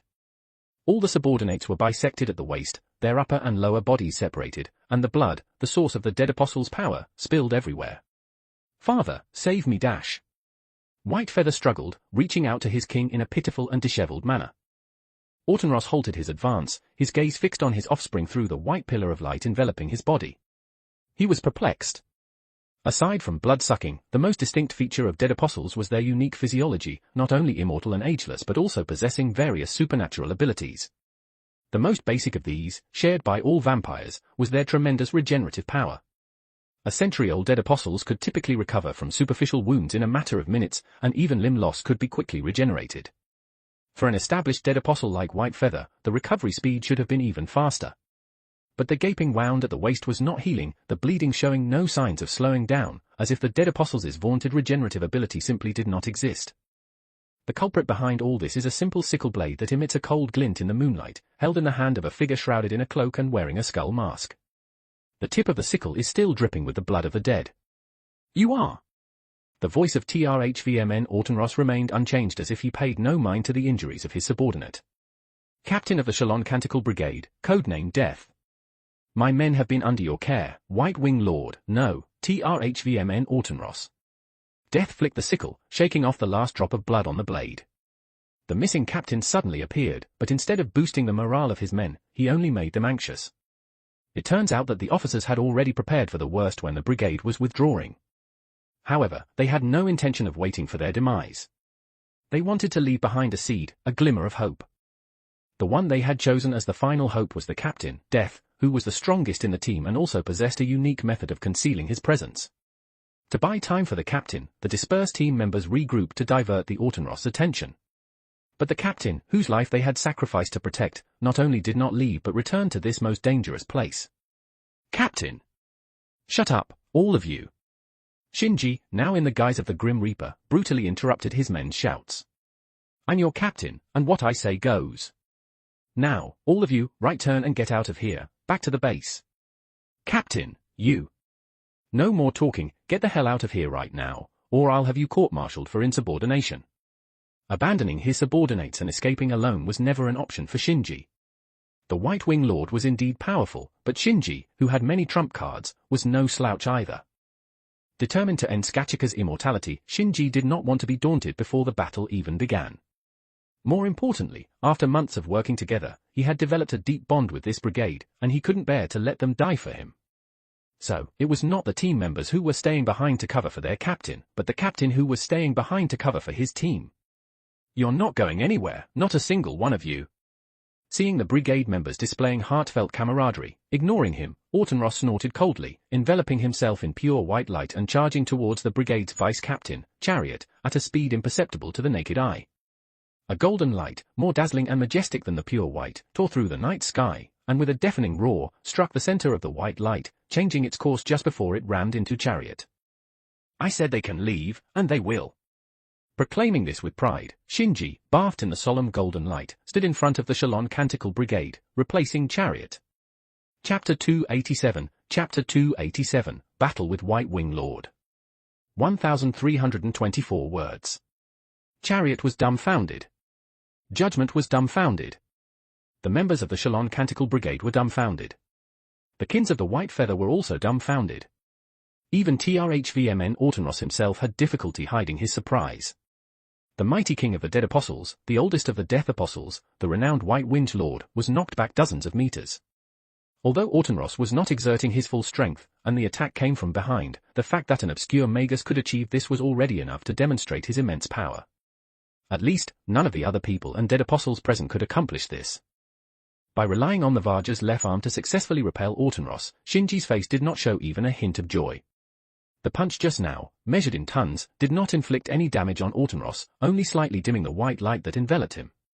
The King of the Dead Apostles is indeed the King of the Dead Apostles, his strength is extraordinary, Shinji inwardly praised, while shouting at his dazed subordinates.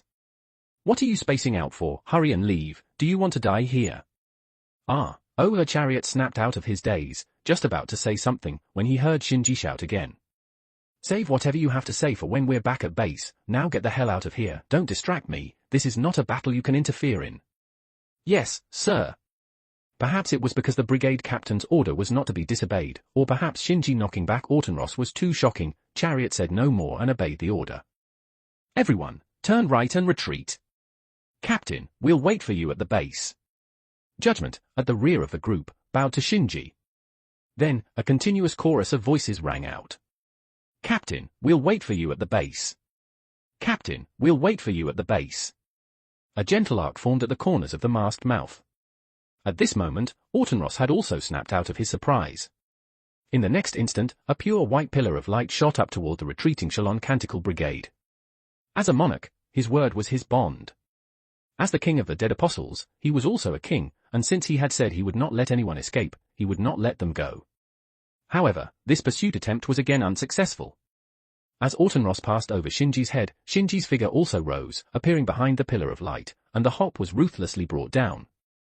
But this time Autenros was well prepared. The sickle did not injure him, but the immense force transmitted through the sickle made him unable to maintain his balance in the air, and he swayed as the light particles scattered and he landed.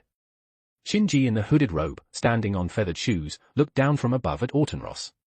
"Flying is not only your privilege." The twice interrupted Autenros glanced at Shinji, who exuded a remarkable presence. Although his expression could not be seen, Shinji could feel that his attitude had changed. The casual relaxation and mockery had disappeared, replaced by seriousness. This proud king of the Death Apostles had finally begun to take him, who hid his true face like him, seriously. Shinji was different from the others. He was strong, and if he could not be resolved, the pursuit could not be carried out. No, compared to the fleeing Magus, this person's value was higher. As long as he could be converted into a subordinate, it would be well worth the effort. In midair, Shinji was anxious that Autenros would not give up the chase. As soon as he had neutralized the force of the counterattack, he rushed towards Autenros on the ground, scythe-armed. At the same time, Autenros rose into the air, charging at Shinji with even greater momentum. Golden and white, heaven and earth, they collided violently. In an instant, the ground trembled. The pure white radiance slid back dozens of meters. The golden figure, on the other hand, was thrown into the buildings by the roadside, smashing through several walls. Shinji, lying in the rubble, supported himself on his elbow, not letting himself fall, coughing up blood streaks from his throat, but still wearing a faint smile. This collision had confirmed one thing for Shinji: Autenros' physical attributes could rival Saber Artoria, surpassing Shinji, but the gap was not overwhelmingly crushing. This fight was winnable. Filled with renewed confidence, Shinji suddenly pushed off the ground with his elbow. At the same time, the white radiance returned, rushing toward the Buddha Radiant with even greater ferocity. Delayed slightly, Autenros' sharp edge directly. His feathered shoes opened their wings and glided along the ground in an arc, evading the latter's direct strike. Autenros, with over 1,000 years of experience, had easily anticipated Shinji's response. The pure white radiance split in two, one continuing forward but gradually losing momentum, the other folding in the air like a hunting wolf, tightly biting at Shinji from behind. No matter how Shinji evaded, he could not shake off the radiance's pursuit. What's more troubling was that the radiance enveloping Autenros' main body had stopped, and was now attacking Shinji from the other side. Formidable, the oldest of the Death Apostles is indeed no empty reputation, both in combat experience and physical attributes, they are terrifyingly strong. Although at a disadvantage, Shinji still held Autenros in high regard, which was the attitude of a true warrior. It also meant that the hot-blooded spirit of a man, the fighting will of a warrior, was surging within Shinji. "Come on, TRHVMN Autenros, let me see just how strong you truly are." As if answering the rising battle intent, a thunderous roar pierced the still night sky. Alongside the thunder came a golden lightning strike emanating from the same source as the Buddha's radiant, the noble phantasm Indra's thunder. Indra, also known as Sakra, is not only the king of the gods in Hindu mythology but also a protector deity in Buddhism, tasked with subjugating demons and evil spirits. Thus, the mystic armament manifesting Indra's thunderbolt naturally inherits these same properties.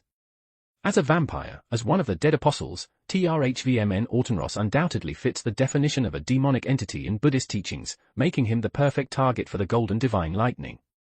The golden serpent danced, the thunderbolt surged, the celestial might resounding through the sky, shaking the very atmosphere. The intersecting golden lightning spread out at nearly the speed of light, weaving an electric net spanning 10 meters in an instant. No, this was no longer a planar lightning net, but a divine cage, a prison to subdue the demonic. Within this cage, the white light that had split off from Autenros to pursue Shinji was torn to shreds by the oncoming golden noble phantasm. The main body of Autenros, in turn, was also blocked by the lightning column, unable to approach. Though it's unknown what method he used to defend against the divine thunder that holds such a great advantage over the demonic entity, that was the extent of his resistance. As time passed, more and more particles of light scattered from the column, gradually revealing the true form of this king of the dead apostles. The most wretched fate befell those dead apostles on the fringes of the battlefield, those torn in two by Shinji's scythe.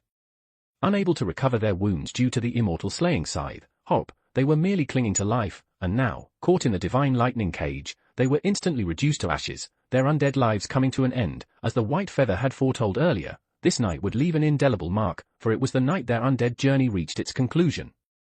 Hearing the anguished cries of his underlings, the proud White-Wing Lord was roused to true wrath. "How dare you?" Chapter 288, Fierce Battle Against the White-Wing Lord. 1249 words. "How dare you?" Amid the roar, the column of white light dissipated, finally giving Shinji the chance to witness the true appearance of the King of the Dead Apostles. Those who see Autumnross for the first time would not think he is a dead apostle, but rather an angel. Yes, an angel, as absurd as it may sound, this is the first impression White-Wing Lord Otrhvmn Autumnrossa gives Shinji. Golden hair, fair skin. Not the sickly pallor of common dead apostles, but a complexion as smooth and creamy as milk, that makes envy of countless women. A physique more perfect than Michelangelo's David, a face without a single flaw, exuding an aura of transcendence beyond the mortal realm. Most striking is the pure white wings radiating a holy glow, identical to the angels of myth and legend, the very origin of his title, White-Wing Lord. If he were to walk among humans in such a form, he would surely inspire worship and veneration from many. But Shinji would not be among them. Regarding Autumnross' angelic appearance, Shinji's mind is filled only with endless mockery. That saying is proven true, not everything with wings is an angel, some might just be a birdman. And this guy is not only a birdman but a dead apostle birdman. The extremes do meet, don't they? And this guy is just way too handsome. I know the true ancestors are all incredibly good-looking, regardless of gender, but does the oldest dead apostle have to be this gorgeous too? Is he a magus who transformed himself, not a servant chosen by the true ancestors? Shinji would never admit he's jealous of the other's superior looks. While Shinji himself is quite the handsome fellow, compared to Autumnross the difference is like that between a world beauty pageant winner and the other school beauty pageant, one in the heavens, the other on earth. Driven by these emotions, though only slightly, Shinji felt he couldn't afford to appear weak. The divine lightning cage, its magic depleted, began to fade, and the golden artifact that had scattered the white radiance fell apart into spirit particles. The rumbling thunder grew silent, replaced by a grating, mocking laughter. "I dare? What is there that I don't dare? Dead apostle scum who drink human blood, using humans as prey, why can't we humans hunt down these dead apostles? Do you think your dead apostles are superior? Ridiculous! The era of the gods has long since ended, the age of the fairies has passed, and now is the age of mankind. A group of parasites who rely on humans, hiding in dark corners out of the light. I don't know where this sense of superiority comes from. HMPH, vampire, no, vampire king, I spit on you.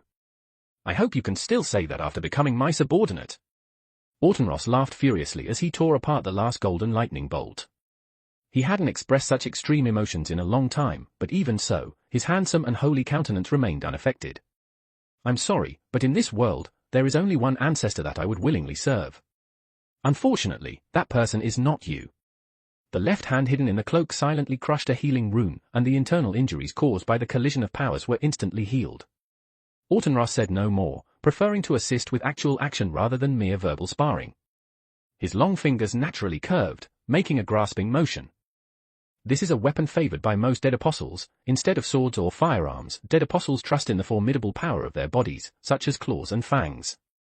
As the king of dead apostles, the vampire among vampires, Autumnross believed that dead apostles did not need to rely on special transcendent abilities and that the strength of being a dead apostle species was sufficient. He had used his claws to tear apart countless enemies, and the terrifying power contained in those hands that no pianist could match was not to be underestimated, for those who dared would be dead. With a casual pull of the curved fingers, violent ripples suddenly appeared in the air. The extension of the finger's trajectory seemed to be like 5 invisible blades cutting through the air, ready to split the human who dared to offend the majesty of the king of dead apostles from top to bottom. Knowing full well that he was physically inferior to his opponent, Shinji naturally would not be foolish enough to meet force with force. He instinctively enacted his evasive steps, disappearing like a wisp of blue smoke from the range of the invisible slashing attack. The 5 invisible blades struck the ground, leaving 5 clear furrows. The first attack was missed. However, Autumnross has more than one hand. As Shinji dodged the first claw, the second claw immediately swung out. This time it was a horizontal slash. The invisible strike directly blocked the horizontal evasion space. The moment Autenros unleashed the second claw, Shinji knew he couldn't dodge it. The hop, taller than his height, thrust straight into the ground, like a flag. Shinji's Vajra's left arm empowered by the Sarira advanced, forming a sturdy defense line together with the hop. Skachik had once taught Shinji that no matter how cautious one is, it is never too much when one has not yet grasped the depth of the opponent's abilities, except for one's trump card. Therefore, Shinji took up the most complete defensive stance he could muster at the moment. The 5 slashes derived from the second claw arrived as expected. The sound of the invisible blades colliding with the long handle of the sickle was more crisp and loud than the clash of real swords. The power carried by the slashes was more fierce than that of tangible blades. Of course, the swords here were ordinary, not divine weapons like the harp. The sharpest part of the invisible slashes was blocked by the handle of the sickle, and the fragmented slashes cut through Shinji's clothes but did not penetrate the skin protected by the Sarira. The second claw was defended against. However, the first 2 attacks were merely greetings for Autenros, the real attack had just begun. This oldest of the dead apostles spread the pure white wings on his back and swooped forward. In the blink of an eye, he had arrived above Shinji's head. Shinji, who had just blocked the invisible slashes, pulled up the sickle, slanting his hand to deflect it towards Autenros' chest. The latter was well prepared, one hand turning outward, the other twisting inward, with graceful movements, a dangerous beautiful strike. The outward-turning hand precisely struck the joint of the sickle's blade, while the elbow that twisted inward simultaneously struck and pushed away Shinji's attempt to parry with his right hand. Immediately, the elbow extended and fiercely grappled Shinji's arm, swinging him around like a warrior rather than a magus, and slamming him away. Autenros did not give Shinji a chance to catch his breath, repeating the same tactic, the white robe and white wings surging forward, unrelenting. In another blink of an eye, a claw struck Shinji's left arm, pushing him dozens of meters away. To the world, it was the speed of a split second, but for the 2 of them, it was a long enough time to determine the course of the battle. The third split second was approaching. Chapter 289, Chapter 289, Stalling for Time. 1234 words. The king of the dead apostles, who resembled an angel, loomed above, like a divine judge of reckoning, soaring through the sky like a mighty eagle. With an unmatched presence, he descended decisively, inspiring dread in all who beheld him. If this situation continued, even if Shinji could withstand the 3rd or 4th claw, he would ultimately be defeated. This was because, with each attack, Autenros might grow stronger, while Shinji, under assault, had his strength diminished and his body gradually damaged. Though the injuries were light, the cumulative effect could not be ignored. Shinji's power was weaker than Autenros, to begin with, so he could only prevail through meticulous calculation. Facing this crisis, Shinji hesitated no longer. In a battle against the mightiest in the world, holding anything back was tantamount to forfeiting his life. By the power of my command seal, I order, strengthening of the body. The dormant crimson markings on Shinji's right arm, extending to his shoulder, were ignited. The seal closest to his wrist glowed with a scarlet light even more vivid than blood. Though this light was not intense, the power it unleashed was no less than the Buddha's aura enveloping his entire body. This was the quintessence of the Matou family's magecraft, the greatest achievement of the Magus Markiri Zoljan, the command seals, creations of the Holy Grail system capable of feats exceeding the limits of magecraft. Though few in number and irreplaceable, they possessed the potential to turn the tides of battle. Shinji had once used them to stabilize Justice's wavering spiritual foundation, and now he would wield them against this invading raid boss.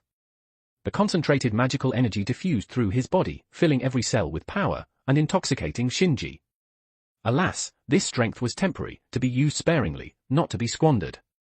The grey cloak billowed without wind, the surging magical energy creating a small tempest. No longer on the defensive, Shinji would meet the mighty dead Apostle King head-on, empowered by the command seal. Raging wind swirled as Autenros descended against the wind, and Shinji rose with the wind. The Vajra's left arm against the sharp claws of the King of the Dead Apostles.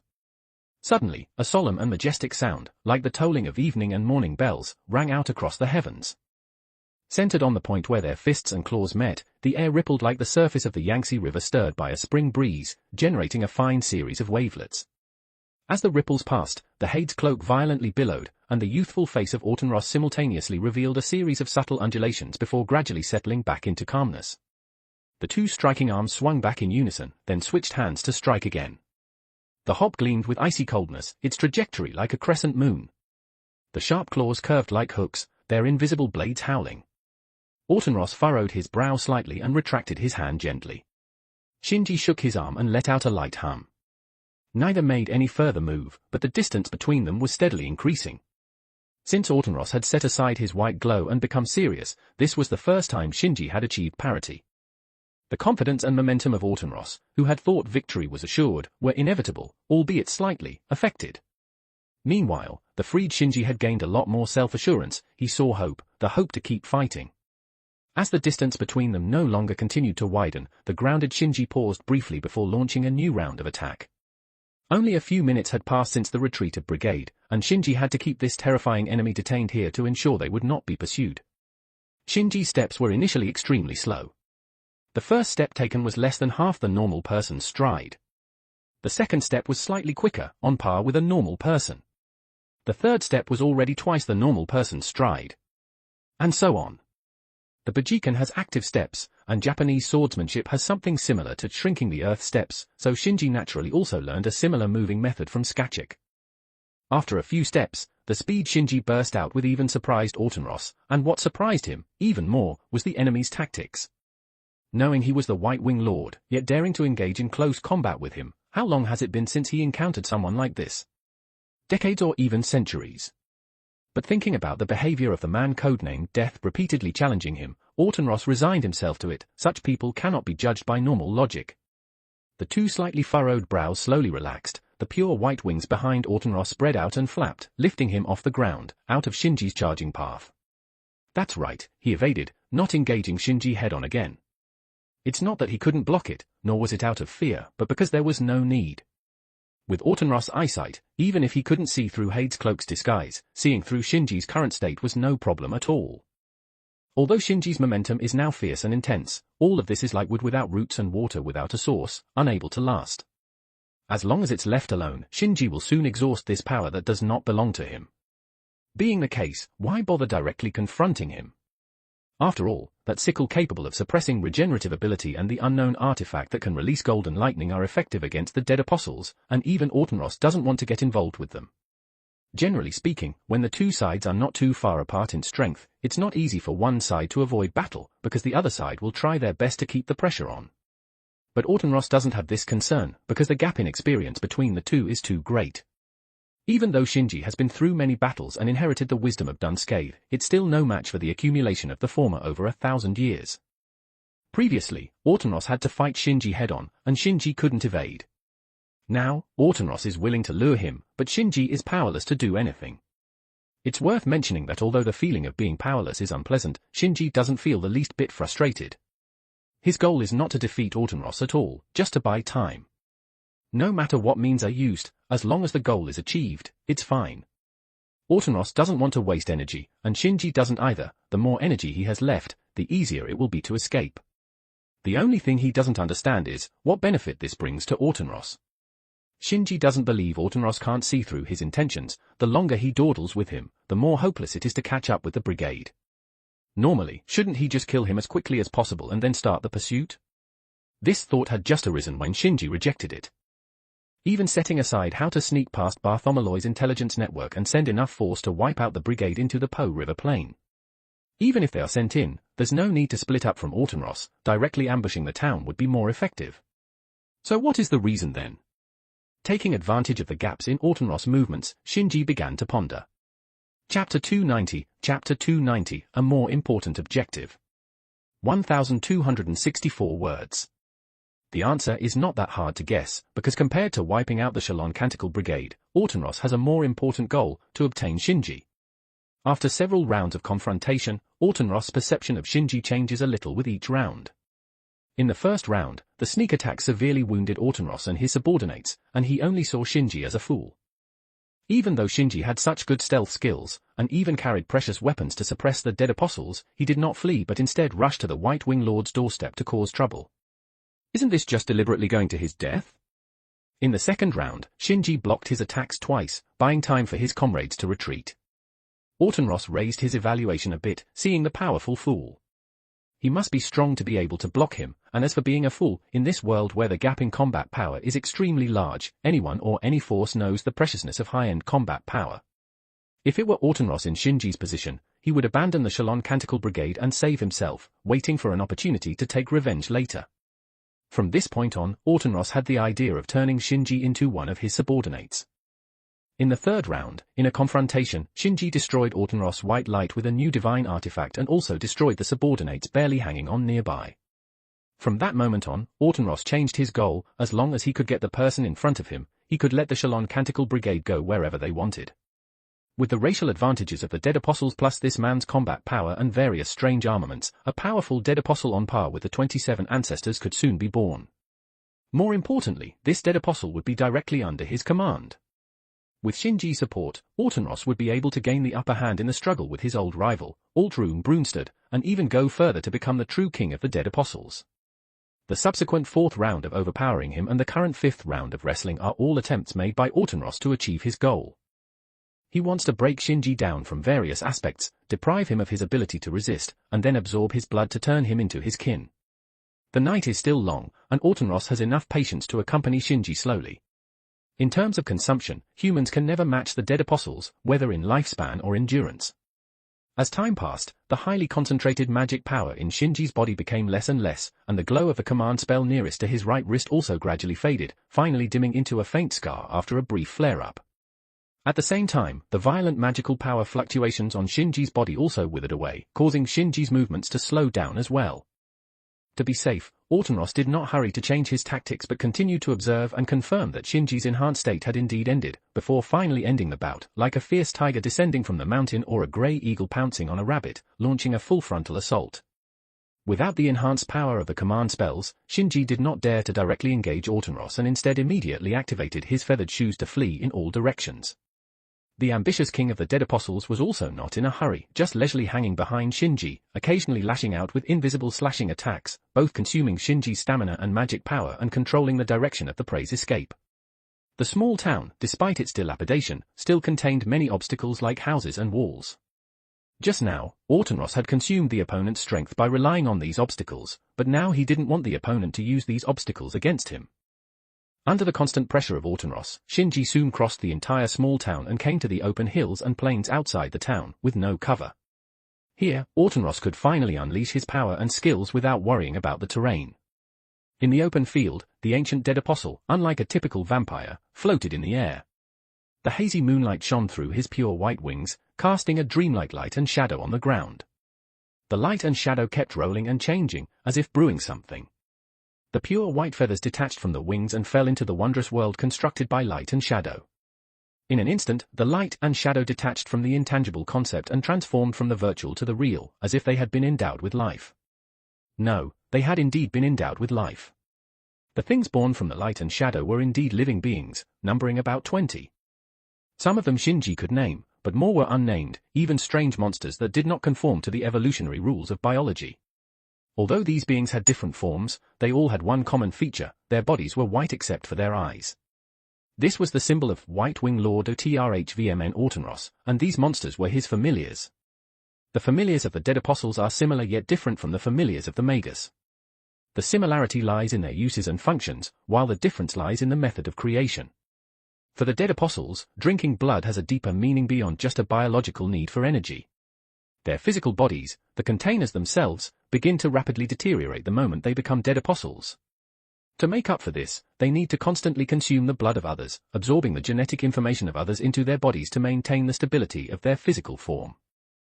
For some Dead Apostles who have lived for a very long time, ordinary human genetic factors are no longer very suitable for repairing their physical bodies. Because the fundamental capabilities of human animalism are quite poor, absorbing the essence of beasts, demons, and phantasmal beasts is more efficient for repairing physical bodies. For the Dead Apostles who have absorbed beasts, if necessary, the beasts can be restored to their original form, just like now, where Autenros is restoring a group of familiars using a single feather and his power. Go, accompanied the master's order, familiars scattered. One wolf-type familiar appeared within Shinji's line of sight, and he fired a silver bullet, killing it. But not long after, Shinji detected the presence of another bird-type familiar and also realized Autenros' intention. This king of Dead Apostles considers himself the most important prey. This discovery filled Shinji with mixed feelings. The good news is that since he has been made the prey, Shalon Canticle Brigade is likely safe. The bad news is that escaping has become much more difficult. If no familiars were roaming around, Shinji could just find an empty place, rely on the invisibility of Hade's cloak, and evade Autenros' search. but now it's not possible. No matter how skilled the invisibility, it's impossible to instantly erase all traces, and with the familiars watching, Autenros can easily detect Shinji's presence. Don't forget, these familiars are separated from Autenros' body, and while their combat power may not be strong, they are of one mind with their master, equivalent to his eyes and limbs. A way must be found to get rid of these annoying eyes, but not now, at least not for another 2 hours. Shinji looked back at the conspicuous white light source in the darkness and continued to flee westward. Chapter 291, Chapter 291, Battle Shift. 973 words. Working by day and resting by night is the routine for most people, but there are those who, due to the nature of their work or the lure of high rewards, have their schedules flipped. Bill belongs to the latter group. He's a driver, simply a driver, nothing more, who owns a pickup truck with a load capacity of over 10 tons. He travels between various towns on the Po River Plain, doing what is commonly known as transport work. In a developed country like Italy, labor costs are high. In a tough industry like transport, even without overloading, smuggling, or working around the clock, a single trip can yield substantial profits, making it a genuine middle-class occupation. This time, Bill is working overtime and driving a night shift mainly because he's about to get married. He plans to take his new wife on a half-year trip around the world after the wedding, so he needs to save up in advance. The rate for urgent transport is often 3 times or more than the normal rate. As Bill listened to his favorite music and kept an eye on the road ahead, he thought happily, 1 more trip, then 2 more, and it should be enough. Making enough in a month to travel for a year, I admire myself. Who says we Italians are lazy and unreliable? We can be dependable when it counts. Driving at night can be tiring, so experienced drivers have their methods to stay alert and focused. Bill, being somewhat well-known in the industry, is no exception. After a bit of self-entertainment with complaints, Bill felt much better, at least enough to avoid needing a break to relieve fatigue. Just then, he suddenly saw a black shadow at the edge of his vision, appearing to be a person. Bill was instantly alert. Large trucks, due to their mass, have a much longer braking distance than cars, so drivers are particularly mindful of the road conditions ahead to respond appropriately. Though he couldn't be sure if he was seeing things, Bill decided to brake just in case. If it wasn't a person, it would only cost a bit of time and provide a chance to rest. If it was a person, he could offer help. Those who travel for transport often help others in need on the road, hoping for the same in return if they ever encounter difficulties. The sound of the large, thick tires rubbing against the pavement was especially eerie in the night. The brake nozzle sprayed streams of water to cool the brake pads, creating a fine mist. With over 5 years of driving experience, Bill estimated the braking distance accurately, stopping the truck right beside the shadow. Bill rolled down the window, ready to call out. Suddenly, he found a person, no, a skull mask, right next to the open window. "Arf!" Bill screamed. "Shut up," the hoarse, dry voice snapped from behind the mask, adding an even more chilling atmosphere. "Why yes, I'll shut up," Bill replied in Italian, not realizing the other had spoken in English. "Do you need anything?" Money or, though Bill had never encountered such a situation before, he had heard from industry veterans that long-distance transport sometimes involved highway robbers. The advice was to comply and give money, as the robbers usually wouldn't harm you if you cooperated. The ghostly light in the mask's eye sockets flickered, making Bill even more uneasy. "Do you have water?" "What?" Bill thought he misheard. "Do you have water?" "Coffee would be better." "Yes, yes." Running night shifts requires good logistical support. Bill's backpack was fully stocked with food and drinks. Hearing the masked person's request, he immediately took out 2 cans of coffee and a sausage. The masked person took the coffee and sausage, tossing a 20-pound note into the truck. Without waiting for Bill to say anything, they disappeared into thin air. Bill stared blankly at the note on the dashboard. Seems like it's British pounds. Not a robber. A few miles west of the highway where Bill was, the demon Bill spoke of quickly devoured a few mouthfuls of sausage and haphazardly gulped down 2 sips of coffee. Casually tossing the aluminum can, it traced a high arc and perfectly hit a wandering white beast nearby. The beast let out a whimper and fled at top speed. Patting its chest, the demoner that consumed human food exhaled a hot breath and muttered to itself, "Saved." Before the last word was fully spoken, the demon, having just relaxed for a few minutes, instantly tensed up. In the next second, a massive whooshing sound came from behind, akin to the whistle of a shell being fired or the air blast caused by a heavy object landing. The demon hastily turned around and raised a black and gold shield. As soon as the shield materialized, a terrifying air blast swept over, far exceeding meteorological levels, directly blowing the demon away. A white figure, starkly contrasting with the demon, pierced through the gaps in the air blast, charging at the demon with an unexpectedly powerful stance, as if aiming to completely evolve. The demon braced the shield with both hands, and a burst of magic mixed with solemn Buddhist light erupted, not only dispersing the strong force pushing him back but also propelling the shield, which had withstood countless attacks unscathed, to counterattack the pursuing angel. Thunder roared, and golden lightning extended from the tail of a golden artifact to its tip, descending with greater force than the shield throw, attacking from above while the shield struck from below. At the same time, the demon pulled out a long-handled scythe from somewhere, transforming into a flash too fast for the naked eye to see. Being full and satisfied is not only suitable for thoughts and desires but also combat. Chapter 292, Chapter 292, Fierce Battle. 1093 words. The momentum of Autenros suddenly halted bizarrely, just in time for the golden lightning descending from the sky to graze past him. With the millennia of accumulation by this king of dead apostles, even though the artifact of the Buddhist guardian deity did have a certain restraining effect on him, as long as it wasn't a direct hit, it wouldn't have much impact. Avoiding a direct hit by the Indra's thunder, the white-clad, white-winged, ever-dustless vampire raised his left hand, swatting away the incoming shield. Simultaneously, he extended his right hand to press down on the handle of the scythe, preventing it from advancing further, and then swept a whip kick towards Shinji's chest. When Shinji's hope was effortlessly pushed and withdrawn, Autenros realized that this cunning magus had played a trick. However, considering the significant gap in experience and strength between them, he didn't believe that Shinji, who favored more attacks than defense, could set a trap that would cause him considerable harm. Thus, his whip kick swept out without any hesitation. Shinji released the scythe and raised his elbows to block the powerful kick. In an instant, centered at Autenros, Shinji was spun a full circle by the force of the kick before being flung outwards by centrifugal force. It seemed like Autenros had the upper hand. However, as soon as his feet touched the ground, Shinji, who had stealthily put on feathered shoes during the spin, returned. With his hands clasped together, a burst of Buddhist light appeared in his palms. Autenros, with eyesight far surpassing that of humans, immediately felt the dazzling light sting his eyes, making it impossible to look directly. Shinji, with his hands poised to strike, didn't rush to attack. Advancing step by step, the blinding Buddhist light gradually concentrated, becoming almost tangible. Although these changes seemed complex, they occurred in the brief moments of Shinji's advance and retreat.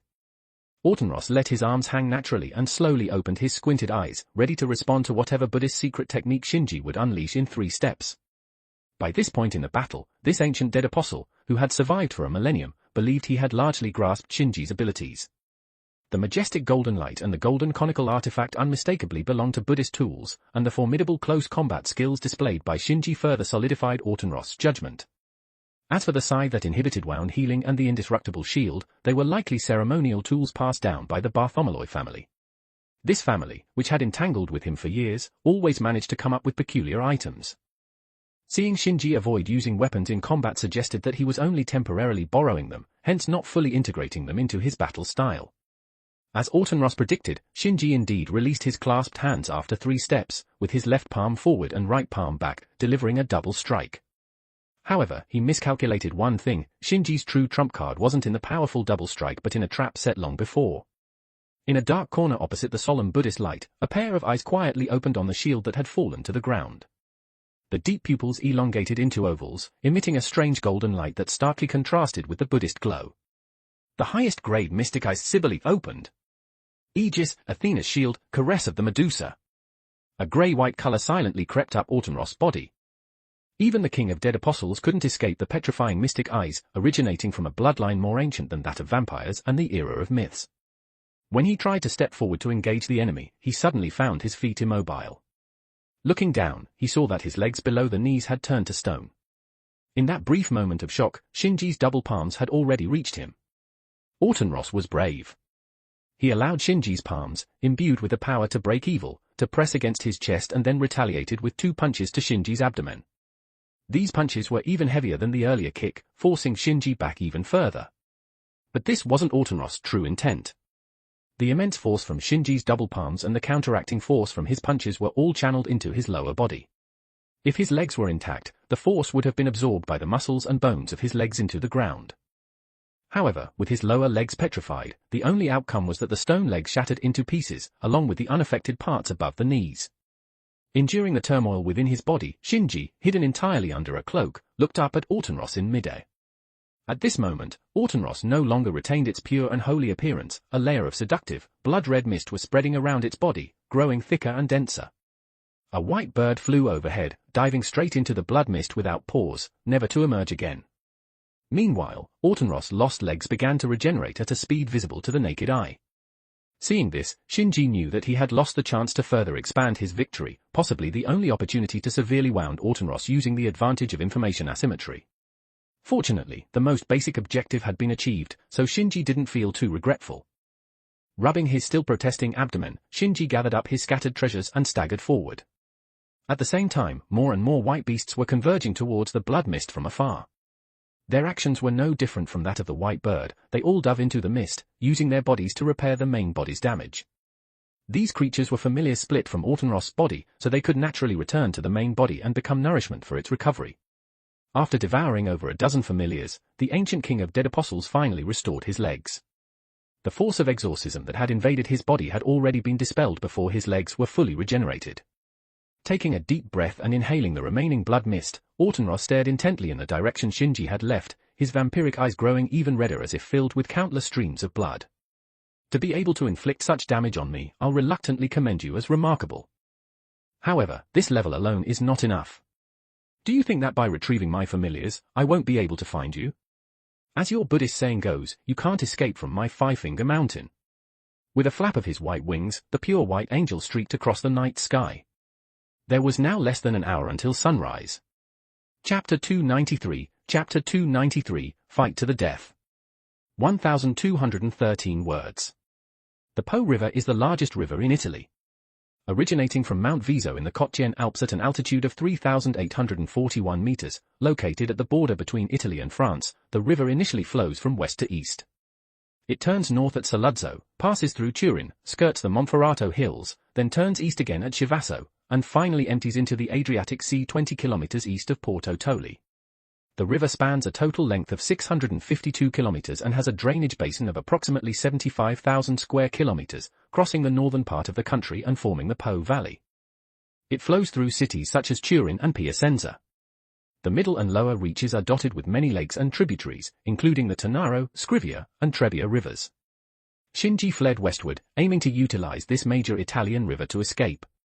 The small town where the Night of Wallachia occurred is located near a minor water network east of the main stem of the Po River. Since dead apostles are the origin of vampire legends, many characteristics from those legends hold. They drink human blood, of servants, fear sunlight, can be repelled by baptismal rites, and cannot, merely with their physical bodies, cross running water. Rivers, streams, and seas are insurmountable barriers for them. To Shinji's knowledge, the only one who overcame this limitation was Samaya, a member of the 27 ancestors, known as the Water Demon. As long as Shinji could enter the Po River, he would be safe. The river's waters would wash away traces of human activity, and the dead apostle's weakness to running water would prevent Autumnross' pursuit. This was Shinji's plan, and he acted on it. Understandably, when he heard the sound of rushing water and saw the shimmering river under the moonlight, his heart filled with joy. However, before the joy of imminent escape could reach his face, his wounded and exhausted body tensed once more. The king of the dead apostles, clad in white with immaculate white wings, stood on the river bank. His expression was calm as if he was merely enjoying the scene. Seeing Shinji approach, he greeted him leisurely. "You're here, though a bit later than I expected." "My apologies for the disappointment," Shinji replied, using this precious time to adjust his condition. After such a prolonged battle, Shinji fully understood the formidable regenerative abilities of the dead apostle king.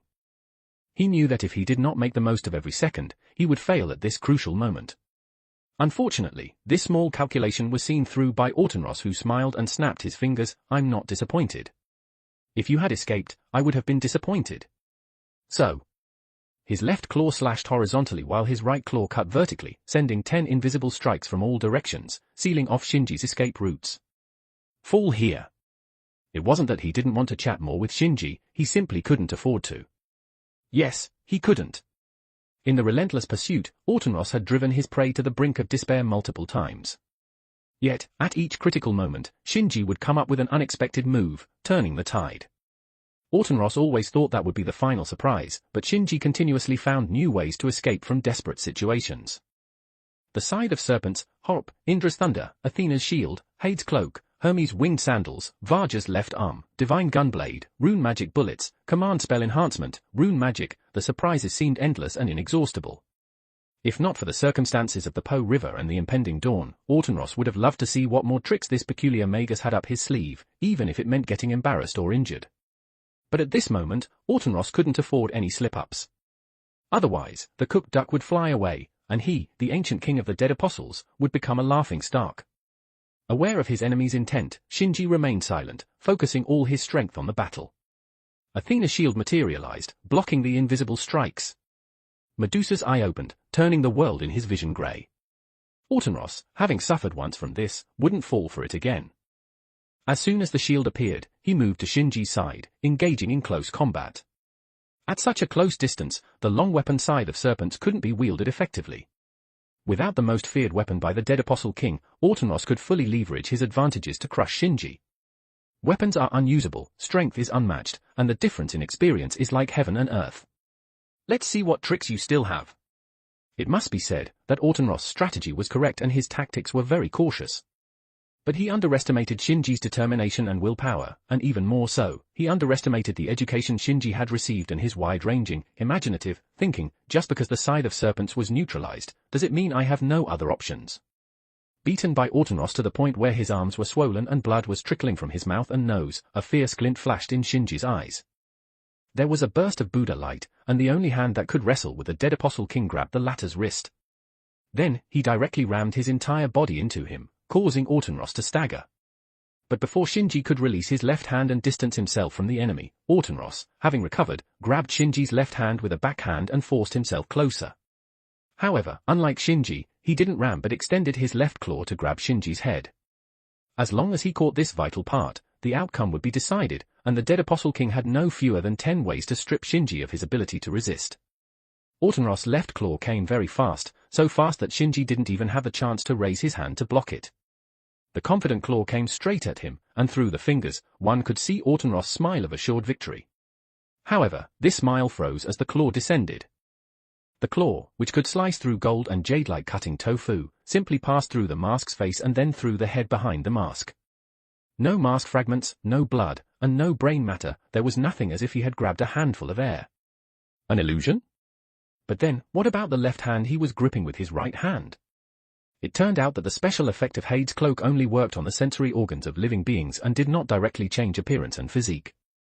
Shinji's disguised height was a common 180 centimeters for Westerners, but his actual height was less than 150 centimeters. Grabbing at the head based on the disguised height naturally missed because it was too high.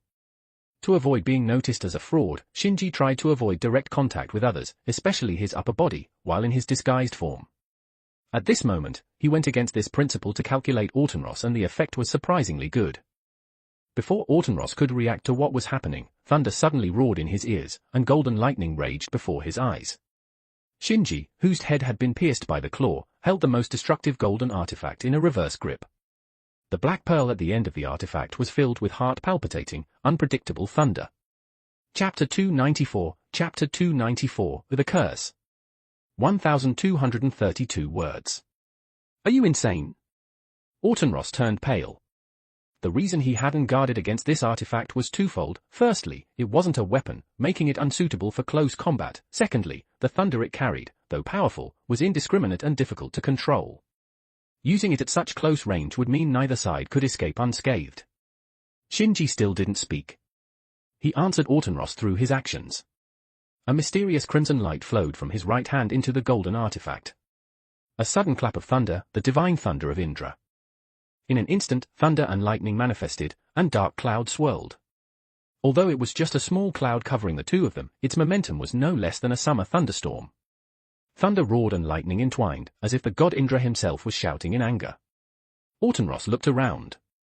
Bolts of lightning sliced through the clouds like golden snakes slithering through the sky. Even a mere graze from one of them caused him a sharp pain. This was the maximum output of the B+ rank noble phantasm, Indra's thunder, a level of destructive power modern magecraft could hardly reach. Faced with such a terrifying attack, even the powerful king of dead apostles felt a tremendous threat, a mix of shock and anger. Do you want to perish together with me? Perish together? Behind his cracked mask, Shinji revealed a disdainful smirk. Impossible. If he truly intended that, he would have done it long ago. Why wait until now? Since he dared to do this, he naturally had the confidence to survive the heavenly thunder. Shinji's confidence came from the command seals. These miraculous crystallizations of magical power could not only strengthen the body but also achieve self-healing, and even spatial transfer miracles that only magic could accomplish. Of course, the latter could only be borne by spiritual bodies like servants and not humans, otherwise, he wouldn't be in such a dire state. This time, Shinji used 2 strokes of his command seals. The first was to forcibly activate Indra's thunder when magic power was insufficient. The second was to enhance Indra's thunder's power and focus all the lightning on Autenros. The reason he held Autenros so closely was to prevent him from escaping. The command seal's enhancement was ultimately not causality reversal and lacked hit certainty. If Autenros managed to escape, all his painstaking calculations would be in vain, and Shinji wouldn't have time to cry over it. In the black cloud, the golden snakes grew more numerous and thicker, like a reservoir about to release its floodwaters. Feeling an escalating sense of crisis, Autenros abandoned his original plan to strip Shinji of his ability to resist and turn him into a servant. Concerned for his own life, he unleashed the power accumulated over a millennium in an instant. The Vajra's left arm enhanced by the relic could no longer suppress the right hand of Autenros, who broke free. At the same time, Autenros' free left hand and legs launched a series of attacks. While the left hand attacking Shinji's head and shoulders missed as usual, the kicks landed on his body. The faint sound of cracking bones did not escape Autenros' ears. The King of Dead Apostles, invigorated, delivered another kick, sending Shinji flying like a kite with a broken string, crashing heavily to the ground dozens of meters away. Autenros did too. To escape the terrifying divine thunder, the ancient Dead Apostle King used all his strength. The recoil from kicking Shinji, the flapping of his wings, and his special movement techniques made his speed even faster than Shinji's, almost reaching his limit. However, this did not resolve the Dead Apostle King's crisis. To his astonishment, the black cloud brewing the divine thunder suddenly expanded and engulfed him again, such was the marvelous effect of the command seal's enhancement. Before the Dead Apostle King could make another move, the crisis descended. Golden thunder poured down like a waterfall, falling from the sky to the earth, or perhaps ascending from the earth to the sky. The lightning utterly ravaged the land, unleashing its terrifying destructive power on everything it touched. This force was so overwhelming that even heroes revered by later generations would struggle to survive such an attack. The final boss that heroes had to face, the White Wing Lord, could not either. The pure white attire, whose material was unknown, turned to ashes under the thunderous attack. The body, as perfect as Michelangelo's David, was now blackened and mottled, oozing foul liquid and vapors. The angelic wings had lost their sanctity and splendor, leaving only bare branches behind. He could no longer be called the White Wing Lord, a more fitting name would be Bald-Winged Lord or Roasted-Winged Lord, though this was just a jest and did not change the fact that TRHVMN Autenros had endured the divine punishment of thunder. It should be over now, right? This must have been the last counterattack from that troublesome Magus. Thinking this, the King of Dead Apostles looked in the direction where Shinji had been sent flying. In the extended line of his sight, there was only a dirt pit about 1 meter in radius, and nothing else. Damn, the Magus had escaped. The King of Dead Apostles, whose emotions had not yet settled, felt even more frustrated. Ignoring his severely damaged body, he walked to the edge of the dirt pit that seemed to have been left by Shinji, grabbed a handful of soil, and sniffed it at his nose. He then looked up at the ever-flowing Po River not far away and let out a heavy snort. Do you think hiding in the river and evaporating the bloodstains will let you escape? You have truly underestimated me, TRHVMN Autenros. Without any visible action from him, a mist darker than the night itself suddenly emerged at the edge of the pit destroyed by Shinji's fire magecraft.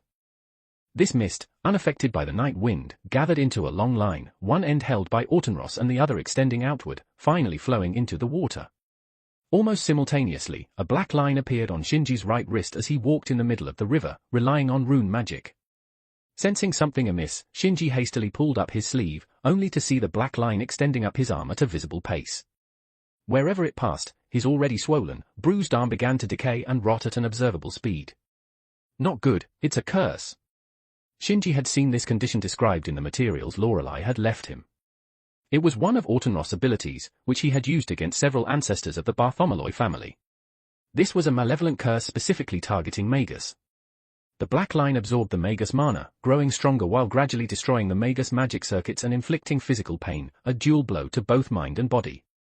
In the mere seconds it took to inspect the curse, Shinji could already feel his mana spiraling out of control.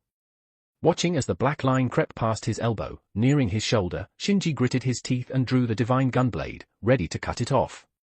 According to records, the only conclusion the Bartholomew family had drawn from studying the sacrificed ancestors' bodies was that severing the black line's connection with the body in time was the only way to halt the curse's spread. The blade flashed. Chapter 295, Chapter 295, Escape. 1,288 words. The blade flashed, but it did not sever the right arm. Just before the blade touched his skin, a calm yet solemn voice echoed in Shinji's mind. This voice, he had heard it once a few months ago. It was this very voice that had reawakened the relic from its dormant state. The Supreme Master of boundless radiance, enlightening all under heaven. Accompanied by a chant whose origin remained unidentified to this day, Shinji's entire body was bathed in divine light for the second time. Unlike the battle with Riesbeif, this time the divine light did not enhance his physical strength. Instead, it targeted the black line invading his body. Under the illumination of the divine light, the decay and rot caused by the black line were effectively contained. Although the already corrupted parts remained unchanged, it at least proved that the power contained within the relic left by the Buddhist saint had some restraining effect on the White Wing Lord's curse. Now it was a matter of seeing how far the holy relic could go. Unknown holy monk, you can't lose to a vampire, or else Buddhism's reputation would be completely tarnished. Temporarily spared from becoming a one-armed hero, Shinji's mood slightly improved. He continued to move through the water, finding some solace in his plight. But he hadn't taken more than a couple of steps before he could no longer move forward. The black line, just suppressed by the divine light, began to stir once more, pushing upward against the pressure of the divine light. Though it had only moved a fraction of a hair's breadth, the clash of the opposing forces, one righteous, one evil, one life-giving, one life-taking, brought Shinji unbearable pain. If he had to compare, it was akin to the excruciating pain he felt during physical control training when Skachik used magecraft to scrape his bones. Glug glug glug. Shinji tried to vent the pressure of the pain through cursing, but unfortunately, his water-repelling magecraft was not adept enough. He could only maintain a small, clear area around his mouth, nose, eyes, and ears. Any larger movement let water rush into his mouth, and it took a while before he could recover. Before he could spit out the water, the divine light began to exert its power again, pushing the advancing black line back down. This brought another wave of bone-scraping pain. Shinji, now too exhausted to curse, sat down on the riverbed, enduring the dual torment of mind and body, waiting for the outcome of the struggle between the divine light and the curse. If the divine light won, he would continue forward until he reached safety. If the divine light lost, he would cut off his right hand and return to Japan to have Tuko make him a prosthetic. Thinking of his family and friends back in Japan, a hint of color returned to Shinji's pain-stricken, pale face. Tuko would mock him, calling him an idiot. The cold but warm-hearted Justies would probably ignore him for days unless he provided a satisfactory explanation. Sakura and Fujino would surely cry, and their tears were what he feared the most. Kyrie, who had battled illness for so many years, might not cry, but she would likely send her double to follow him, not allowing him to go anywhere alone. A scolding from his father and uncle was inevitable, and his mother would probably say, "The Matou family is flourishing, there's no need for you to venture out and take risks." Of course, he would never agree to that, for his Shisho was still waiting for him in the Land of Shadows. After witnessing the stark landscape of the Land of Shadows wielding its power, and experiencing its millennia-old solitude, Shinji's heart was deeply imprinted with the vivid scenery of that black and white world. Familiar faces flashed before his eyes, and familiar scenes surfaced in his mind. In a daze, he saw a ponytailed girl holding a whip, pointing at his nose, and saying in a cold, yet not chilling voice, "You can't lose. If you do, I won't forgive you." For some reason, hearing these words inexplicably calmed Shinji's heart. Despite the escalating pain, he remained unwavering. Amid this stark contrast between physical and mental states, the chant that awakened the relic ceased its mechanical repetition and began to change. The Supreme Master of boundless radiance, enlightening all under heaven. At that time, the Buddha spoke to the Bodhisattva of Guanyin, and the four assemblies of heaven and men, in the countless past, I sought the Lotus Sutra tirelessly. Among the multitude, I often became a king, vowed to seek supreme body, and my heart did not waver. At that time, the world-honored one reiterated this meaning and spoke in verse. Shinji subconsciously followed the recitation. Unknowingly, he had already sat cross-legged with his hands clasped in prayer. The radiance of the Buddha's bone relics penetrated through his skin and muscles, emerging from the palm of his left hand and entering through the palm of his right hand, like a wisdom sword severing the 3,000 troubles. Silently, it sliced through the black line coiled around his right wrist, the decayed axis. 1,000 meters away on the riverbank, Autenros, who also had a black line around his hand, had blood trickling from the corner of his mouth, the dark blood the same color as the black line. The more powerful the curse, the more likely it is to backfire. That beam of Buddha's light not only harmed the tangible curse but also, through an invisible connection, affected the origin of the curse. Damn it! Still resisting. Let's see how long you can last. Blocked multiple times overnight, even the ancient king of dead apostles couldn't help but feel agitated, his voice tinged with hysteria. As he grasped the black line, preparing to strengthen the curse further, the horizon began to brighten with a faint white light, blending with the last shining morning star in the night sky. Then, the morning sun rose, ending the night. In February in Italy, winter had not yet passed, and the first rays of morning sunlight were far from dispelling the cold accumulated overnight. Yet, this gentle, almost powerless sunlight made Autenros feel as if his body, which had lost its warmth for millennia, was being scorched as if a fire was burning on his skin. Compared to the flowing Po River, the sun in the sky poses a greater threat to the dead apostles. Under the sun, weak dead apostles would turn to ashes directly, and even powerful dead apostles would suffer a weakening of their physical strength and abilities, from body to soul. This is the price of immortality, a deficiency inscribed in their genes and souls, and the king of dead apostles is no exception. Magus, consider yourself lucky but don't think you're safe yet. You won't escape, absolutely not. Feeling the power continuously draining from his body, Autenros' suppressed hysteria finally erupted fully. He sensed Shinji's direction one last time, flapped his bare wings forcefully, and left the place that had caused him so much frustration. After his departure, a palm-sized black shadow emerged from a pile of rocks in the distance and disappeared in a flash. 3 days later, news of the White Winged Lord's failed ambush on Shalon Canticle Brigade spread across Europe. A week later, there was an update to the news. On the night of the ambush, the captain of Shalon Canticle Brigade, Death, battled the White Wing Lord on the Po River plain. The White Wing Lord was injured, and Death went missing. The dead apostle community was shocked. The Holy Church was shocked. The Mages Association was shocked. Chapter 296, Chapter 296, Shock. 1,215 words. This is not a temple in the secular sense, where statues of gods are placed, but in the magical sense, an upper-level evolution of a Magus workshop, an otherworldly temple artificially constructed by the finest Magus.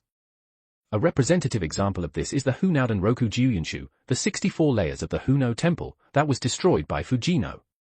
Unlike the Hunauden Roku Juyunshu, this temple was not built by a single person, nor was its construction measured in years. This temple was perfected over more than a dozen generations, spanning centuries, finally becoming the highest masterpiece of the magecraft discipline known as territory creation. This is the core area of the First Lord's family in the Clock Tower, the oldest Magus nobility, the Bartholomew family, carrying the honor and legacy of the Bartholomew name. From the outside, it looks like an ordinary stone chamber, but once you pass through the door, you'll find another world hidden inside. No exaggeration, no use of any rhetorical devices, the interior of the temple is truly an independent otherworld. Time slows down, space extends infinitely, the 4 fundamental elements of earth, water, fire, and wind are extraordinarily active here, the rules of the entire world are redefined. Now, this otherworld, as ancient as the name Bartholomew, has welcomed its new master, the contemporary heir of the Bartholomew name, the proud queen, Bartholomew Lorelei. Her Majesty the Queen still dresses casually, holding in her right hand the mystic code that has accompanied her for many years, a short whip. Wind! With a single-syllable chant, Lorelei's magic circuit spun at high speed, roaring like a beast. Under the influence of magic, the air in front of her split apart like waves, creating a vacuum. Indeed, a vacuum, a true Entinus, Bartholomew's secret magecraft, the vacuum blade. The air displaced in an instant has a destructive power no less than a cannonball, and the air rushing back in after the pressure of the vacuum disappears causes even more terrifying secondary damage. The result is the destruction of everything within dozens of meters, leaving only rubble and debris. This is the terror of the highest-level wind magecraft, the vacuum blade, an attack so dreadful that only the lord who has inherited the ancient lineage magic crest of the Bartholomew can perform it. The accumulation and heritage of the Bartholomew have surpassed the constraints of time, no matter the era, they can always stand at the top. An elderly man in a tailcoat, dressed as a butler, walked out from a pre-built shelter and bowed to Lorelei standing proudly amidst the devastation. Congratulations, miss. You have fully adapted to the magic crest. Lorelei gently brushed aside her flaxen hair, disheveled by the airflow, her face, both delicate and valiant, showing no emotion, as if everything that had just happened was only natural. Thank Mr. Melvin for me, for his excellent tuning. tuning holds a special meaning in the magical world as well. While a tuner in a music festival adjusts the pitch, a tuner in the magical world adjusts magic crests. It is a highly specialized profession, even rare at the headquarters of the Mage Association. By naturally intervening in the cycle, they suppress the side effects of crest transplantation, allowing the inheritor's body to quickly adapt to the magic crest. A skilled tuner can even repair damages to the magic crest. Without exaggeration, every tuner is a sought-after ally for major Magus families, and even lords and nobles do not wish to offend them.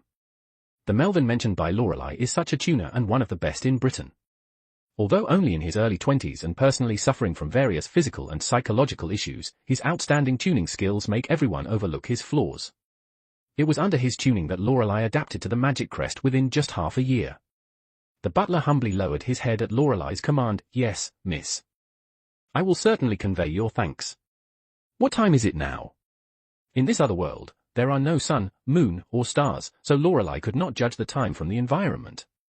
14:32, the butler replied. "Arrange a car for me, I need to go out." Hearing this request, the butler immediately showed a troubled expression. "But miss, the lord, and several other dignitaries instructed you to go to the council chamber immediately after completing your adaptation training." "Let them wait." Lorelei raised her slender eyebrows, exuding a queenly presence. "Now that I have inherited the magic crest, I am the current Bartholomew. Even though I haven't officially taken the position of lord, they have no right to dictate to me."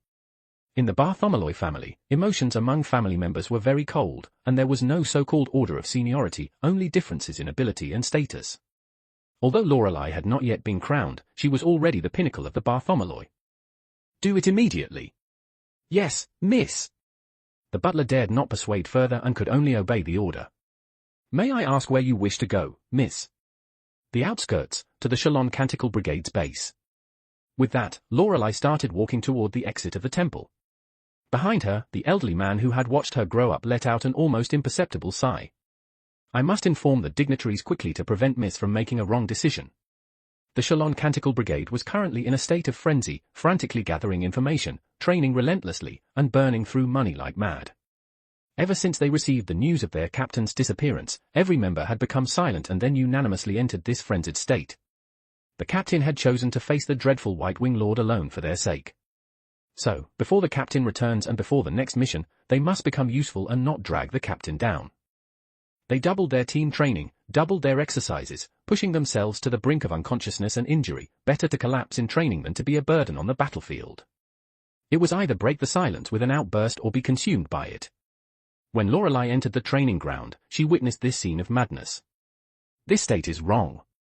Although the brigade had always trained hard, there was never this sense of betting their lives in such a tragic way. Something must have happened. With this thought, Lorelei released her magical energy. Sensing the familiar magic, Chariot immediately halted the training and lined up with everyone in front of Lorelei. "Miss, have you officially inherited the magic crest?"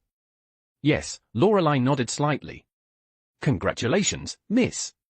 "Spare me the meaningless blessings." Lorelei raised her hand to stop anyone from speaking. "Where is Death? Where is he?" No one answered, and no one met Lorelei's gaze.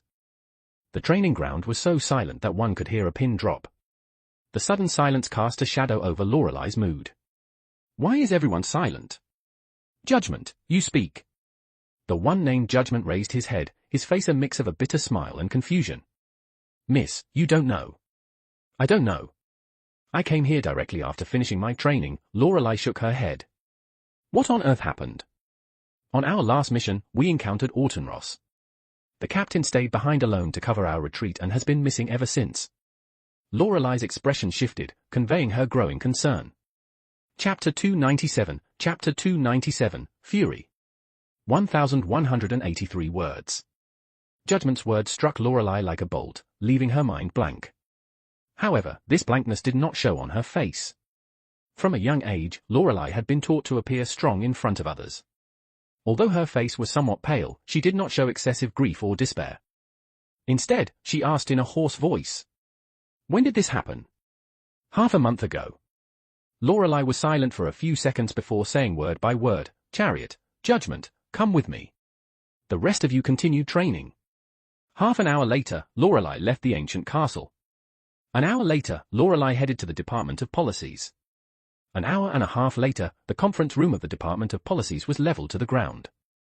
A certain candidate for the inheritance of the Magic Crest, who had once competed with Lorelei, was severely injured. Several officials present also suffered varying degrees of injury. In the end, it was Lord Elmeloy who arrived in time to stop Lorelei's wrath. The attack on Shalon Canticle Brigade involved not only dead apostles and magus families hostile to the Bartholomew, but also internal family members who secretly fanned the flames. For example, the severely injured candidate used his authority to delay the Italian branch of the Mage Association's rescue operations, hoping to weaken Lorelei's power in this way. The affected officials also had varying degrees of dereliction of duty, which the soon-to-be-installed new lord seized upon. After spending 10 minutes in the adjacent Department of Mineralogy, Lorelei returned to the Bartholomew main house. That evening, Lorelei convened a meeting with the current lord and the officials of the Department of Policies to make personnel adjustments. 3 days later, the current lord of the Department of Policies stepped down, and Lorelei became the new Lord Bartholomew, officially taking charge of the Department of Policies. On her first day in office, the newly appointed lord, now able to directly use the name Bartholomew, allied with Elmeloy and numerous magus families under the aristocratic faction and launched a fierce attack on the democratic faction led by Trambilio and Valuoletta. The intensity of their methods exceeded everyone's expectations. Meanwhile, the new lord of the Bartholomew, ascending to the family head position, issued a series of retaliatory orders against the White Wing Lord and his affiliated forces. She even collaborated with their old rival, the Holy Church, to eliminate several dead apostle territories in one fell swoop. One of these territories was personally destroyed by Lorelei. In response to Bartholomew's provocation, the White Wing Lord uncharacteristically did not retaliate, behaving like a pacifist, not fighting back or retaliating with insults. This further boosted Lorelei's prestige. For a time, Bartholomew Lorelei's name became renowned, making her the most prominent figure in the mysterious world, even overshadowing Death, who had battled the White Wing Lord for a night. Many people believed that the Bartholomew were flourishing and that the White Wing Lord was doomed. With the strong support of Elmeloy and Lorelei's growing reputation, Lorelei quickly dismantled the internal opposition within the family, firmly securing her position as Lord, and making the name Lord Bartholomew truly worthy. Notably, Lorelei's fellow direct descendants and young magus from the clock tower rarely called her Lord Bartholomew. They preferred to call her Her Majesty the Queen or Lady, with a particularly boisterous group of problem students from Elmeloy's classroom leading the charge. According to some insider gossip, the classroom's head, Waver Velvet, had gained a few more wrinkles. Though barely in his 20s, he seemed to be aging towards 30.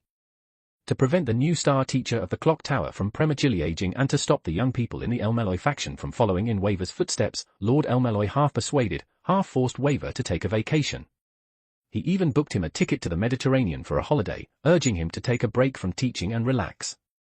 While various magus families in the Mediterranean were jubilant, eager to take this opportunity to connect with Elmeloy, Waver did not board the plane to the Mediterranean. Instead, he quietly took another flight from the same airport, heading to the other side of the world, to the place that had changed his destiny. Sitting opposite him was a woman wearing a sun hat and sunglasses, her entire body tightly wrapped. From the moment she boarded the plane, she had not removed her hat or sunglasses, whether eating or sleeping, causing the crew and other passengers to speculate if she might be a celebrity.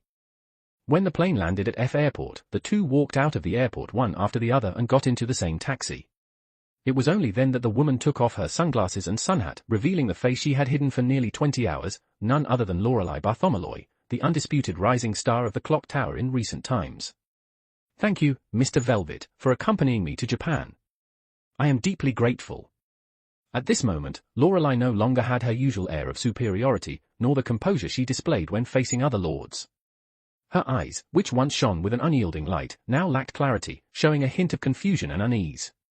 Knowing the immense pressure Lorelei had endured during this time, Weber frowned, looking at her as he would his troublesome students. You didn't have to do this. No, I did. Lorelei stubbornly shook her head. I asked him to take over Shalon Canticle Brigade. I must be responsible for my actions and give his family an explanation. But he's only missing now, isn't this a bit? Waver swallowed his words as he looked into the girl's dim eyes. For so long, there had been no news, and divination magic had provided no clues. She thought he might really. The girl's eyes started to redden. When she heard about his disappearance, she showed no emotion. When she took control of Bartholomew and silenced the opposition, she showed no emotion. When she launched a counterattack against Autumnross, she still showed no emotion. She thought she could forever bury her grief deep inside, but in this distant eastern land, in the place where he had lived, she could no longer suppress it. Waver sighed gently, as if comforting her, and as if reaffirming his confidence. No news is sometimes good news. I have a feeling that guy isn't so easy to kill. Maybe he's waiting for us at home right now. If that's the case, I will give him a good scolding. Lorelei instinctively gripped the whip in her hand, using the newfound strength she had acquired. Then shall we go to the Matou residence? Waver asked. No, we'll go to the Tosaka residence first. The Tosaka family is the local managing family. Visiting Magi should first obtain their permission. Moreover, the current head, Tosaka Tokiomi, has submitted an inheritance and patent application to the Department of Policies. I brought it with me. Could I trouble Mr. Velvet to act as an emissary of the clock tower? P.S. Wife got angry. Chapter 298, Chapter 298, Hidden Title. 1,272 words. Tosaka Tokiomi, a man who dedicated his life to reaching the root by pursuing the Holy Grail, was a pure magus. Ironically, he did indeed touch the Holy Grail, but it was no longer the Grail he knew, it was filled with curses. Angra Mainyu, all the world's evils, manifested through the Holy Grail system, a conglomeration of malevolence, a contaminant far more terrifying than even the curse of the White Wing Lord, capable of destroying the human spirit and life with even the slightest touch. Whether it was luck or misfortune, when Tokiomi touched it, the curse was gradually losing its potency and did not instantly take his mind and life. However, this did not mean the curse had failed, it merely changed an immediate death sentence into a slow, lingering one. In the following days, Tokiomi's body weakened day by day, like a terminally ill patient. His limbs grew weak, his vision blurred, and his organs began to fail, forcing him to rely on the technological devices he once scorned to sustain his life. Even more tragic was that he was losing his magic circuits, losing his abilities as a magus. In the end, he couldn't even cast the most basic fireball spell, making the magecraft he had dedicated his life to seem like a cruel joke. In March 1999, winter's tail finally receded, and the footsteps of new life approached. However, Tosaka Tokiomi, who had entered the winter of his life, could not welcome this new beginning. His life, ravaged by the malignant curse, finally reached its end. It should be today. Having been bedridden for half a month, Tokiomi felt an unexpected surge of vitality within him, knowing his time was running short. This final burst of energy was known as the final flare, the last flicker of life like a candle in the wind. Tokiomi struggled to sit up from his bed, an action that alarmed his ever-present, unwaveringly loyal, and uncomplaining wife, Aoi Tosaka. Dear, what? Aoi quickly moved forward to assist him. What a wonderful wife she is. Feeling his wife's gentle touch, Tokiomi once again marveled in his heart. His slightly regained strength enabled him to place his hands on his wife's, his scattered pupils beginning to refocus. Call Rin for me, I have some things to say to you both. My time is short. Dear. Hearing Tokiomi's words, although Aoi had somewhat prepared herself mentally, it still felt like her world was collapsing.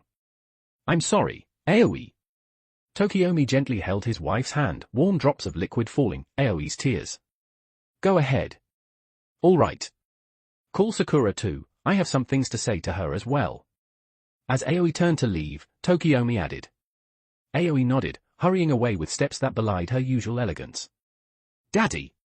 Rin, who had just entered her teenage years, rushed to Tokiomi's bedside, gripping her father's arm tightly. Rin, don't cry.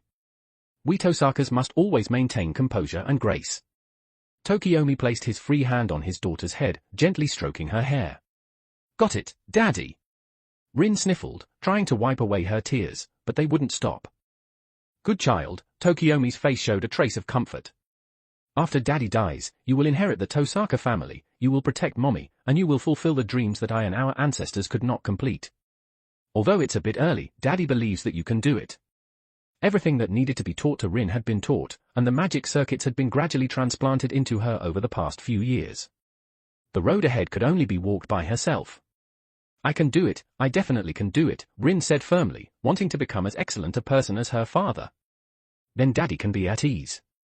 If I could, I would like to see you grow up, become an outstanding magus, see you start a family, and see you bring new members to the Tosaka household. Unfortunately, Daddy doesn't have that time. So, Aoi, please watch over Rin and Sakura, watch our children grow up for me. Tokiomi seemed somewhat tired, his voice much lower. He struggled to lift his increasingly heavy eyelids, looking towards his wife who had returned at some point. I will, Aoi said, hugging their daughter, her tears falling like broken pearls. I will take good care of our children, take good care of our home. That's great. The pupils that had barely regained focus scattered again. In a daze, Tokiomi seemed to hear the approaching sound of death, but he could not fall asleep just yet. There were still people he wanted to see, and words he wanted to say. Daddy! A call that should be refused, yet he did not want to refuse, rang in his ears. In a daze, he saw a familiar strand of purple. Sakura, you're here. Tokiomi's lips moved, for the first time honestly facing the girl connected by blood yet not belonging to this family. Daddy, you will get better. The girl with a tearful voice kept writing rune letters in the air. Urus, Jera, Iwas, Answers, Wonjo. Sakura wrote all the runes related to healing and life that she could think of, but they could not delay the arrival of death. Don't waste your magic. Tokiomi shook his head at his youngest daughter. Sakura, let me look at you, really look at you, even though I might not deserve it. No, no, Daddy is Daddy, Sakura denied while bringing her face close to Tokiomi's. Hearing you call me that is really nice. From now on, come back to see Mommy and Sister often. Many might not believe it, but Tosaka Tokiomi did love his children. His love was just too restrained and poorly expressed, making it seem cold. At the end of his life, he let go of his pride, let go of the image of a strict father, and said what was in his heart. I definitely will, and I will come back to see Daddy too. So, Daddy, you must get well soon. Sakura turned her head, looking pleadingly at Korea standing outside the door. Uncle, quickly call Sister Tuko, she will have a way. Korea sighed, not answering, or perhaps this was his answer. Uncle. Sakura urged. It's useless, Sakura. I know my own body. Tokiomi squeezed out his last bit of strength, placing his hand on Sakura's head. This was the first and also the last time he did this for his youngest daughter. The same went for his first and last request to his rival. Korea, can I ask you one last thing? Go ahead. The object of his long-held hatred and resentment was in such a situation, yet Korea felt no joy, only sorrow and emptiness. Sakura, I leave her to you. You don't need to say it. And also, take good care of Aoi and Rin. Rin was still young, and Aoi couldn't support the family alone. The only person Tokiomi could think of to entrust them to was Korea, who had defeated him. At least his feelings for Sakura, Rin, and Aoi were genuine. Compared to his family, a bit of a man's pride was worth losing. Korea was taken aback but ultimately said nothing more, only repeating, you don't need to say it. Then I can be at ease. Aoi. I'm here. Rin.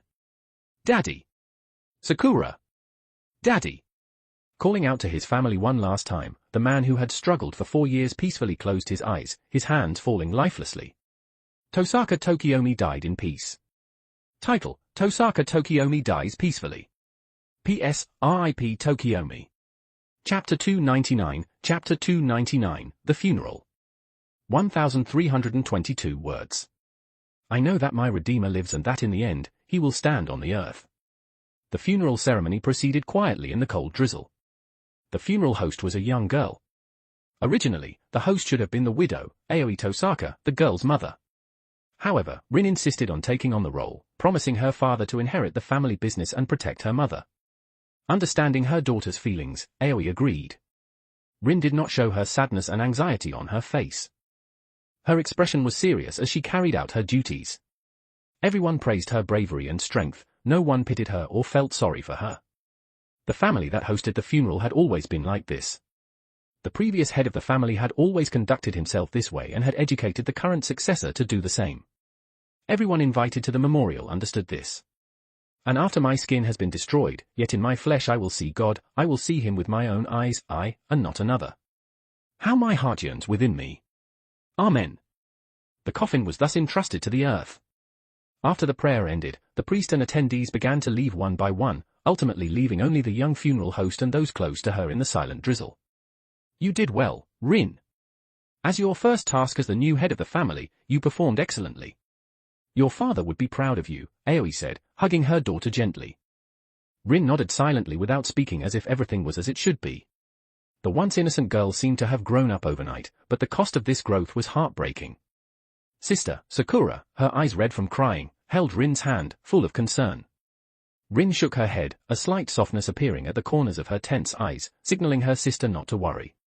But the more Rin acted this way, the more worried Sakura became, seeing a strong resemblance between this Rin and the overly strong Shinji.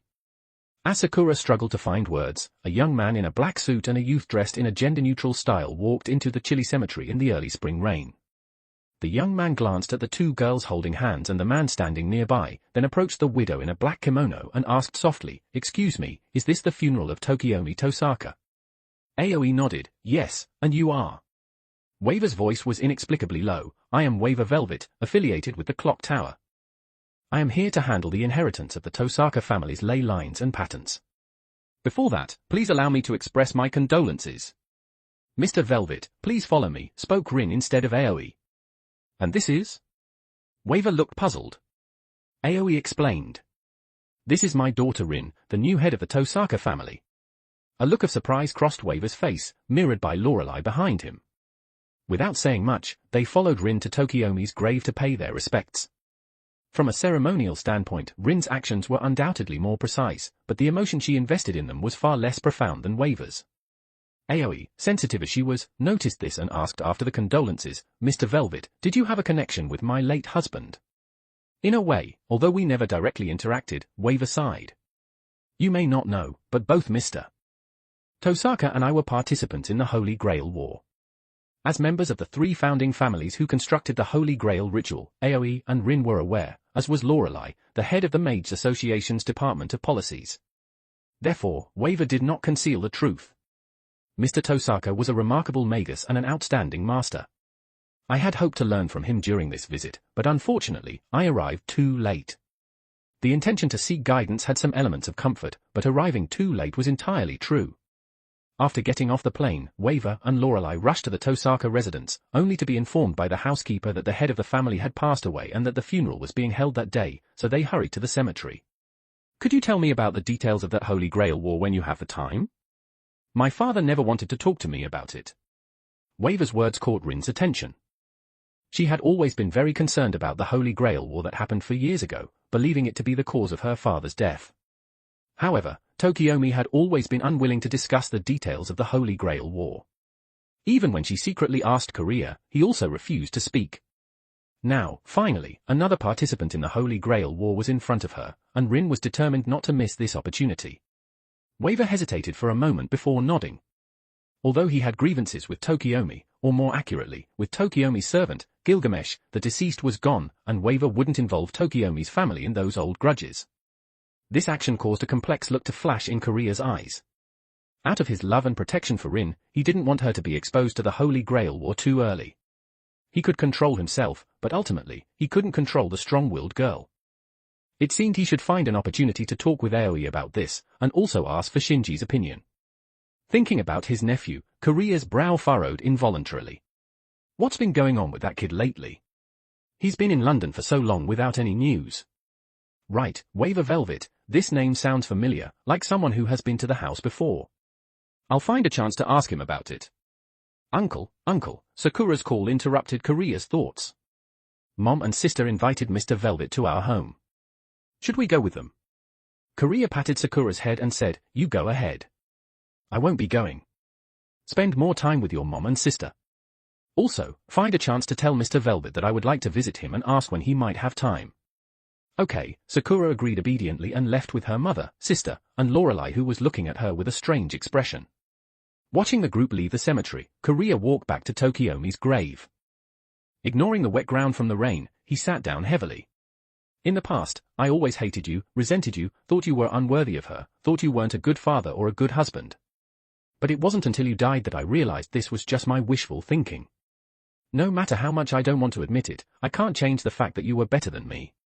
In Korea, family, being a person, doing things, I couldn't match up to you in any way.